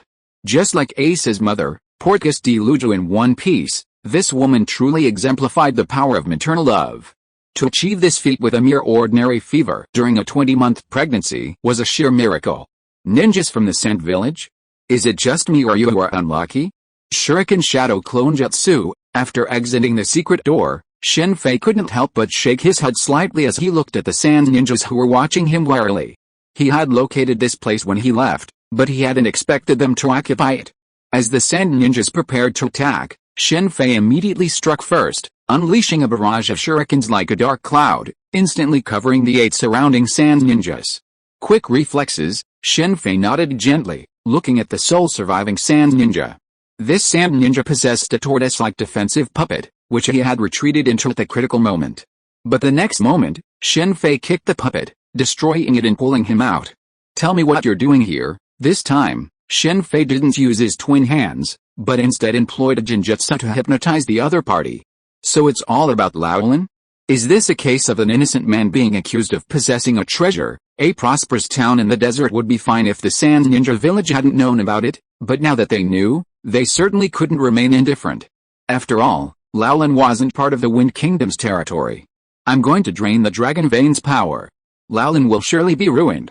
Let's help them. Laolin's prosperity was built on the power of the Dragon Vein. Once the Dragon Vein's power disappeared, the water and plants would be quickly drowned by the desert, and Laolin would soon perish. If he didn't have the ability, that would be fine. But since he did, Shen Fei didn't want to do such a thing. So he immediately sought out the current Queen of Sharon, explained the situation, and promised to find them a beautiful place to live. Wood release 4 pillars family technique. On a small, lush island west of the Wind Kingdom, Shen Fei immediately used wood release to construct a number of related buildings. He also used earth release and water release to transform the surrounding environment. Then, he immediately used the Mystic Gate to transfer all the residents of Laolin there. I'm truly dedicated. The service is truly excellent. Seeing the deserted ancient city of Laolin, Shen Fei smiled and shook his head slightly. This is the power of the Dragon Vein, no less than that of a tailed beast. Returning to the present time, Shen Fei immediately devoured the power of the Dragon Vein beneath Laolin and then retreated into seclusion within the mirror dimension. Although he was concerned about whether Kushina had any problems, Shen Fei decided to first manage his strength. Time stops. Shen Fei, emerging from the mirror dimension, waved his right hand, and the surrounding space immediately stopped. It wasn't a stagnation, like the fading of the sky and earth, but a complete halt. This was the result of a combined power of the Ice Imperial and the time magic of Kamar-Taj. 20 seconds? The range is about 30 meters. It could be a killer move. In ninja combat, a single second, let alone 20 seconds, could mean the difference between life and death. Unfortunately, the gap between me and the Ancient One is still huge. Remembering how the Ancient One could casually stop time in New York and even allow others to transcend time, Shen Fei realized he still had a long way to go. Of course, compared to S.H.I.E.L.D, the difference was worlds apart. As his time-stopping ability had no limit, he could use it at will as long as he had the energy, though it did require a cooldown. P.S. This is fanfiction, so there will naturally be some secondary creation and added settings. If you want an exact replica of the original, read the original. Chapter 467 Snow Country. If I had known earlier, I shouldn't have taken the position of Sorcerer Supreme. Giving it to Strange would have been the right decision. We could have waited until Thanos showed up to find a way to deal with the Time Stone. After restoring time, Shen Fei immediately thought of the Ancient One and the Marvel Universe. After accepting the position of Sorcerer Supreme, Shen Fei finally understood just how dangerous Marvel's Earth truly was. No wonder the Ancient One had grown tired of him constantly saving the world while humanity was constantly courting death. It wouldn't be a problem in the short term, but if it continued for over 1,000 years, Shen Fei was sure he'd be outrunning the Ancient One, not to mention the curse from the dark forces. The saying that turning dark is 3 times stronger isn't unreasonable. Fortunately, even though Strange is gone, we still have Scarlet Witch. Shen Fei was only thankful that Marvel still had Scarlet Witch. When she fully matured, she'd be as powerful as Captain Marvel. With such a powerful being, Earth wouldn't be a problem unless they encountered a being like Dormammu. It's time to go back. It's time for them to go back too. With that thought, he unleashed the Flying Thunder God technique and returned to his room in the Rain Village's Steel Tower. The Rain Village's Steel Tower, with 19 stories, was arguably the tallest structure in the entire ninja world. Elsewhere, including the 5 major ninja villages, the tallest buildings at that time were only about 7 stories high. After a series of renovations by Shen Fei, the tower's defenses had been significantly strengthened, not through material reinforcement, but through the addition of relevant barriers. Furthermore, what had once been a restricted area for the Rain Village was now the office of the Akatsuki Kingdom, open to all of Akatsuki. Of course, this only applies to the 9th floor and below. From the 10th floor onward, only Akatsuki members are currently permitted access. This is what the daimyo did. Everyone in the ninja world knows it now, Tsunade said in the Konoha Hokage's office. She immediately threw the Akatsuki newspaper at the Fire Nation envoy across from her, glaring coldly at Konoha's 2 advisors and Danzo. Under pressure from Akatsuki, Danzo was released and quickly formed an alliance with the Fireland daimyo, forcing Tsunade to dispatch forces against the Omega Cure. This would allow Tsunade's faction to fight the Omega Cure to the bitter end. Whether Tsunade won or lost was irrelevant. A victory would severely weaken Tsunade's faction, facilitating her seizure of power. A defeat would make it even easier. It was a 2-pronged plan. Konoha's lack of action had angered the Fireland daimyo, and Danzo's actions were a natural fit. It's just a few civilian deaths, Danzo said nonchalantly, glancing at the newspaper. He had already read the newspaper. In his view, if only a few civilians were sacrificed to annihilate the Omega Cure, even sacrificing twice as many would be insignificant. Danzo, before Danzo could continue, Utatane Kaharu immediately rebuked him. One of the main reasons Danzo couldn't become Hokage was that he wanted to use the same methods he used to rule the Dark World. This was the main reason he couldn't become Hokage. Konoha's 2 advisors supported Danzo in order to seize power from the current Hokage, Tsunade. In reality, they didn't support Danzo becoming Hokage at all. To be frank, with someone like the 3rd Hokage or Tsunade as Hokage, the advisors still had considerable power, but if Danzo had become Hokage, the outcome would have been completely different. If it weren't for Pain's 6 paths coming to Konoha to support the cause, causing Konoha to suffer heavy losses, and the 5th Hokage's coma, Danzo wouldn't even have been able to become the acting 6th Hokage. This is slander, completely slanderous, fabricated, and false. The Fire Nation's envoy naturally refused to acknowledge the reports in the Akatsuki newspaper. If such a report were to spread, the Fire Nation would likely be in a state of panic. The attack on the Rain Village had already deterred the Fire Country daimyo from appearing publicly, causing some in the Land of Fire to become uneasy. If something like this were to happen again, the daimyo's opponents would certainly not miss this opportunity. The 5 great ninja villages had no interest in the daimyo, but some powerful factions in the Land of Fire were keen on the position. Just as Tsunade, the Hokage, had a rival, so too would there be claimants to the position. Tsunade, this kind of enemy intelligence cannot be trusted, Utatane Kaharu said. HMPH, Tsunade glared at Utatane Kaharu and said nothing more. Tsunade knew the newspaper reports were true, but from Konoha's perspective, a falling out with a Fire Country daimyo now was not a good thing. The 2 sides were now on the same side, sharing a common enemy. Knock, knock, knock. Just then, there was a knock on the door. Following Tsunade's call, a ninja from the intelligence squad entered. Just as he was about to greet everyone in the room, he was interrupted by Tsunade. What happened? His group was in a meeting, and the intelligence team wouldn't have interrupted unless it was crucial information. The envoy has reported that the ninja families of Hijiri, Ruri, and others have been annihilated by the Akatsuki, the intelligence team member said, handing the scroll to Shizune, who had approached, and then departed. The people of the Rain Village are too arrogant. Although he hadn't seen the specific information, just the information he had heard made Utatane Kaharu's face change, and he looked at Midamanan and Danzo, who had transformed. Declaring war on the entire ninja world with the strength of a single village, not only did they make the daimyos of the 5 major nations afraid to show their faces, but they also suffered heavy losses under their command. Such power gave Utatane Kaharu a bad feeling. It's not just Hijiri, but Kazejiri and several other ninja families in the Wind Country will be destroyed too, and it's also the work of the Akatsuki. The Akatsuki Windbreaker is now very famous, and it's said that some people are already using it to intimidate others. Whether in the ninja world or the pirate world, there are many people who impersonate powerful figures. Tsunade, we can't wait any longer. We must act immediately. Do you want to see Konoha, founded by the first Hokage, destroyed at the hands of these people? Utatane Kaharu said, then turned to Danzo and continued, Danzo, this time your roots must also take action. No matter what you think, we must first destroy the Rain Village. I understand, Danzo said expressionlessly in response to Utatane Kaharu's words. Akatsuki's actions naturally wouldn't just target the Fire Temple and Wind Temple. They would also attack the ninja clans of the Rain Village. They were also targets, and they were just along the way. The response from the surrounding areas is good.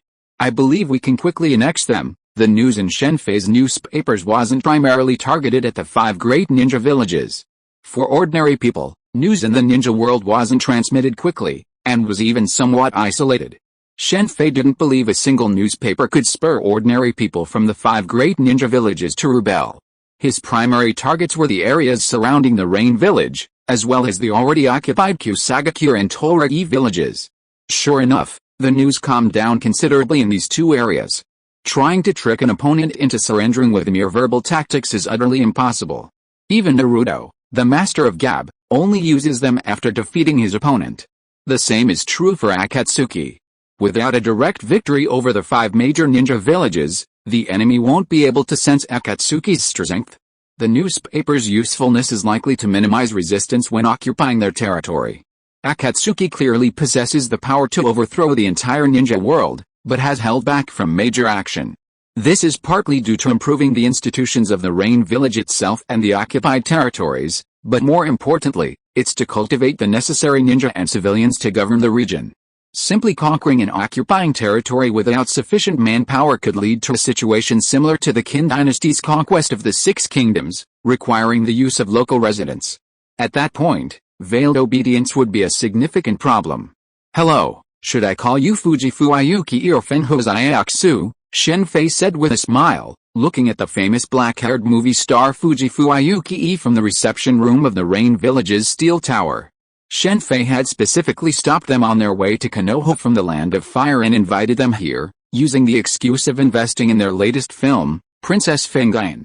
Princess Xiaoxu, Xiaoxu's agent, who had been standing behind Fenho Xiaoxu, immediately drew the short sword hidden at his waist and carefully positioned himself in front of Fenho Xiaoxu. This agent was Dr. Asama, nominally Xiaoxu's agent, but in reality, a minister of the Land of Snow, who had disguised himself as Xiaoxu's agent to protect her. Don't be so nervous. I mean no harm. We in Akatsuki are committed to peace in the ninja world. I'm sure you've seen what's happened here these past few days. I can promise to help you retake the Snow Country. However, when our territory expands to the Snow Country, the Snow Country must join us and return to Snow Village or Snow Town. Of course, you'll still be the administrator, but without the title of daimyo. We have a comprehensive system to ensure the safety of ordinary people, and there won't be random killings by ninjas. When Fenho Xiaoxu and her group arrived at Rain Village, Shen Fei didn't meet them immediately. Instead, he let them wander around the village and admire the newly built cinema. You should think about it carefully. After all, our territory is still a long way from the Snow Country, Shen Fei said, preparing to leave. This meeting was mainly out of curiosity. Why are you looking for me? With your strength, there's no need to look for me, right? Fenho Xiaoxu suddenly spoke as Shen Fei stood up to leave. It's simple. You're a kind-hearted person. Our Akatsuki Kingdom's goal is to maintain peace throughout the ninja world, not to rule it. Recruiting like-minded individuals is perfectly natural. If you don't trust our rule, you can go to Kusagakure or Torino Village and see for yourself. I agree.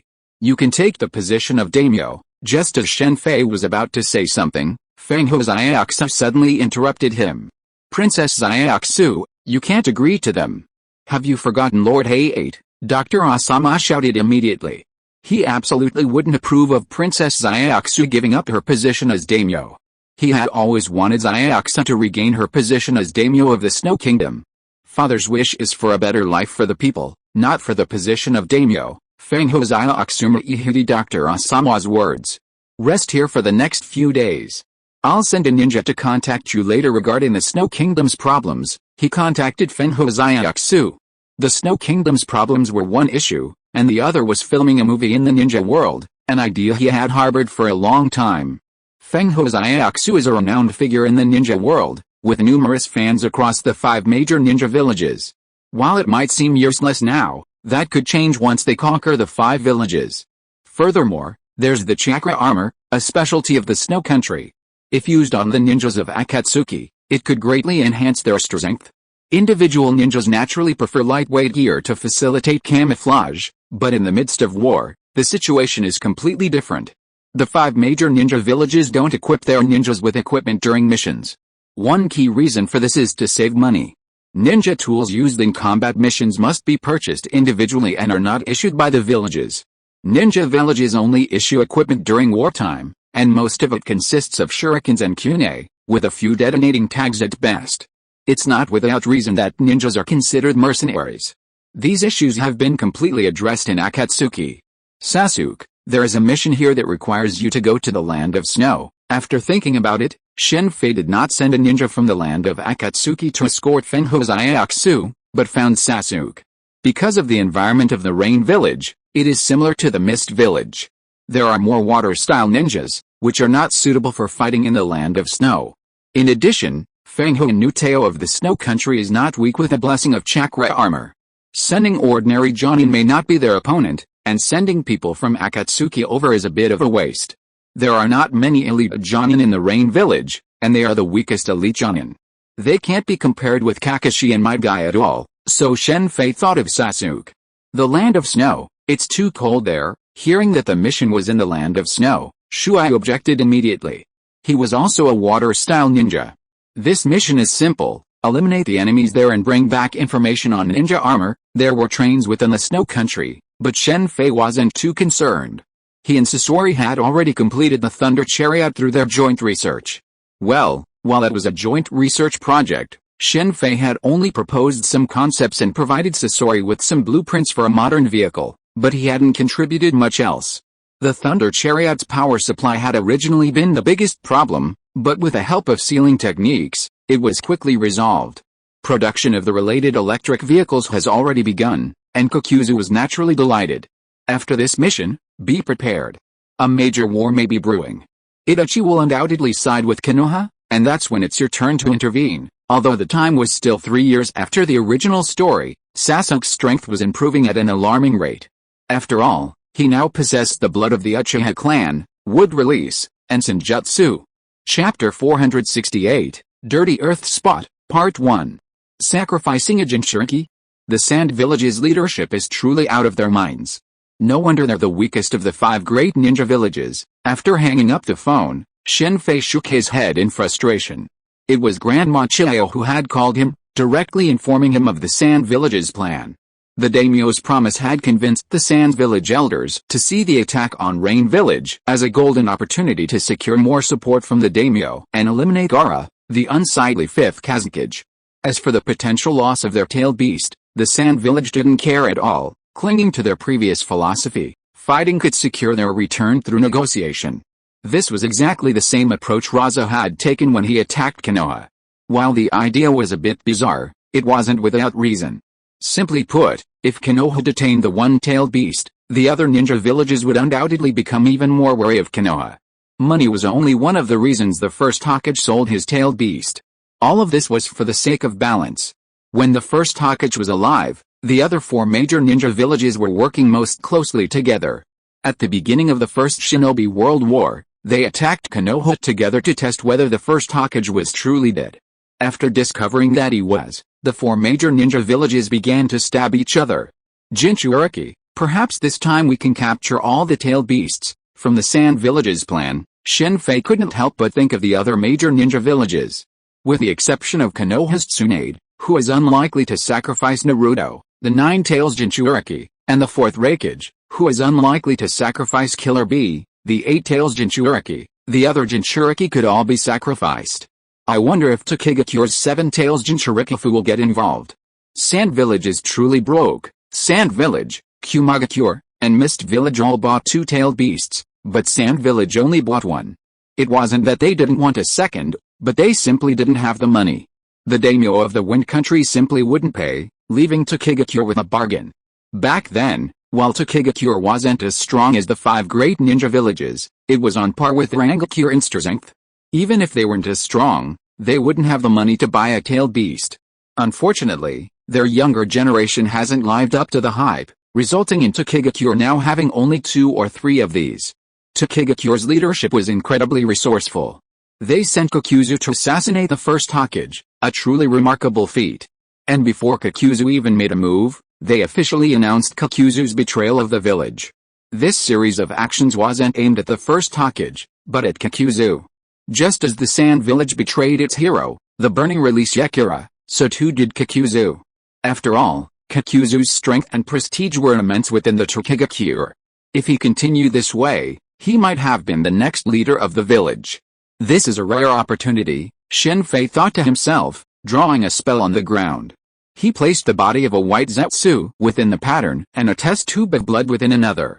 Then, he formed hand seals and whispered, "Immortality." With a puff of smoke, a pitch-black coffin slowly emerged from the spell. As the lid opened, Uzumaki Kushina emerged. "Hello, do you remember me?" Shen Fei smiled and waved to the emerging Kushina. "This is your time period." Kushina surveyed her surroundings, but saw nothing but a forest. Kushina had broken the seal she had placed on herself before her death, so naturally, she remembered Shen Fei. "Yes, Naruto is probably 13 now," Shen Fei said softly. "Konoha is in that direction." Kushina's words told her she was eager to see Naruto. "Before you go to Konoha, there's something I think you should know. It's hard to explain here. Let's go somewhere else." Shen Fei patted Kushina's shoulder and immediately, with a flying thunder god technique, appeared in the conference room of the Rain Village's steel tower. "Let me first introduce you to the current situation in the ninja world," Shen Fei said, unfolding a holographic virtual image. He outlined the current situation in the ninja world, explained Akatsuki's goals, and revealed the identities of Nagato and Konan. The Uchiha clan was exterminated. Kushina was stunned by this information. Back then, Kushina and Uchiha Mikado were good friends. Naruto and Sasuke were the same age. Sasuke was only a few months older. Yes, after the death of the 4th Hokage and his wife, the 3rd Hokage returned to power and overturned all of the 4th Hokage's policies, forcing the Uchiha clan to rebel. In the end, the Uchiha clan was exterminated by Uchiha Itachi and several other forces. Today, only 3 members of the Uchiha clan are still alive: Uchiha Itachi, Uchiha Sasuke, and Uchiha Obito. Shen Fei paused after saying the name Uchiha Obito. Obito is still alive. Sure enough, upon hearing Obito's name, Kushina's expression became somewhat excited. Kakashi, Obito, and Rin were all disciples of the 4th Hokage, so they were naturally very familiar with Kushina. When the news of Obito and Rin's deaths was passed back, Kushina was very sad. "I have some very sad news to tell you. The masked figure responsible for your and your husband's deaths was none other than Uchiha Obito. He's currently imprisoned here. I'll take you to see him later." "It's Obito." "That's impossible," Kushina retorted upon hearing Shen Fei's claim. "I'm sorry, but it's true. His awakened Mangekyo Sharingan is of the nature of space and time. Obito is a deeply infatuated man. After Rin's death, he harbored the thought of destroying the world." Shen Fei proceeded to recount the entire story of Obito, Rin, and Uchiha Madara. Uchiha Madara, Infinite Tsukuyomi. Hearing so much secret information at once, Kushina's expression shifted constantly, until she finally sighed deeply. "What a foolish child." "Obito isn't foolish. This is indeed a world where anything is forgiven." Shen Fei immediately understood from Kushina's words that she no longer blamed Obito for killing them. In fact, Uchiha Madara was also deceived. The so-called Infinite Tsukuyomi was just a cover. The real purpose of those who deceived him was to get the sacred tree. This involves the origin of the tailed beasts. Do you know the 10 tails? The 10 tails? It seems that there is no such tailed beast in the ninja world, Kushina said with a puzzled look. It seems that he doesn't know. The so-called 10 tails is actually a combination of the 9-tailed beasts. Before the 6th sage died, he used his unique ninjutsu to split the 10 tails into 9-tailed beasts. Shen Fei spoke and told them about the 10 tails, the sacred tree, the 6th sage, Kaguya Otsutsuki, and the Otsutsuki clan. This was the first time he had revealed all the relevant information. He had not even told Sasuke and Nagato the whole truth. Kaguya Otsutsuki betrayed the Otsutsuki clan and didn't use the sacred tree to devour the world. Sooner or later, the Otsutsuki clan will find this place. I've received relevant intelligence, and they'll appear soon. They're extremely powerful. Akatsuki's goal in unifying the ninja world is, on the one hand, to prevent a ninja world war from happening in the entire ninja world, and on the other hand, to concentrate forces to deal with them. Of course, there's a lot of water in this statement. For the Otsutsuki clan, concentrating forces is useless. They must have strong people who can fight against them. Without such strong people, no matter how many there are, it's meaningless. It's really ridiculous to say that Konoha. They clearly had the power to unify the ninja world back then, but they gave it up. Not to mention that, they also gave up such an important ally as the Uzumaki clan, all for the so-called will of fire.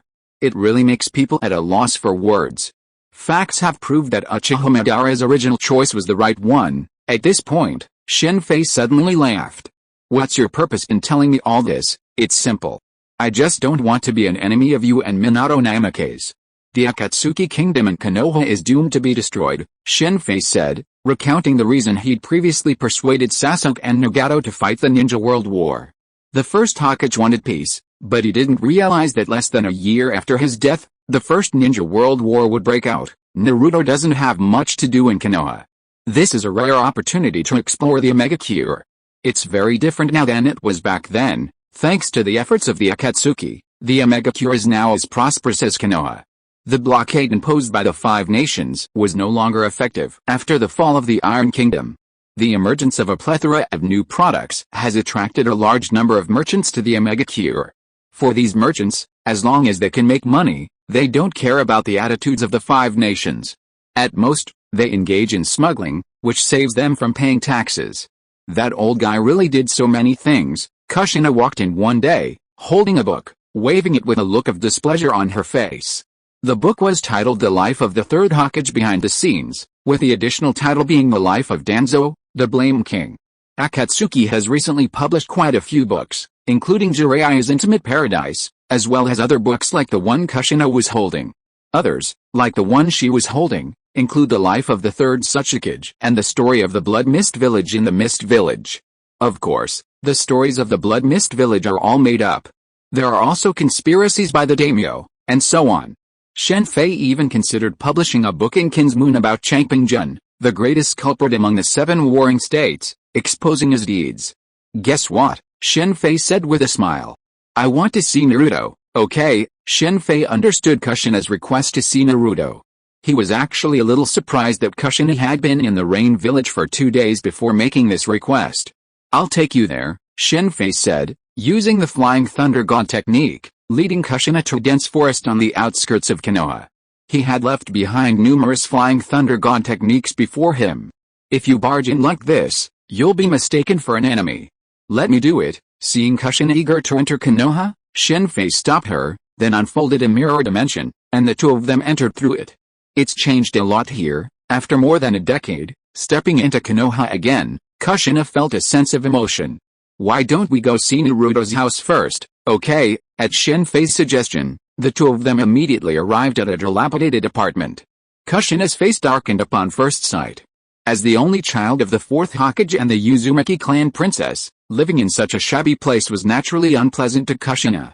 Even after the Uchiha clan was exterminated, Uchiha Sasuke still lived in his own home, while Naruto didn't even have the right to live in the 4th Hokage and his wife's house. Even though Kushina had heard much about Naruto's experiences from Shen Fei before, she had never been as furious as witnessing this scene. Upon entering Naruto's room and seeing the scene inside, Kushina's face grew even more furious. Naruto's room was a mess, with dirty clothes, instant noodles, bucket noodles, milk, and so on scattered everywhere. Although Naruto wasn't as broke as he was when he was little, he still loved eating noodles due to long-standing habits. Get out, okay? Seeing Kushina's gloomy expression, Shen Fei had no choice but to open the secret door and let her into Naruto's room. He also left the mirror dimension, but stayed outside instead of inside, leaving Kushina alone inside. I'll check where Naruto is now, Shen Fei said, summoning a shadow clone and sending him off to investigate the village. Sarutobi Hirozen. After Shen Fei left, Kushina glanced around, then checked the refrigerator and Naruto's clothes, then spoke a name coldly. Going to see Naruto?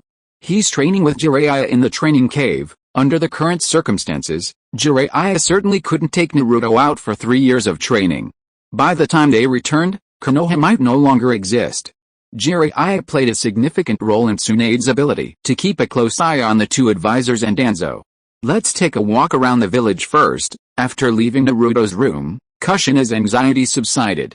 No problem, Shen Fei nodded slightly, looking at Naruto's tidy room. Kushina's actions might expose her, but it wasn't a big deal. If it weren't for the greater good, with Akatsuki's strength, it wouldn't be difficult to defeat the 5 major ninja villages. The two, their appearances altered by the transformation technique, slowly walked through the streets of Konoha. Although Konoha maintained strict surveillance of outsiders, now that they had entered the village, as long as they didn't do anything too conspicuous, they wouldn't attract the attention of the Anbu. Itachi and Kisame were only discovered by Asuma after having a meal in Konoha. Konoha's Anbu wasn't yet well equipped to monitor every single person. Let alone the ninja world, even in modern society, relying on modern technology, it's impossible to monitor everyone.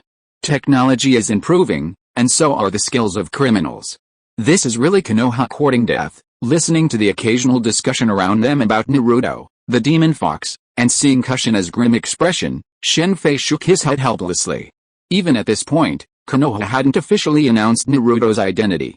Chapter 469, Dirty Earth Spot, Part 2. If the Konoha villagers were talking about Kushina, it wouldn't matter, as she grew up surrounded by such gossip. But now that it's her son, the situation is completely different. If Kushina hadn't grown up in Konoha, and if Minato Namikaze hadn't been the 4th Hokage, she'd probably be furious. The ninja world is full of strange things, like the 9 Jinchuriki. Such an important position should be kept secret, but the vast majority of the 5 major ninja villages know who their Jinchuriki is, forcing them to endure cold treatment from a young age. Trying to influence them through emotional appeal while simultaneously ignoring the harsh words is truly remarkable. The most outrageous move here is Biraza. While the other ninja villages are at best cold, he's also conducting assassination tests. With that kind of thinking, it's no wonder that Sans village is the weakest of the 5 major ninja villages. All news is blocked, worthy of a ninja village. While Kushina was furious about Naruto, Shen Fei also gathered a rough idea of Konoha's situation from the scattered conversations of those around him. While Akatsuki was booming outside, few in Konoha seemed to know anything about it. Another level of isolation, somewhat similar to Wano Country, Konoha's situation reminded Shen Fei of the Wano Country in One Piece, where trade had distorted the concepts of openness and isolation. The current situation of ordinary Konoha citizens was very similar. Interactions within the ninja world remained similar to those of the 7 warring states. Those who traveled were primarily merchants, while ordinary people might never leave their village. Shen Fei sighed, shook his head slightly, and then put the matter behind him. The ninja world system was somewhat bizarre and irrational, but as the saying goes, existence is rational. Just like the celestial dragons in One Piece, they still existed. Even in modern society, such bizarre things still exist, like the caste system, which is even more bizarre. Shen Fei felt incredibly fortunate to be a member of the Great Celestial Empire. Let's go, Kushina said, and they immediately headed towards the training cave. If she continued to listen to the surrounding discussions, she feared she would be tempted to take action. So many people were talking about Naruto for a simple reason, to find topics. Entertainment was scarce in this era. Even with modern electronics, movies were limited, and television was completely unused. Even if someone didn't want to talk about Naruto, someone would deliberately bring it up. He's practicing the wind-style Rasenshuriken. Arriving at the training cave through the mirror dimension, Shen Fei observed Naruto's practice and immediately understood what he was practicing. He was also practicing the Rasengan's chakra transforming jutsu, and was making good progress. Shen Fei wasn't desperate to complete this jutsu quickly. He certainly didn't need to create countless shadow clones like Naruto in the original story, even skipping home to practice. Back then, Naruto was driven by his unwavering commitment to the jutsu, and Tsunade's refusal to allow him to go on missions, prompting him to complete it as quickly as possible. Naruto's current training with the wind-style Rasenshuriken was similar to Shen Fei's. While he still created numerous shadow clones, he wasn't as dedicated as in the original story. Judging from Naruto's family, he at least went home to sleep every day. Besides the wind-style Rasen Shuriken, Naruto was also cultivating the Nine-Tails chakra, but his progress was far from ideal. The Uzumaki clan primarily specialized in sealing techniques, making it easy to borrow the Nine-Tails chakra. Unfortunately, Naruto lacked any sealing techniques. In fact, the only hand-sealing jutsu Naruto knew was the Shadow Clone Jutsu, the rest were non-seal jutsu, and he couldn't even perform a single attribute jutsu. Naruto, in the mirrored space, Kushina stood before Naruto, carefully examining him, tears streaming down her face.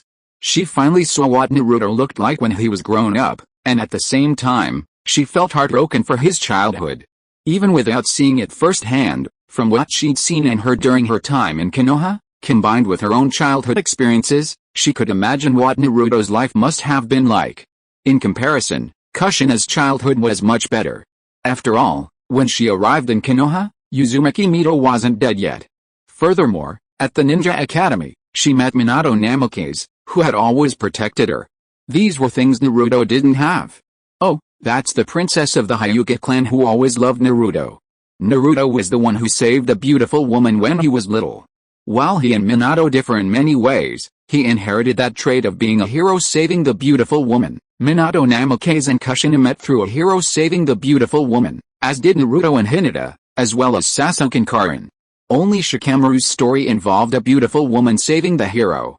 While Naruto might still have feelings for Sakura at this point, Shen Fei was more in favor of Naruto and Hinata being together. He was Hinata's ally, and while he held no ill will towards Sakura, he simply considered her unlucky. Shen Fei completely stayed out of Sasuke and Sakura's relationship, or Karin's, allowing them to develop freely. After all, he wasn't there to act as a matchmaker, though technically, his actions were indeed interference. Let's go. I want to ask Sarutobi Hiruzen how he really took care of Naruto. Kushina stared at Hinata for a long moment, then shifted her gaze to Naruto. She took a deep breath, her expression firm. To personally question Sarutobi Hiruzen, of course, they first needed to be resurrected through the impure world reincarnation, and to do so, they naturally needed to unlock the Shiki Fuijin. For Orochimaru, unlocking this forbidden technique would require a long time of study, but for Kushina, the situation was completely different. After all, the Shiki Fuijin technique was a sealing technique from the Uzumaki clan. No problem, you can beat him up and vent your anger then. No, the body of the impure world reincarnation cannot feel pain. Then let Konoha change its master. This will be the biggest blow to him, you are right. I will let him see the destruction of Konoha with his own eyes. Kushina nodded in agreement with Shen Fei's words. In fact, even if it was not for the purpose of attacking the third Hokage, Kushina also needed to release the Shikigami Fuijin because only in this way can the soul of Minato Namikaze be liberated and the couple can be resurrected. This was the deal negotiated by Shen Fei and Kushina. Although Kushina did not agree at first, she immediately agreed after hearing what Shen Fei said later. The opportunity to see Minato again and more importantly, to live with her son in the future are undoubtedly very attractive to Kushina. After all, Shen Fei did not make any demands that Kushina could not accept. Let's go to the Namen Hall first. Just as Shen Fei was about to open the secret door directly to Orochimaru's southern base, Kushina stopped him and took Shen Fei to a secret building in a forest north of Konoha. It was the Namen Hall of the Uzumaki clan, the forbidden area of the Uzumaki clan. In the original novel, Orochimaru spent a lot of time to find this place. Are these all the masks of the gods of death? Shen Fei asked after entering the Namen Hall and looking at the many white masks of different shapes on the wall. Yes, Kushina said as she swung out 2 chakra lines and removed a god of death mask with 2 devil horns from the wall. Are there so many gods of death in this world, or do these masks represent different aspects of the gods of death? Shen Fei muttered to himself as he looked at the different masks of the gods of death on the wall. It should be the latter. If there really were so many Shinigami, they wouldn't allow the impure world reincarnation to run rampant. In Marvel's hell, perhaps a few souls could be traded from Mephisto, but only a few. If the number were large, Mephisto would definitely not agree. The impure world reincarnation developed by the second generation, if I'm not mistaken, was probably inspired by the sealing techniques of your Uzumaki clan. The numerous Shinigami masks and the Namen-do suggested the Uzumaki clan's deep research into Shinigami, An impure world reincarnation, being related to Shinigami techniques, made Shen Fei think so. You're right, but unfortunately, most of these sealing techniques have been lost. Even I have only inherited a portion. Shen Fei didn't doubt Kushina's words. After all, the Uzumaki clan had been researching for hundreds or thousands of years, and it was impossible for one person to master them all. Orochimaru had always been striving towards this goal. I never expected to meet you under such circumstances, Lord Orochimaru. Inside the southern base, Kushina looked at Orochimaru calmly. She was naturally very familiar with Orochimaru, Minato Namake's greatest rival for the fourth Hokage. Because Jiraiya was Minato's master, both Minato and Kushina addressed Orochimaru with a respectful title, not out of respect for Orochimaru, but for Jiraiya. It's been a long time, indeed. I didn't expect you to even find this. I was just about to have someone inform you that I've failed. Orochimaru's expression remained perfectly calm. The 5 great ninja villages are about to go to war with the Akatsuki. Are you planning to resurrect them through the impure world reincarnation? They're not so easy to control, Orochimaru kindly reminded Shen Fei. I don't need their help in the fight, but don't you think it would be interesting to have the successive Hokage witness the demise of Konoha? Shen Fei said with a meaningful smile. This is indeed very interesting. Please let me participate when the time comes. I really want to see what kind of expression the teacher will have at that time. This guy still has a grudge against the third Hokage, no matter what. Orochimaru also had a dream of becoming Hokage in his heart, and he was once the inheritor of the Will of Fire. Okay, stop talking nonsense, let me see your situation, Kushina interrupted the two of them. And then checked the seals on Orochimaru's hands, and then went to see Orochimaru's related research. What did you say to her? Kushina's actions surprised Orochimaru. After all, according to the current situation, he and Shen Fei were both enemies of Konoha. Nothing. I just told her about Naruto's life in Konoha over the years and took her on a tour. You have to understand, women can be very scary, especially when they're mothers. I didn't expect you to have such a bad taste in this kind of thing. This isn't a bad taste. It's for justice, a mortal reincarnation, on a small, uninhabited island about 10 kilometers in diameter. Far from the southernmost reaches of Konoha village, Shen Fei formed hand seals as a pitch-black coffin rose. As the lid opened, a familiar figure appeared within, Uchiha Madara. Black Zetsu, what's going on? Why is this the immortal reincarnation? A deep voice echoed through the air as Madara's eyes opened, and he slowly stepped out of the coffin. As he stepped out, the black coffin immediately vanished. Who are you? Madara, emerging from the coffin, saw the unfamiliar Shen Fei. His eyes flickering before he quickly glanced around. Congratulations, Madara-sama, on your return to the human world, Shen Fei said softly, looking at impure world Madara with a smile. Black Zetsu, where's Obito? The unfamiliar environment and the unfamiliar figures didn't seem to affect impure world Madara at all. After taking a look around, he immediately crossed his arms and looked at Shen Fei in front of him with a leisurely look.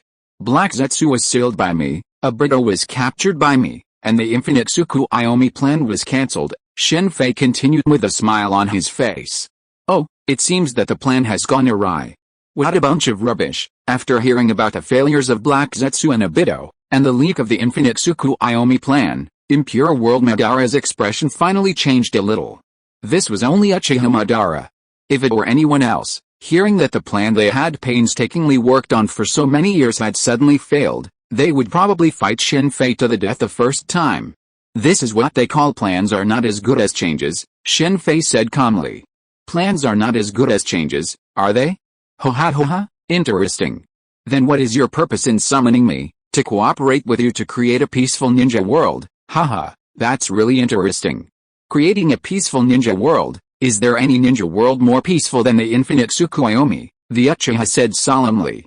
Haha. Using the infinite Tsukuyomi to create a peaceful world, haha, Uchiha Madara, I really didn't expect you to be so short-sighted. When I learned that you and the first Hokage had broken off due to different philosophies, I still admired you. The only way to achieve peace in the ninja world was to unify.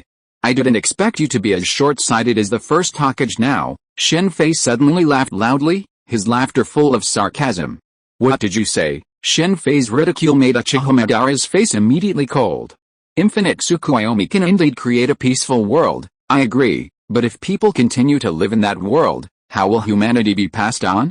Have you ever thought about this question? Putting aside the situation in the fantasy world of infinite Tsukuyomi, humans have a lifespan. In the real world, humans can reproduce, but in infinite Tsukuyomi, they cannot. After 100 years, humanity will probably become extinct. This is the peaceful world you want. Chapter 470, Impure Earth Spot, End. Honestly, Shen Fei was completely speechless at Madara's train of thought. Putting aside the white Zetsu issue, the mere fact that humanity couldn't continue its legacy was tantamount to the end of the world. Such a simple truth, yet Uchiha Madara hadn't grasped it. Obito's actions could be seen as a result of Rin's extreme behavior, but Uchiha Madara wasn't quite so extreme. Shen Fei's words stunned Uchiha Madara.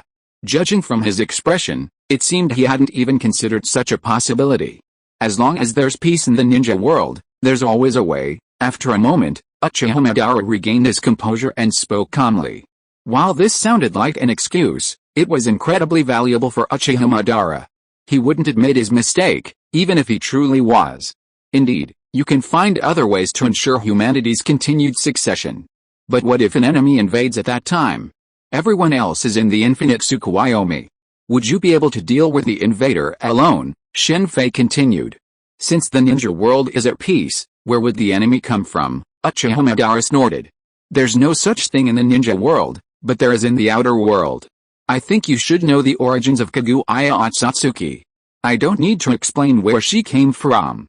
Since she can appear, why can't others? What exactly do you want to say? Shen Fei's words silenced Uchiha Madara again. Only then did he realize that the forbidden technique, infinite Tsukuyomi, which he had high hopes for and could bring peace to the entire ninja world, actually had so many problems. But as I said, Uchiha Madara would never admit his mistake. What I want to say is that you were deceived by Black Zetsu. Impossible, he couldn't deceive me. Shen Fei was abruptly interrupted by Uchiha Madara before he could finish his words. Madara naturally had great trust in Black Zetsu. After all, no one would doubt him, just like Shen Fei would never doubt his own shadow clones. Of course, those shadow clones that would compete with the original body for the bathroom were an exception. Are you really sure that Black Zetsu is your creation? Ha ha ha, you know, Black Zetsu is not your creation, but Kaguya Otsutsuki's creation. The contents of the Uchiha clan's Nanga shrine were not left by the six-path sage, but were modified by Black Zetsu. The infinite Tsukuyomi can save the ninja world, but it's just a scam. If the infinite Tsukuyomi can really save the ninja world, why didn't the six-path sage use it himself, but left words for future generations to use? You must know that in terms of strength, he is the strongest in the ninja world. When you saw the contents of the stone tablet, didn't you doubt this? In short, it can be said that Uchiha Madara also suffered from a lack of culture.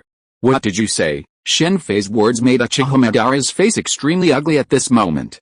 The plan he had been planning, the plan to surpass the first Hokage, turned out to be just a scam. Are you deaf? I said that infinite Tsukuyomi is a hoax.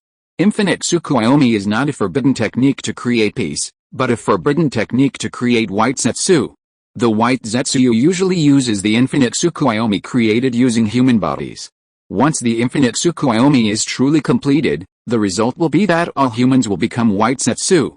Is this the peace you want in the ninja world? Shen Fei said this with a mocking smile on his face. This smile immediately angered Uchiha Madara. When did he, Uchiha Madara, fall to the point of being ridiculed like this? Even the first Hokage had never ridiculed him like this. The angry Uchiha Madara's eyes immediately turned into Mangekyo Sharingan and glared at Shen Fei. With Uchiha Madara's current strength, the illusion of the Mangekyo Sharingan would easily make even a cage-level master fall for it. You're so angry now. I corrected your mistakes, preventing you from becoming a demon that destroyed the ninja world. Otherwise, you wouldn't be able to hold your head up when you see Hashirama Senju again. You're quite powerful, aren't you? No wonder you chose to reincarnate me. But you probably don't know that reincarnation isn't something you can use casually. Seeing Shen Fei show no reaction after seeing his Mangekyo Sharingan, Uchiha Madara's eyes flashed with surprise. Of course I know, Shen Fei said with a smile. Reincarnation is easy for you. Not only that, I also know that you, Madara-sama, not only possess the Rinnegan, but also the wood release of the first Hokage. After the battle at the Valley of the End, you accidentally merged with the first Hokage's cells and activated the Rinnegan. You know so much, and yet you dare to reincarnate me? You seem very confident in your own strength. It was undeniable that Uchiha Madara regained his composure so quickly after suddenly hearing so much information, including the fact that his long-cherished wish was a hoax. I do have some confidence. To convince Uchiha Madara to participate in his plan, he needed a prerequisite, and that was an opponent at least on par with him. If the opponent's strength was inferior to his, forget it. Uchiha Madara was extremely arrogant, and it was this arrogance that led even the Uchiha clan to betray him in the end. Before the impure world reincarnation of Uchiha Madara, Shen Fei had already prepared for a battle with Uchiha Madara. Ho-ha, then show your strength that makes you confident, Uchiha Madara said. An extremely powerful chakra emanated from his body. As the chakra flowed, a blue giant tens of meters tall appeared around Madara's body, Susanoo. Uchiha Madara's body appeared on Susanoo's forehead, and he looked at Shen Fei below with a look of great contempt. The infinite Tsukuyomi was a scam, and Uchiha Madara couldn't wait to vent his anger. As you wish, the woodman jutsu. After Uchiha Madara summoned Susanoo, Shen Fei retreated a dozen meters and formed hand seals. The ground shook, and a giant, nearly as tall as Susanoo, appeared before Madara.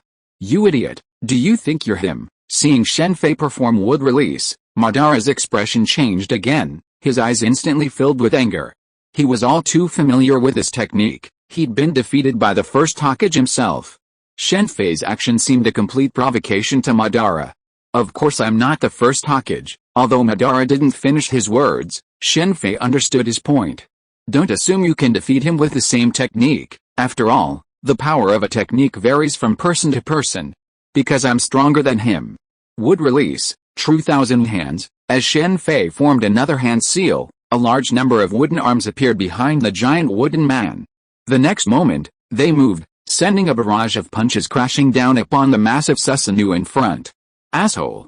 Uchiha Madara immediately controlled Susanoo to meet Shen Fei's attack. Unfortunately, the number of punches was vastly outnumbered. Susanoo could only block some of the blows, while the rest collided with it. The overwhelming force pushed Susanoo back, and the ground crumbled under the attack. How is this power possible? Madara's face darkened as he felt the force of the fists. The power of these thousands of fists was even greater than that of the first Hokage. After receiving dozens of blows, Susanoo slowly began to crumble. Even Madara's constant use of chakra to repair Susanoo couldn't keep up with the speed of its destruction. Susanoo Shinra Tensei, seeing Susanoo about to be completely shattered, Madara no longer cared to hide his strength. The Rinnegan immediately appeared in his eye sockets. As one of Susanoo's forearms raised, an incredibly powerful repulsive force appeared between the wooden man and Susanoo. With a resounding boom that echoed through the heavens, a powerful force erupted, sending Shen Fei's wooden figure stumbling back a dozen steps. Simultaneously, the Susanoo retreated a dozen steps as well. The entire island, crushed by this force and the retreating wooden figures in Susanoo, crumbled. The ground began to crack at the point where the Shinra Tensei had erupted, spreading to both sides. Soon, the entire island was split in two. Countless birds and beasts in the distance seemed to sense danger and desperately rushed towards the island's edge. Is this the power of the Rinnegan? It's truly formidable. Back then, when he fought the first Hokage, if he had these eyes, the first Hokage wouldn't have been a match for him. Feeling the sheer might of the Shinra Tensei, Shen Fei couldn't help but sigh at the Rinnegan's immense power. Even his wooden figure technique was repelled. In reality, it was the Uchiha clan that wielded the power of the Rinnegan. Even after its major weakening, Nagato's Rinnegan was already this powerful. It's easy to imagine how powerful the genuine one is. Madara, in his impure world reincarnation form, couldn't unleash the full force of this attack. You truly are the sage's eye, but it's a shame. Even with it, you're no match for me, Shen Fei declared, immediately manipulating the wooden figures to leap toward Uchiha Madara's Susanoo. In mid-air, the arms of thousands of people swung again. Boom. The impact of their fists on the ground and the tremors of the wooden figures landing further intensified the island's collapse. The wooden figures were enormous, at least twice the size of summoned beasts. With such a size, even just moving, let alone attacking, would cause massive damage to the surrounding environment. After all, the battle between Gamabunta and Shukaku had already devastated the terrain. Why are you dodging, Uchiha Madara? That's not like you. Shen Fei shook his head slightly, looking at the Susanoo in the distance. Asshole. Shen Fei's words made Uchiha Madara curse inwardly. Their previous encounter had already taught him Shen Fei's strength, so he wouldn't rush into head-on confrontation. He was no fool. You're indeed powerful, but you've made a fatal mistake. I'm now in the body of an impure world reincarnation, the Uchiha spoke as the Susanoo surrounding him suddenly began to form hand seals, 4 hands, 2 seals. Is it the celestial shock star? Shen Fei looked up at the massive meteorite that suddenly appeared in the sky. Fujitora could also summon meteorites with a smile, though they were much smaller than the ones Madara summoned. Madara and Shen Fei were now very close, and the meteorite's fall would inevitably drag him along with it. However, as he had said, he was now in the body of an impure world reincarnation, and he wasn't afraid of destruction. This is the proper way to use impure world reincarnation, a suicidal attack, not a head-on sword and gun fight. To be frank, impure world reincarnation is best suited to the use of human self-destruction, even more so than the Blood Dragon Eye. 2. Even Hawkeye would be in trouble if they encountered a meteorite like this falling from the sky. Shen Fei saw the meteorites hurtling toward him from the sky. Although he was tempted to try to cut him down with his sword, after a moment's hesitation, he raised his right hand. Room Slaughterhouse, an air blade appeared in his right hand, and with a series of swings, the massive meteorite in the air instantly fragmented into countless smaller pieces, scattering around the island. Shen Fei felt a glimmer of confidence in confronting the meteorite head-on with his sword, but to be on the safe side, he chose to use the power of the Op-no-no. Such a meteorite attack would undoubtedly be a hopeless threat in the ninja world, but in the pirate world, there are many ways to counter it. Doflamingo's string fruit could slice up a meteorite, and even Law could use the Op-no-no to cut it down. Is this your ultimate move? A very good attack. As the entire island shook, Shen Fei looked at Uchiha Madara in front of him with a smile on his face. How is that possible? Uchiha Madara was a little confused at this moment. Shen Fei seemed to have handled such an attack effortlessly. Even Uchiha Madara was confused at this moment. Kekai JK? No, or should I say Kekai elimination? The unknown attack method immediately made Uchiha Madara think of Kekai JK. By the way, dust release should be enough to destroy the meteorite. When Uchiha Madara was silent, Shen Fei suddenly remembered Inoki's method of dealing with Madara's Tenkaichi shock star in the original work, and couldn't help but shake his head slightly. Although normal dust release could not destroy the meteorite, after all, the meteorite was too fast.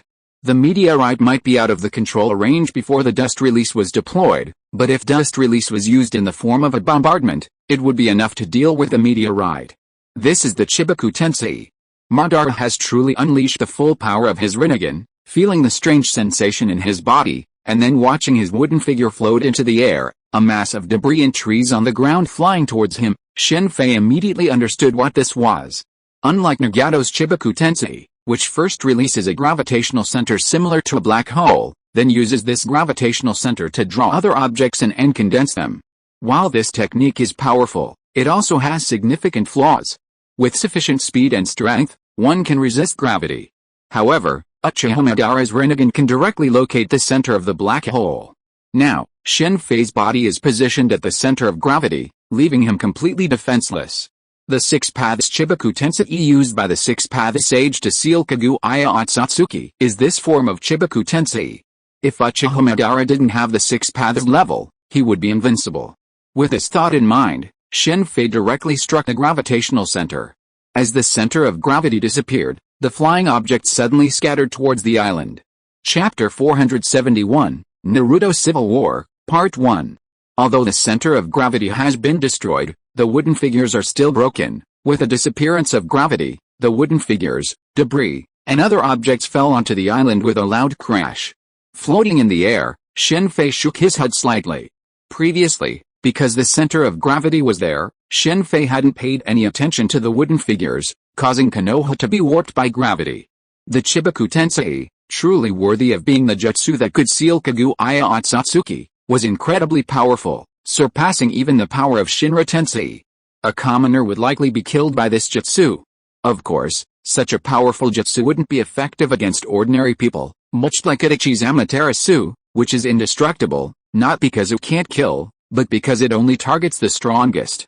This guy, seeing his own Chibaku Tensei unable to harm Shen Fei, Uchiha Madara's expression immediately turned cold. After opening his Rinnegan, Uchiha Madara considered himself invincible in the ninja world.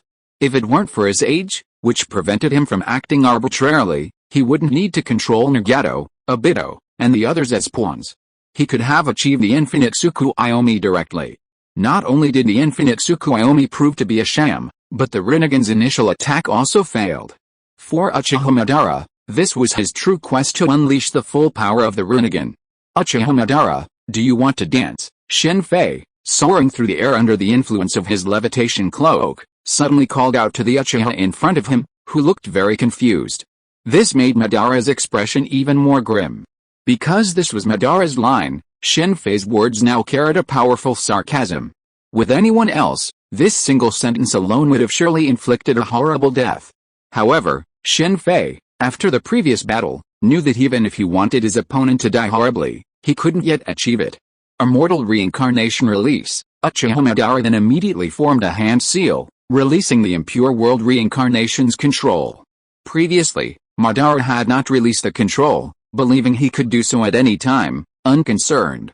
However, after Shen Fei's display of power, Madara felt it was best to release the control now.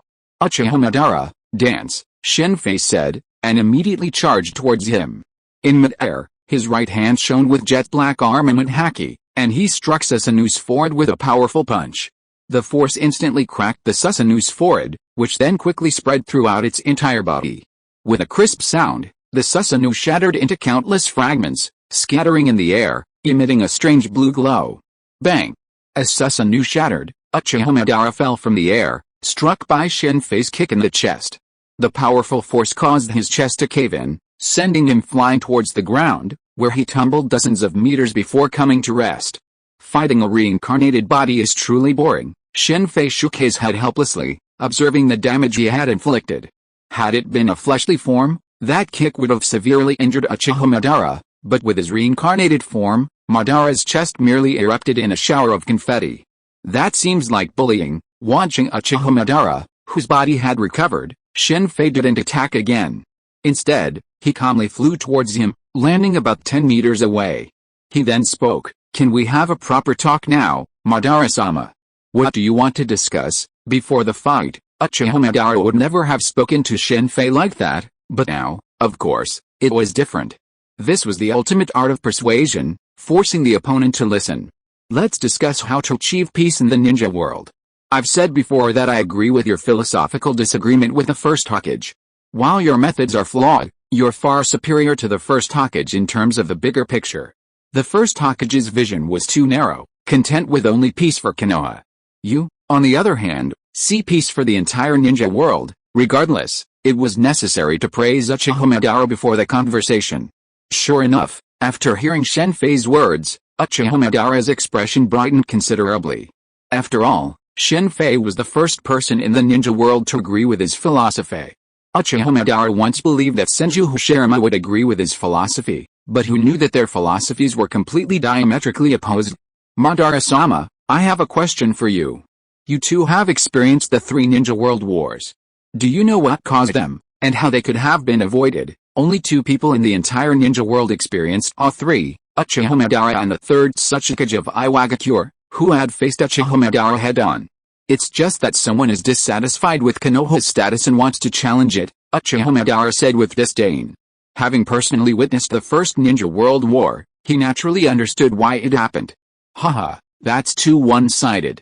I admit that might be a factor, but the real reason is not that. The real reason is why ninjas must undertake missions to earn money. Have you ever considered this? How can ninjas earn money if they don't undertake missions? Uchiha Madara frowned. This is the tragedy of being a ninja. Even you and the first Hokage think this way. How can the ninja world truly achieve peace? The unified ninja world you desire only encompasses the 5 great ninja villages, not the 5 great nations, Shen Fei said, repeating the words he had used to convince Sasuke and Nagato. If we want peace in the ninja world, the most important step is to stop ninjas from being mere tools. Without this, everything else is wishful thinking. Shen Fei paused, then said, "Some things here are difficult to explain. If you promise not to take action, I'll take you to a place where you can see how to achieve true peace in the ninja world." "Oh, then I'll go see it." Madara didn't directly answer, but this was a response nonetheless. "Let's go then," Shen Fei said, using the Flying Thunder God technique to lead Uchiha Madara to the conference room in the steel tower of the Rain Village. Using the holographic imaging system, he showed Madara some of the past and the future. AIM Village, you've probably been there before. How is it going now? After the demonstration, Shen Fei and Uchiha Madara used their transformation jutsu and walked onto the main street of Omegacure. Strolling through the prosperous streets of Omegacure, Madara's expression was complex. He knew the village's past perfectly well. It was he who had placed Nagato's Rinnegan there. Omegacure is now incredibly prosperous. Areas damaged by previous battles are undergoing major renovations, saving a lot of demolition work. In the original novel, Nagato's journey to Konoha to carry rice was, in a sense, a demolition operation. Originally, Omegacure had little transportation, and the streets were narrow, barely enough for horse-drawn carriages. But now, with bicycles, electric bikes, and the upcoming arrival of buses, thunder cars, and cars, all of this requires careful planning. Let's go to Kusagakure and Torano village. Using the Flying Thunder God Jutsu, Shen Fei and Uchiha Madara toured these two Akatsuki-occupied areas, which were also undergoing major renovations. Why should ninjas and ordinary people be separated? Konoha only values ninja schools, and ordinary people's schools don't care at all. But they don't know that in some ways, ordinary people are more creative than ninjas. In addition to the relevant environmental changes, Shen Fei also explained to Uchiha Madara the issues of education and the benefits of unifying the entire ninja world. If this continues, I can't guarantee that there won't be a war, but I can guarantee that there won't be another ninja world war. The first Hokage had no idea that if the 5 great ninja villages continued to maintain their status, the result would be the continuation of the ninja world war from generation to generation. You brought me here just like that. You should know that I have released the impure world reincarnation. If I take action, I can destroy this place immediately. If Nagato's Super Shinra Tensei could destroy it, then Madara's Super Shinra Tensei would be nothing to destroy in the Rain Village. It's up to you, but if that happens, I won't care about the ninja world anymore. The worst that can happen is that you can continue the ninja world war for generations to come. After telling you so much, you must be curious about my identity. In fact, I am from another continent. To the ninja world, I am just a passerby. I just don't want to see any more tragedies happen here. If you, the people of the ninja world, don't work hard, why should I, an outsider, risk my life to save you? I'm not a savior. Shen Fei looked at Uchiha Madara calmly and said, his words were not false. So what is your purpose? Uchiha Madara asked in a deep voice. My goal is simple. Chakra is a thing of the past, and I've learned chakra cultivation methods, along with some forbidden ninjutsu and bloodline limits. That goal has already been achieved.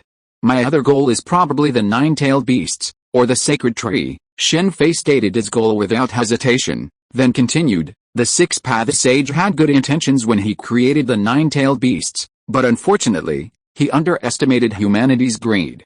Even without Black Zetsu's instigation, it would have been difficult for humans and the tailed beasts to coexist. The 9-tailed beasts have been fighting humans for countless years, but before there were sealing techniques or Jinchuriki, at most the tailed beasts could be killed, then revived until a Jinchuriki emerged.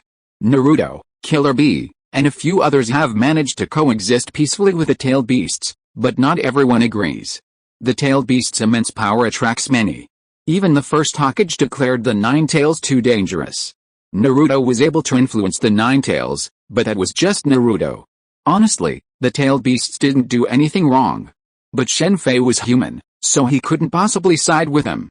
After all, he wasn't some crazy animal rights activist from the Marvel Universe who would protect animals even at the cost of their own lives. American animal rights activists in the Marvel Universe were notoriously rabid, and their numerous supporters made them even more unscrupulous. Shen Fei remembered a lab virus leak incident caused by these individuals. They went to lab and released all the experimental animals, unaware that the animals' escape had caused the virus to leak. Fortunately, the virus wasn't particularly deadly, otherwise it would have been a disaster. Even so, after the news broke, these individuals not only appeared innocent, but received widespread praise and support. Such a mindset is truly bizarre. Some dog lovers, when depicting dogs being abused or tragically killed in a film, protest, forcing the film studio to alter the scene. As a result, any subsequent footage of a dog's death is merely a corpse, with no actual killing ever occurring. To put it bluntly, it's just that Umbrella Corporation is keeping a low profile. Otherwise, if their virus were to leak one day, Someone else might be able to do it without them having to do it themselves. You should know what's going on with this sacred tree. Taking it away at the cost of peace in the ninja world shouldn't be a problem, right? With your strength, wouldn't it be faster to just rob it? With Shen Fei's current abilities, seizing the Rinnegan and the nine-tailed beasts wouldn't be that difficult. This is the main reason why you ninjas aren't accepted by the world. When you see something good, your first thought is to grab it. I adhere to the principle of equal exchange, of course, that's what I mean by that in my heart, understand? So, for me, I won't resort to such tactics until the very end. You know why I'm not letting Akatsuki directly attack the 5 ninja villages or the 5 great nations right now? It's to change the ninja's mindset. By the way, I want your Rinnegan too. In this situation, you should know there's no chance of your resurrection, Shen Fei said, raising his coffee and smiling at Uchiha Madara. The two were currently in a cafe in Rain Village, opened by Shen Fei. Wood Release's power wasn't just for combat, it could also ripen seeds. In other words, if Shen Fei so desired, he could instantly ripen a whole crop. Other special woods and the like could also be ripened. In fact, this was also a form of wood release combat, using it to ripen certain plants and manipulate them. However, since there weren't many exceptional plants in the Naruto world, and the first Hokage didn't need this method, and since wood release was rare, few considered it. This combat method was suitable for Yamato, but the chakra consumption for ripening special plants was completely different. The actual combat situation depended on individual performance. Just as the first Hokage used wood release to conquer the world, and Yamato used wood release to cultivate the land, Shen Fei had no plans to explore this area yet. This discovery came from his occasional experiments. Just as the yin-yang school's many Fihorai can cultivate a garden, ensuring that flowers bloom year-round, wood release can do the same. Knowledge is very important, not only for developing devil fruits, but also for bloodline limits. It can be said that Shen Fei can make a fortune by selling wood now. Ordinary wood is not valuable, but top-grade wood is valuable. The keel of Luffy's Thousand Sunny is made of the treasure tree atom, but it costs 200 million. As long as Shen Fei can get the relevant seeds and branches, it can be made with chakra. Modern agarwood and rosewood are also priceless. Of course, given Shen Fei's current wealth, under normal circumstances, he would naturally not do such a thing. Then why did you reincarnate me? Uchiha Madara looked at Shen Fei with some confusion.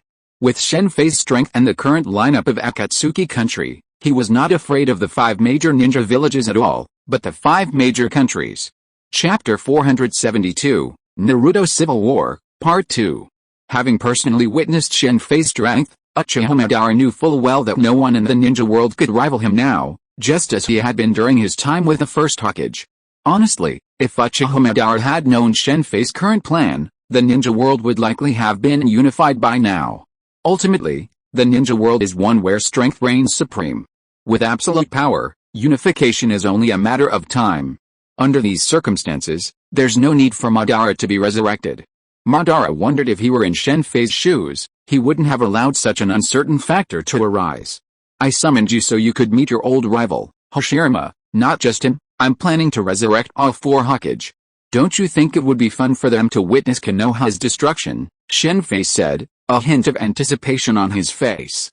Summoning them to hinder you, don't you find it boring? It had to be said that Shen Fei's actions were a complete villain's play, the kind that could easily backfire. Normally, avoiding the presence would be the best course of action.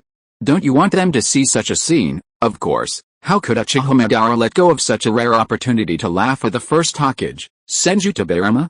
Perhaps thinking of the smiles of these 2 people in the future, Uchiha Madara suddenly laughed.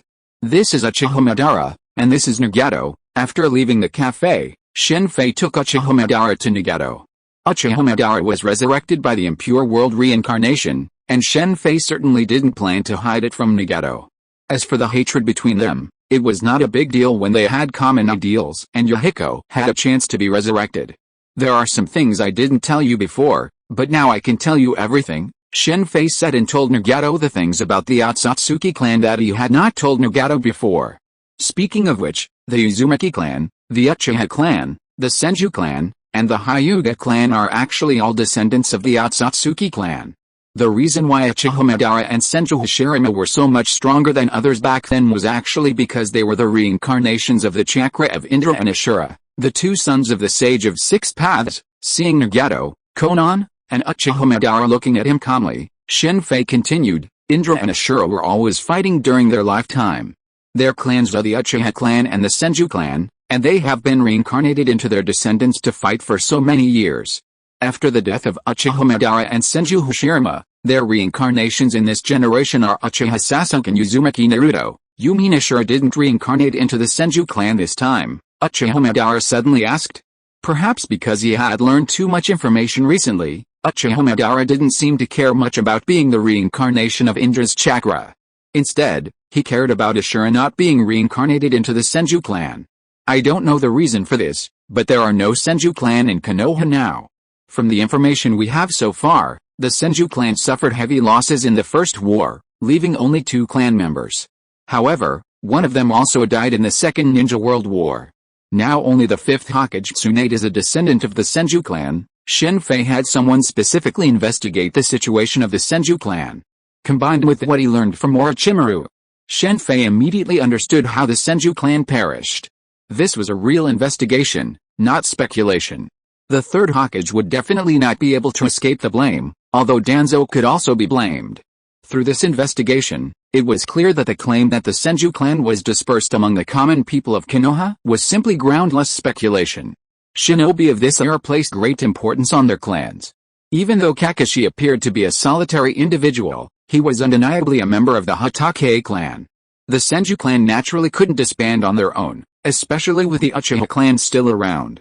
To be frank, no ninja clan would do so. Even if the first Hokage truly wanted to, it wouldn't work, as the clan would undoubtedly disapprove. Shen Fei easily guessed the reason behind the actions of the 3rd Hokage and his followers. It was probably because their achievements threatened their master. If the Uchiha clan was so arrogant in Konoha, then one could imagine what the Senju clan, with its 1st and 2nd Hokage, must have been like. Just like when the 4th Hokage came to power, much power still remained in the hands of the 3rd Hokage and the Council of Elders. When the 3rd Hokage came to power, the Senju clan still retained much power. Naturally, the 3rd Hokage could not tolerate this situation, and it's easy to guess what happened next. However, even if the 2nd Hokage knew about this, they probably wouldn't say much. After all, everything was for the good of Konoha and for the will of fire, so the 3rd Hokage's actions couldn't be said to be wrong. And the 3rd Hokage wasn't the only one who did this. The Kages of the 5 great ninja villages had basically all used war to eliminate themselves, but the difference was only between 50 and 100 steps. Not to mention the ninja world, even in the Qin dynasty, this method of using war to eliminate dissidents was a tried and true method, just like the honey trap, old-fashioned, but very effective. Ha, this is truly fascinating. That monkey is quite capable, isn't he? Uchiha Madara had naturally seen Sarutobi Hiruzen before. He was, after all, a disciple of the 2nd Hokage. Of course, given his arrogance, he merely knew of him and paid little attention. Let's have a good chat now. You can discuss the future of peace in the ninja world, Shen Fei said, and left. Oh, the Konoha people are here.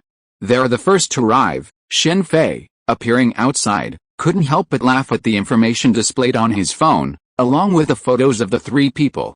The Akatsuki members of Rain Village, as well as some of the higher-ups in Akatsuki, had already been equipped with smartphones. Any information could be relayed to Akatsuki leadership immediately. Even Shen Fei couldn't achieve widespread adoption of computer systems and smartphones, given his lack of education. However, if only a few people were using them, it would be simple, a quick training session would suffice. In reality, Shen Fei had established a dedicated office system in Rain Village.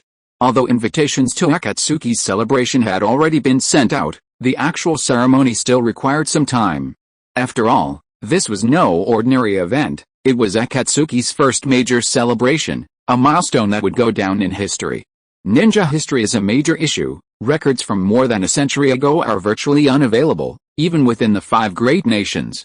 Jiraiya, Kakashi, and Shikamaru, that's a pretty good lineup. What's the purpose of this? Shikamaru gazed curiously at the camera and the screen displaying their information at the reception desk for foreign delegations at Akatsuki's Rain Village.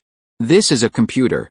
Don't say Konoha doesn't have one, the young man in charge of registration said, looking at Shikamaru and the others with a scornful look. Of course I know it's a computer. I'm just curious about its purpose. Of course, if you can't explain, forget it, Shikamaru said with a smile. Nothing to hide. I'm just reporting your arrival. Wait a moment, I'll get a reply soon. As he spoke, the young man glanced at the chat app on his computer screen and said, your accommodation is in Area C. I'll have someone take you there. He pressed the call button, and a moment later, another young man arrived, leading the 3 people from Konoha to their accommodations. I didn't expect the Rain Village to be so prosperous, Shikamaru said with a look of emotion as he surveyed the surroundings. It's all thanks to the hard work of the elders of Akatsuki that the Rain Village has achieved its current prosperity. The young man looked respectfully at the Rain Village tower, then looked at Shikamaru and the others with disgust. Don't try to extract information from me. The Rain Village suffered so much back then, and Konoha was part of it. With that, the young man ignored Shikamaru and the others, leading the way without a word. I never thought Nagato had managed the Rain Village so well, Jiraiya said with a look of deep emotion upon reaching his residence. The conditions of the Rain Village he had witnessed along the way were truly astonishing to him, a stark contrast from what he had witnessed back then. Jiraiya-sama, we're in big trouble this time, Shikamaru said, before sighing deeply. Since entering the Rain Village, Shikamaru had been carefully observing its situation, observing the larger picture from the small details. The revelations from the Rain Village had astounded the genius. For example, the registration process, while previously in Konoha, would have required a dispatched contact. Here, information could be transmitted directly via a computer. Such speed was simply unmatched in Konoha. I'll go see Nagato and the others. Since arriving in the Rain Village, Jiraiya couldn't help but meet Nagato and Konan. Okay, Kakashi-sensei, let's go for a walk later. To avoid trouble, let's not wear the forward protector, okay? The people of the Rain Village somewhat disliked Konoha's people. They'd already sensed that if someone wore a Konoha forward protector, they'd forget about gathering intelligence. Jiraiya-sensei, long time no see. Nagato and Konan met Jiraiya in a seemingly ordinary conference room in the steel tower. After receiving the information that Jiraiya would meet with them, they immediately decided to meet with him. If it were the old Nagato and Konan, they would naturally not meet with Jiraiya, but the situation was different now. Yohiko, Jiraiya fell silent at this point. He wasn't on the Akatsuki list, and combined with the information he'd received about Nagato and his 3 men being killed in battle, he'd already expected it. He's dead. Long ago, trapped by Hanzo and Konoha Danzo, Nagato spoke of Yohiko's death with a remarkably calm expression. Danzo, hearing the name Danzo, Jiraiya opened his mouth, wanting to say something. But in the end, nothing came out. Teacher Jiraiya, what's the matter with you coming to see me? Nagato suddenly asked when Jiraiya was silent. Why are you doing this? Do you know that this is provoking a war? Jiraiya stared at Nagato as he spoke, his expression very serious. Provoking a war, teacher? I don't understand what you are talking about. The kingdom of Akatsuki has never provoked a war. Nagato met Jiraiya's gaze with an unusually calm expression. What about the kingdom of iron, Kusagakure, and the kingdom of birds? Jiraiya spoke again. That was not a war started by the Akatsuki kingdom. It was the Iron Kingdom and the Kusashi village who started the war, not us. We in the Akatsuki kingdom were just protecting ourselves. As for the bird kingdom, it was a task entrusted by their daimyo. Teacher Jiraiya, you should first take a look at the intelligence we released to the public. It contains a detailed introduction to the course of the war. In fact, we never took the initiative. Instead, it was the 5 major countries who sent people to attack us. You have changed a lot, Nagato, Jiraiya said with a deep sigh. Jiraiya-sensei, I haven't changed. Remember when Jiraiya-sensei told me that I was the child of prophecy because of these sage eyes? Back then, you couldn't find a way to bring peace to the world, but now I can tell you, sensei, I found a way to bring peace to the ninja world. I wonder if you'd like to work together for world peace. What you mean by world peace is unifying the ninja world. Indeed, only by unifying the ninja world and increasing communication between people can we avoid war. What you mean by avoiding war is starting a war, right? Do you know how many people will die if a war starts? The ninja world has finally achieved its current peace. Why must we provoke a war? Jiraiya said excitedly, standing up. Peace in the ninja world, ha ha ha. Jiraiya-sensei, that's the best joke I've ever heard. Jiraiya-sensei, what you mean by peace in the ninja world doesn't just mean peace in Konoha, does it? It's just like what he said, your vision is too narrow. Facing Jiraiya's excitement, Nagato remained expressionless. I have some information here. Jiraiya-sensei, why don't you take a look? In the 52nd year of Konoha, the Sujinoku kingdom was suddenly attacked, and the Sujinoku village suffered heavy losses. According to the investigation, it was Konoha and Danzo who were responsible. In the 56th year of Konoha, a ninja family in the Kingdom of the Sea was exterminated. It was Konoha's Anbu who were responsible. Konoha, Nagato suddenly picked up a document in front of him and slowly read it. There's a lot of similar information here, not just from Konoha, but also from the other 4 major ninja villages. Sensei, why don't you take a good look at it? This is what you call peace in the ninja world, Nagato said, pushing the document towards Jiraiya. The Rain Village was born at the intersection of the 3 major ninja realms. The main battlefields of the Second and Third Ninja World Wars were here.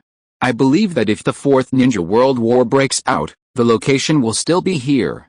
This is what the teacher calls the peace of the ninja world, the peace of Konoha. Konoha was able to destroy other ninja villages, but why can't it do it when it's its turn to be destroyed? Teacher Jiraiya, to be honest, you really disappoint me.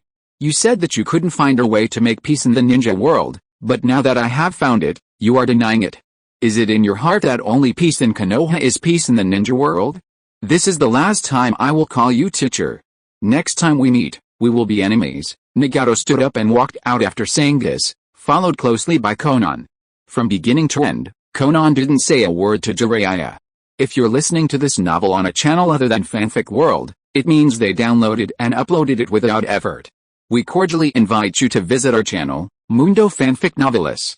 There you'll find the original version of this story and you can explore many other novels of various genres.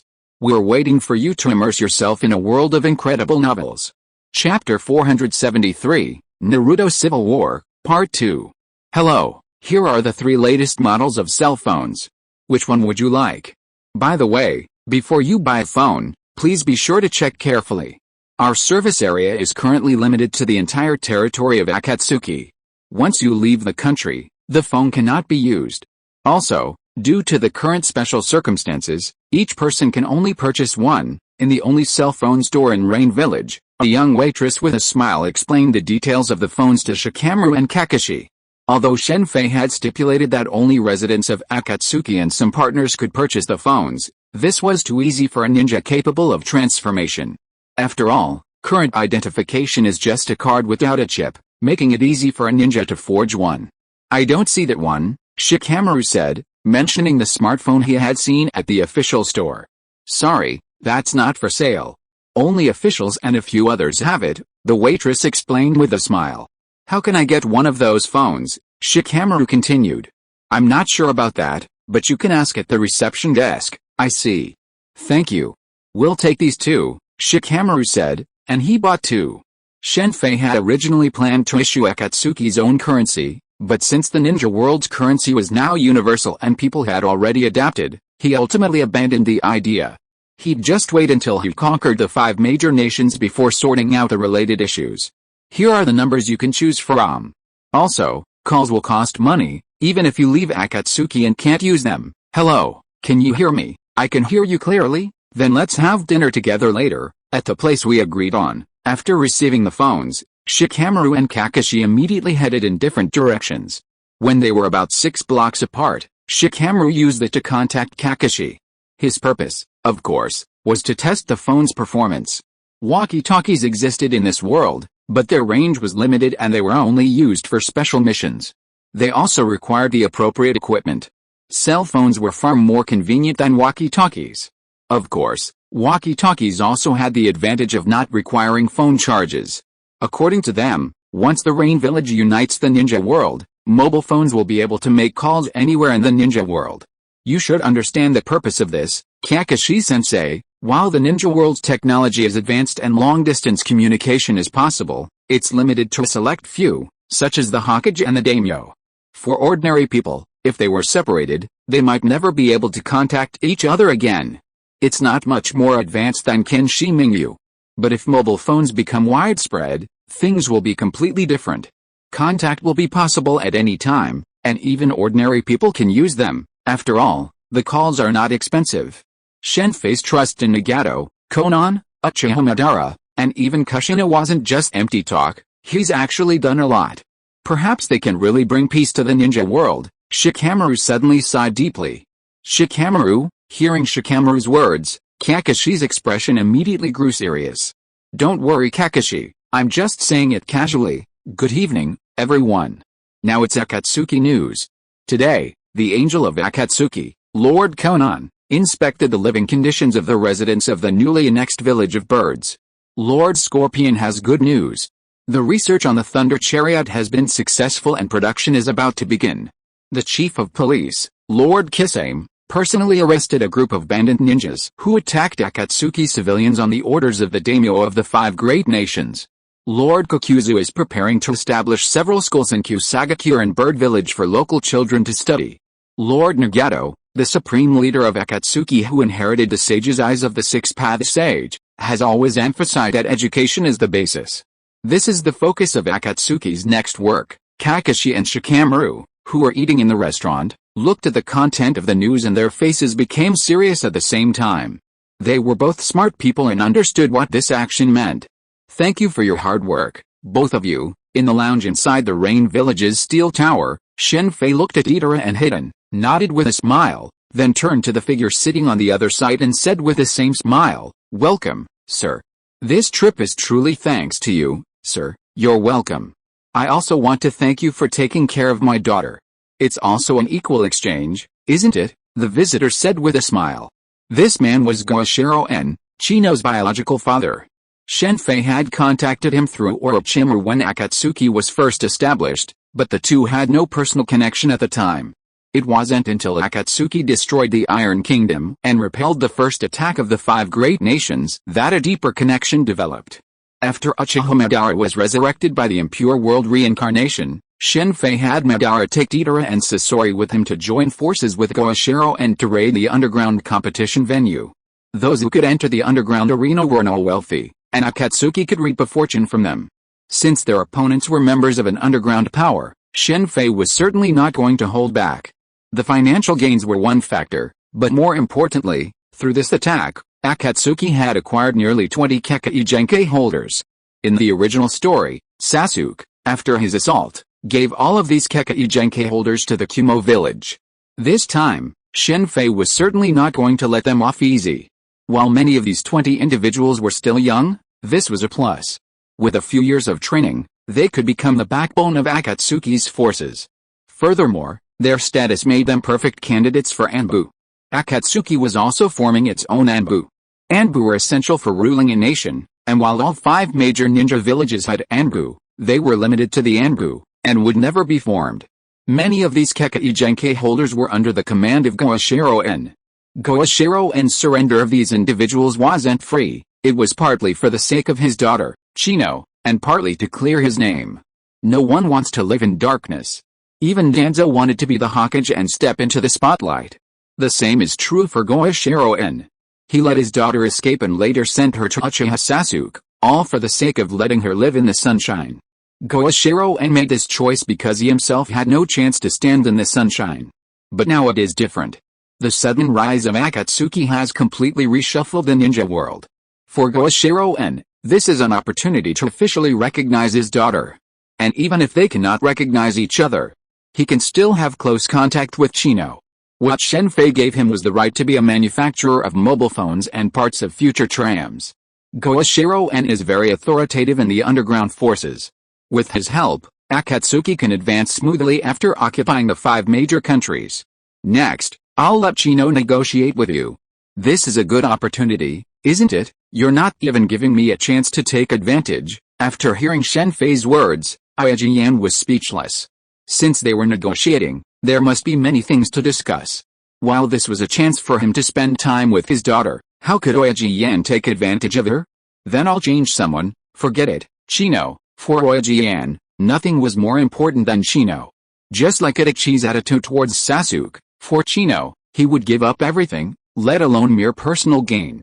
It's finally done. At Orochimaru's southern base, after hearing Kushina's announcement that the Shiki-Fujin had been lifted, Orochimaru was overwhelmed with excitement. Finally, his hands were freed from the seals. This period had been like a year for him. Without the new knowledge Shen Fei brought, Orochimaru wouldn't have been so excited. In the original story, he had endured for 3 years. But now, with this new knowledge, he couldn't put it into practice. For Orochimaru, this was a truly cruel thing. Let's go to a more secluded place, otherwise it will be bad if we get into a fight. Shen Fei brought Uchiha Madara here after receiving the news. In order to give the Hokage a surprise, Uchiha Madara was now dressed as an Anbu. In addition to Orochimaru, Shen Fei, Kushina, and Uchiha Madara, the group also included Sasuke, Sujetsu, and Libra Jugo, who had returned from the Snow Country mission. The Snow Country mission was too easy for Sasuke and the others. Although the chakra armor of Fuuka Nuteo and the others had greatly increased their strength, they had no power to resist Sasuke now. Although Uchiha Madara was a big shot, he was still willing to do something for the sake of peace in the ninja world. For example, in the previous action with Miyashiro-en, if he hadn't taken action, Shen Fei really wouldn't have dared to let Deidara and Hidden take action. These two were good at fighting and killing, but they were much worse at controlling the scene. Shiki Fuijin release. To release the Shiki Fuijin, one must first summon the Shinigami, and summoning a Shinigami requires a sacrifice. Of course, Orochimaru was the only one who could do this. Poor Orochimaru, his current body hadn't lasted long before he was about to give it up. Fortunately, Shen Fei had prepared a body of White Zetsu for him. In some ways, White Zetsu's body was the perfect fit for Orochimaru. At least it wouldn't require another fusion of the first generation's cells.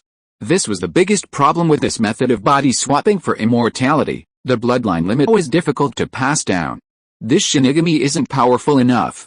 This method actually allowed them to evade it. Theoretically, Orochimaru, as the one who summoned the Shinigami, was certain to have his soul harvested by them. However, due to the problems of this world's underworld, Orochimaru had managed to trick the Shinigami by switching bodies. With a soul gem, it was impossible to be fooled by such a simple method. Finally recovered, Orochimaru, possessed by White Zetsu, immediately transformed into his own form. He looked excited at his now free hands. Imperial World Reincarnation. After the souls of the 4 Hokage were freed from the belly of the Grim Reaper, Shen Fei immediately used the 4 White Zetsu as sacrifices to bring them back to life. What a memorable scene. Shen Fei suddenly laughed as he watched the 4 Hokage appear before him. Here we go again. The first Hokage was the first to regain consciousness, immediately aware of his predicament. Then the second, third, fourth, and others all gained consciousness. Orochimaru, you, the third Hokage, noticed Orochimaru the first time, his face changing as he prepared to use the impure world reincarnation technique. However, before he could complete his hand seal, he was sent flying. It wasn't Shen Fei who did it, but Kushina, even though she knew a reincarnated body wouldn't feel any pain. Kushina, you, the 4th Hokage, was stunned upon noticing Kushina, and even more stunned after Kushina slapped the 3rd Hokage away. Kushina, the 3rd Hokage, after his shattered upper body had recovered, was stunned. Young man, we meet again, the 2nd Hokage said slowly, his gaze sweeping across Shen Fei and Orochimaru. Yes, Shen Fei smiled and nodded. Young man, what is your purpose? Simple, I'll just have you destroy Konoha, boom. As Shen Fei finished speaking, a powerful chakra erupted from the 2nd Hokage's body, cracking the ground in several places. Sujetsu quickly hid at the back. Young man, are you so brave? You've given this body such powerful power, even fused it with my elder brother's cells. As the creator of the impure world reincarnation, the 2nd Hokage was naturally well aware of it, and so was the 1st Hokage's cells. The plan to create wood release was initiated by the 2nd Hokage. Without the 2nd Hokage's consent, who could remove the 1st Hokage's cells? How can you destroy Konoha without strength? Don't rush, how about settling things here first? Just as the 2nd Hokage was about to strike, Shen Fei immediately raised his hand to stop him, then motioned for everyone to look towards the 4th Hokage and Kushina. Tobirama, wait a moment, Shen Fei couldn't stop the 2nd Hokage with just a word, but his older brother, the 1st Hokage, could. Konoha already has the 4th Hokage. It seems things are going quite well. The words 4th Hokage were clearly visible behind Minato Namikaze, and the 1st Hokage couldn't miss them. It's the 5th Hokage now, and the 5th Hokage is none other than your granddaughter, Tsunade. Tsunade? Upon hearing that Tsunade had become the 5th Hokage, the 1st Hokage was stunned. He knew this granddaughter very well. Tsunade's gambling skills were learned from him. Few people know that the 1st Hokage was a gambler. Sarutobi Hiruzen, What's wrong with Naruto? You're just taking care of Naruto like that." While the first Hokage was stunned, Kushina was staring at the third Hokage, who was walking back with an angry look on her face, calling him by his name directly. It was obvious that she was furious. "Naruto, what's wrong with him?" Hearing Kushina mention Naruto, Minato also became anxious. Although there was a Minato in Naruto's body, it was just made of chakra, not the real Minato. Once the chakra was exhausted, it would disappear. The same was true for Kushina on Naruto's side. Chakra is life and soul. The third Hokage opened his mouth and wanted to say something. But in the end he said nothing. The third Hokage was very smart and cunning. Kushina's words had already shown that she knew about Naruto's situation. Chapter 474, Naruto Civil War, and "You should ask him how he's treated Naruto," Kushina said, recounting Naruto's years in Konoha. After hearing Kushina's words, Minato's face darkened. While Minato certainly didn't come from a ninja family, and Kushina's Uzumaki clan had been exterminated, as the fourth Hokage, it was surprising to see his orphan treated this way. In the original story, Minato didn't dwell on these matters because the Fourth Shinobi World War was imminent, but that didn't mean he didn't care, especially with Kushina's presence. If it were just Minato, even if he was dissatisfied with the third Hokage, he wouldn't have done anything about it. But Kushina was different. To her, Naruto was more important than Konoha. Monkey, Kushina's words caused the first Hokage's expression to change slightly. His wife was the Nine-Tails Jinchuriki. Despite the first Hokage's carefree demeanor, he knew certain things. "Shodaime Hokage, second Hokage, now is not the time. They are going to destroy Konoha?" Sarutobi Hiruzen, the third Hokage, completely at a loss for an explanation regarding Naruto, immediately shifted the topic to Konoha. As expected, these words immediately drew the second Hokage's attention. For him, nothing was unsaved for Konoha. This was true not only for the second Hokage but also for the fourth Hokage.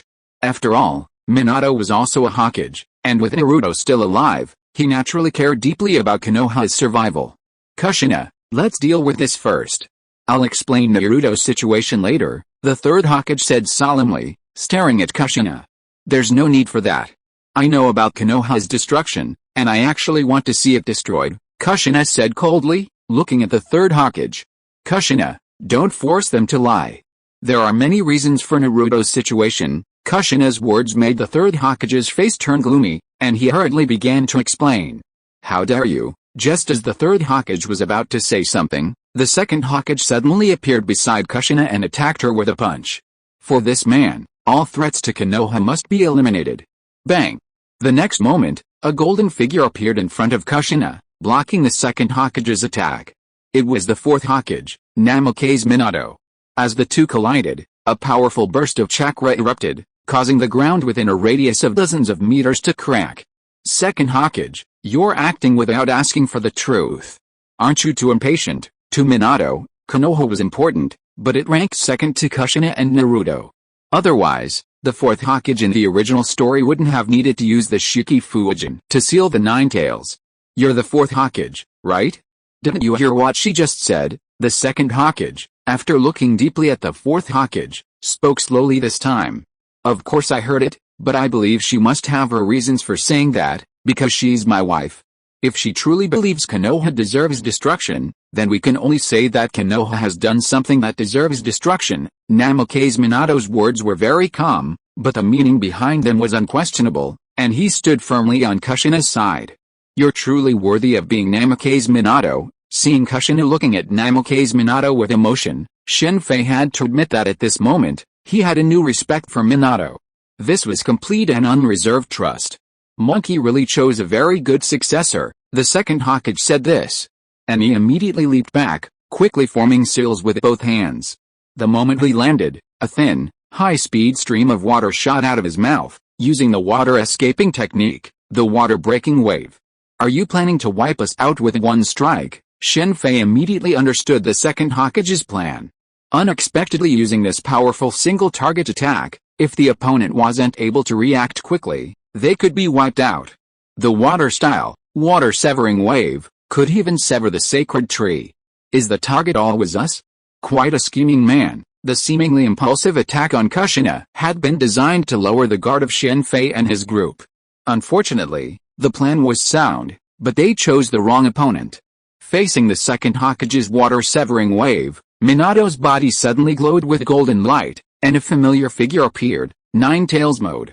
Two massive hands emerged from Minato's Nine-Tails mode, directly grabbing the sweeping water-severing wave and crushing the high-speed water column. How did he accomplish this? Shen Fei was intrigued by Minato's Nine-Tails mode, which differed significantly from Kushina's. Did Kushina not use her full strength last time? Or, everyone, stop it. Just as the second Hokage was about to make another hand seal to attack, the first Hokage suddenly appeared in front of the second Hokage and grabbed his hand that was about to make a hand seal. Brother, you are still so indecisive, Senju Tobirama, whose hand was grabbed, shouted with an unwilling look on his face. You can do it, but first find out what happened. Humph. Senju Tobirama, who knew his elder brother's personality very well, could only put down his hand that was making hand seals with an unwilling look on his face. Is this the Hokage? This is too scary. Sujetsu, who was hiding behind, looked at Minato Namikaze in front of him, who was radiating powerful chakra, and cold sweat covered his forehead. Speaking of which, the current Minato should be qualified to fight the first Hokage. Looking at Minato Namikaze, who had put away the Nine-Tails mode because the second Hokage stopped, Shen Fei couldn't help but think so in his heart. The biggest factor limiting a person's strength in the ninja world is naturally their chakra capacity. The primary reason Uchiha Madara and the first Hokage were so powerful was that their chakra levels were vastly superior to those of the average Kage. It's fair to say their chakra levels were comparable to those of the average tailed beast. Beyond chakra levels, factors such as physical fitness and combat experience also factor in. Previously, Minato's chakra capacity was the biggest factor limiting his strength, but now that he possesses half the Nine-Tails, his chakra capacity has caught up. Young man, can we talk? The first Hokage said, walking up to Shen Fei and his group and sitting down without warning. It must be said that he was quite approachable. Of course, but not with me, but with this last descendant of the Uchiha clan, Shen Fei said, pointing to the descendant of Uchiha Sasuke, who had already opened his 3 Magatama Sharingan.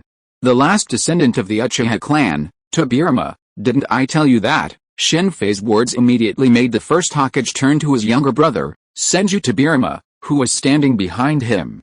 Again, Senju Tobirama was clear about some things, but after all, Senju Tobirama was his younger brother. And the Uchiha clan did have some problems. He only warned Senju Tobirama not to go too far, but unfortunately, this warning seemed to have no effect at all. I'm sorry, Senju Tobirama looked at Sasuke with a somewhat depressed expression.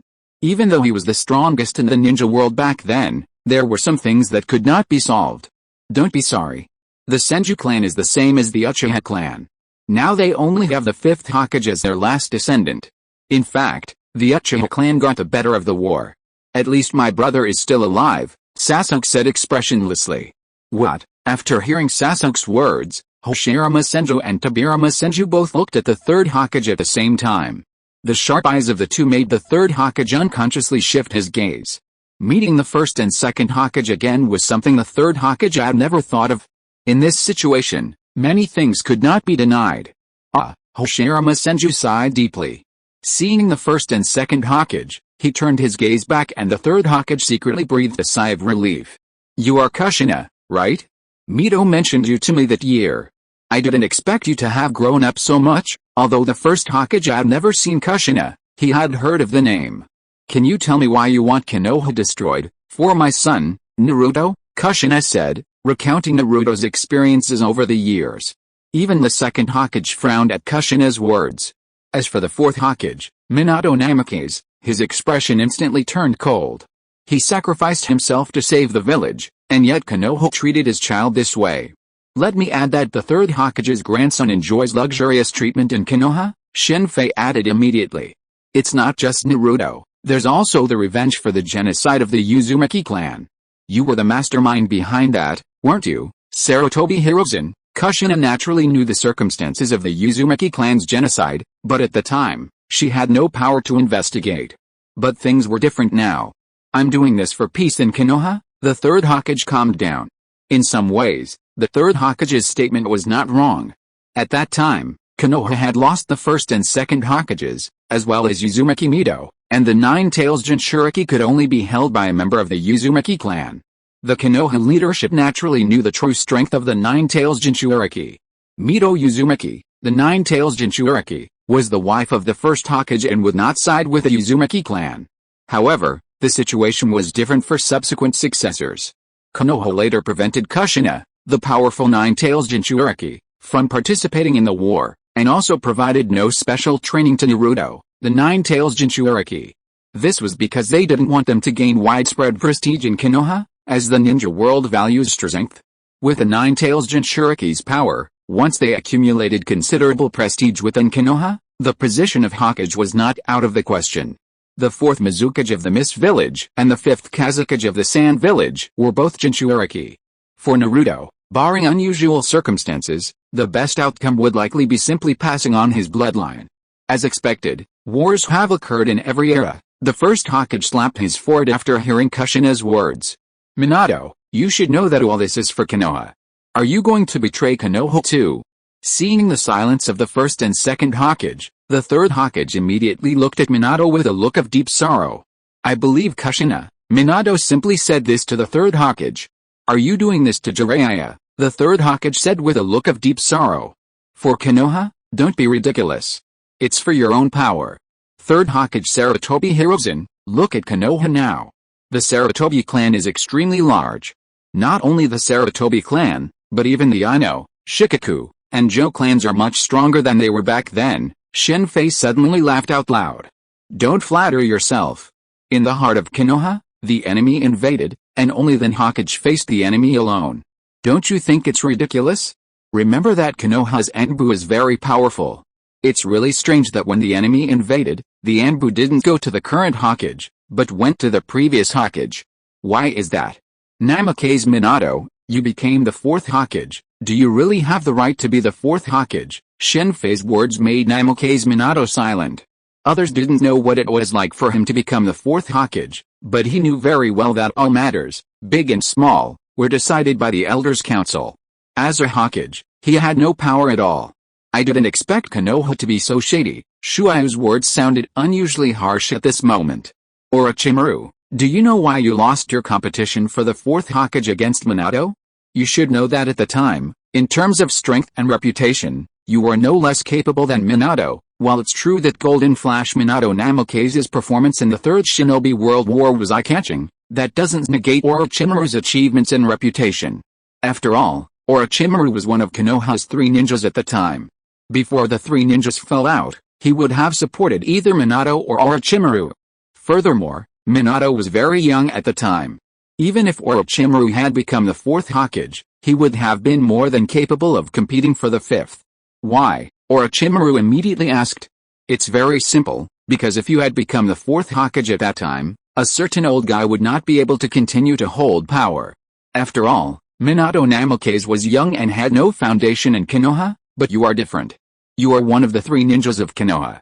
If you become the fourth Hokage, Tsunade and Jiraiya will definitely support you. With the support of other people in Konoha, it would be impossible for a certain old guy not to give up power. But it's different on Minato's side. Otherwise, why don't you think your affairs were exposed earlier or later, but exposed at the most critical time of the fourth Hokage election? Although human experiments are cruel, don't forget that the wood release experiments were started with the support of the Hokage at that time. Look at who came back to power after the fourth Hokage and served as Hokage until his death. Could Konoha really not elect a fifth Hokage at that time? It's not that serious, right? Although you defected, Tsunade and Jiraiya are still there. Tsunade has become the fifth Hokage now. She can become it now, so why couldn't she do it back then? So that's how it is. Dear Sarutobi-sensei, you are truly shrewd and calculating. Orochimaru looked at the third Hokage with a mocking smile. The first Hokage, the second Hokage, they are trying to sow discord. I can guarantee that everything I do is for Konoha, okay? Monkey, no more words. Now is not the time to pursue those matters, big brother, you should understand. Well, then my opponent is you. Although Shen Fei said so much, it was of course impossible to incite the first three Hokage of Konoha to rebel. It was just that Shen Fei deliberately came to disgust the third Hokage. Chapter 475, Akatsuki vs. the Five Great Ninja Villages, Part 1. Even though the first Hokage was very disgusted with the war, he had to take action for Konoha. Although the first Hokage was not like the second and third Hokage, who could sacrifice everything for Konoha and believed that any decision he made was right, don't forget that he was the one who killed Uchiha Madara with his own hands. Before taking action, Hashirama Senju might have been entangled, but once he took action, the situation was different. Hashirama Senju would not watch Konoha be destroyed. Shen Fei could resurrect the fourth Hokage and his wife, but decided not to resurrect the other three Hokage, including Uchiha Madara. There is no doubt that in the eyes of the first, second, and third Hokage, Shen Fei was the undoubted culprit and the mastermind behind the scenes. From the position of Shen Fei's group, we can know that Orochimaru and others were all standing behind him. Your Excellency is the god of the ninja world. How could I possibly be your opponent? But I have prepared an opponent for you. It's your old rival. As Shen Fei spoke, the Anbu member who had been quietly fighting behind him immediately stepped forward, undoing his transformation technique and returning to his previous form. It was none other than Uchiha Madara.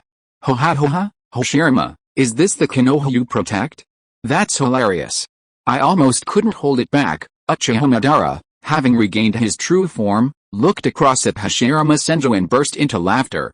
Madara, Uchiha Madara's appearance caused the third and second Hokage's expressions to change. Hashirama Senju, on his part, looked at the laughing Uchiha Madara with a complicated expression. The second and third Hokage exchanged a secret glance. The current situation was completely beyond their expectations. Originally, the second Hokage had felt confident in the third Hokage because of the first Hokage's presence. Both were well aware of the first Hokage's strength. No matter what the opponent planned, the first Hokage's sheer strength could crush them all. But now, with the appearance of Uchiha Madara, the outcome was different. Although Hashirama Senju ultimately triumphed in the battle between the first Hokage and Uchiha Madara, that didn't mean Uchiha Madara was easy to defeat, especially now that both were in the form of impure world reincarnation. The first Hokage was entangled by Uchiha Madara, facing the fourth Hokage, Kushina, Orochimaru, and the unknown mastermind, Shen Fei. In terms of strength, the second Hokage was at a disadvantage.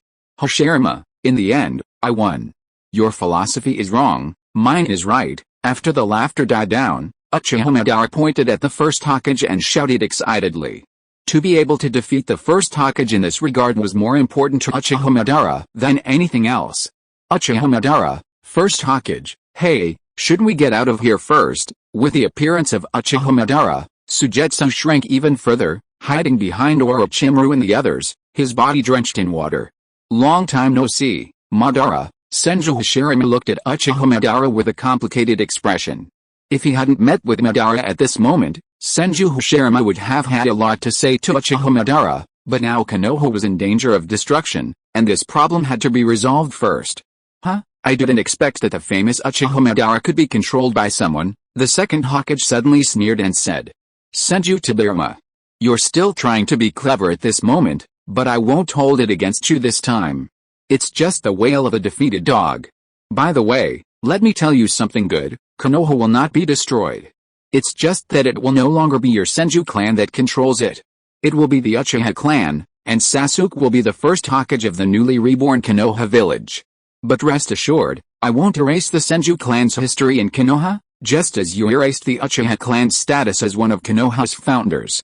I will record your Senju clan in history as the one who, in order to control Konoha and for your own selfish reasons, destroyed the Uchiha clan that also created Konoha. Fortunately, God blessed the Uchiha Madara clan, and the last surviving Uchiha clan restored order and defeated the evil and selfish Senju clan. How about that record? The Uchiha said with a playful smile, looking at the second and third Hokage, whose faces changed drastically at his words. Do you think anyone will believe that? The second Hokage shouted in shock and anger. Why wouldn't they believe it? Just like how many people in Konoha know me, Uchiha Madara, now? Just wait a dozen or 20 years. Who do you think they'll believe then? Senju Tobirama, that's your specialty, this guy learns really fast. Hearing Uchiha Madara's words to the second Hokage, Shen Fei sighed in frustration. He had only seen those records and materials, and he was able to apply them to such an extent. Shen Fei had originally collected this information for future use against Konoha.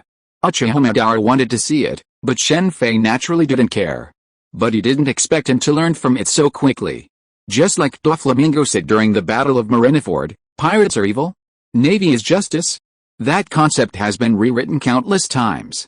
The values of those brats who don't know what peace is and those who don't know what war is are different. Only those at the top can define good and evil. This place is neutral right now. Will justice prevail? Of course, only the victor is justice. The first Hokage triumphed, so Uchiha Madara was undoubtedly evil. If it had been him who had won, the outcome would have been different. Just like the celestial dragons in One Piece, despite their numerous evil deeds, they were still called creators and protected by the Navy and the world government. The reason for the 100-year blank period in the One Piece world is easy to guess. Most people don't know about Uchiha Madara in Konoha. Konoha was jointly founded by the Uchiha and Senju clans, but no one believed in it later, even the younger generation of the Uchiha clan, who saw it as an excuse for rebellion. Children living in peaceful Konoha have completely different values than those struggling to survive in the Rain Village. Of course, Shen Fei certainly couldn't emulate the celestial dragons of One Piece. He was simply offering an objective assessment of the Uchiha Madara clan. To rule the world, pure violence isn't enough, it only leads to constant resistance. Just like the world of pirates, for 800 years, even if the gap in strength between the two sides was huge, resistance had never ceased, just like the Wano country under the rule of Kurozumi Orochi. He ruled for 20 years, and the resistance had also never stopped. In fact, in Shen Fei's opinion, Kurozumi Orochi was a bit stupid. Such revenge made him feel good. But in fact, it would only make the people of Wano country remember the kindness of the Kozuki clan more. If Kurozumi Orochi had not used such revenge methods, and had governed Wano country a little better, people's lives would not be so difficult. 20 years is enough for many people to forget the Kozuki clan. This is the best way to retaliate against the Kozuki clan, to completely take away Wano country. Uchiha Madara's words made the second Hokage's eyes almost pop out. Fortunately, he was in the body of the impure world reincarnation at this moment, otherwise, his eyes might have been popped out with blood. As a brilliant man, having previously used such tactics to wipe out Uchiha Madara and marginalize the Uchiha clan, he knew that if Madara were to do so, only a handful of Konoha would remember the Senju clan. Even if they did, they would likely express a sentimental sentiment rather than confront the Uchiha clan. Madara, you've changed, the first Hokage said, his gaze complex. As the one who knew him best, he knew full well that the former Madara would never have spoken such words, only using immense force to subjugate people. This is all thanks to your good brother. I'm not just learning a thing or two from him. The second Hokage's distressed expression filled Uchiha with immense joy. If it weren't for the first Hokage, he would have killed the man who had murdered his brother long ago. Now that he was dead, of course he would do whatever it took to make him feel bad. Such a heartless person. I won't let you do that, the first Hokage declared, undoing the impure world reincarnation technique with a hand seal. Simultaneously, the second and third Hokage did the same. Okay, but let's change places, okay? With that, the first Hokage and Uchiha Madara rushed to the right. They were so fast that they disappeared from everyone's side in an instant. I'll do it. After the two left, Uchiha Madara Sasuke was about to confront the second Hokage, but was immediately stopped by Shen Fei. No need to be so hasty, wouldn't it be better to let them do it themselves? Shen Fei said, looking at Kushina and Namake's Minato. I'll tell you later. Seeing Minato's gaze, Kushina immediately spoke. Okay, Minato nodded immediately, and then his eyes fixed on the second Hokage. As a user of the Flying Thunder God technique, Minato had a certain understanding of the second Hokage. I'll leave this to you too, Shen Fei smiled and said to the four people who were about to take action. Monkey, understood. The second Hokage gave the third Hokage a look, who then rapidly formed hand seals with both hands. Fire style, Fire Dragon Flame Bomb. Instantly, a massive, raging fire dragon erupted from the third Hokage's mouth, scorching with heat and claws, lunging towards Minato, Kushina, Shen Fei, and the others. The third Hokage is targeting the Uchiha clan.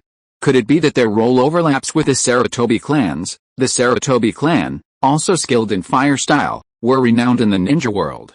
While they were still far inferior to the Uchiha clan, who possessed the Sharingan, without the Uchiha clan, the Sarutobi clan would be Konoha's undisputed fire-style clan. Is that so? Very clever, but what a pity. Sensing the second Hokage bursting into the sea of fire, charging towards him, Shen Fei couldn't help but sneer, then waved his left hand. Room, slaughterhouse, instantly. Shen Fei and his group appeared dozens of meters behind them, in a rubble-covered area. Then, a violent explosion was heard from the front. Looking ahead, they saw a plume of smoke rising. The mutual detonation talisman technique. This is the true use of impure world reincarnation. Sensing the power of the explosion, Shen Fei couldn't help but admire the second Hokage's decisiveness. The true method of impure world reincarnation wasn't to engage in a back-and-forth battle of dozens of rounds, of course, it was to achieve mutual destruction, with you stabbing me, I stabbing you, or, like the second Hokage had just done, to simply self-destruct. Impure world reincarnation Deidara could self-destruct infinitely. While the power wouldn't be as great as it was in his lifetime, it was more than enough. And Itachi had a jutsu that allowed him to self-destruct as a shadow clone. This was also a shadow clone fighting method, but if the explosive material was prepared in advance, the power would be even greater. For example, Shen Fei could have his shadow clones carry nuclear bombs or missiles and rush to Marine headquarters for a suicide bombing. Xiaoning possesses a unique talent in this area.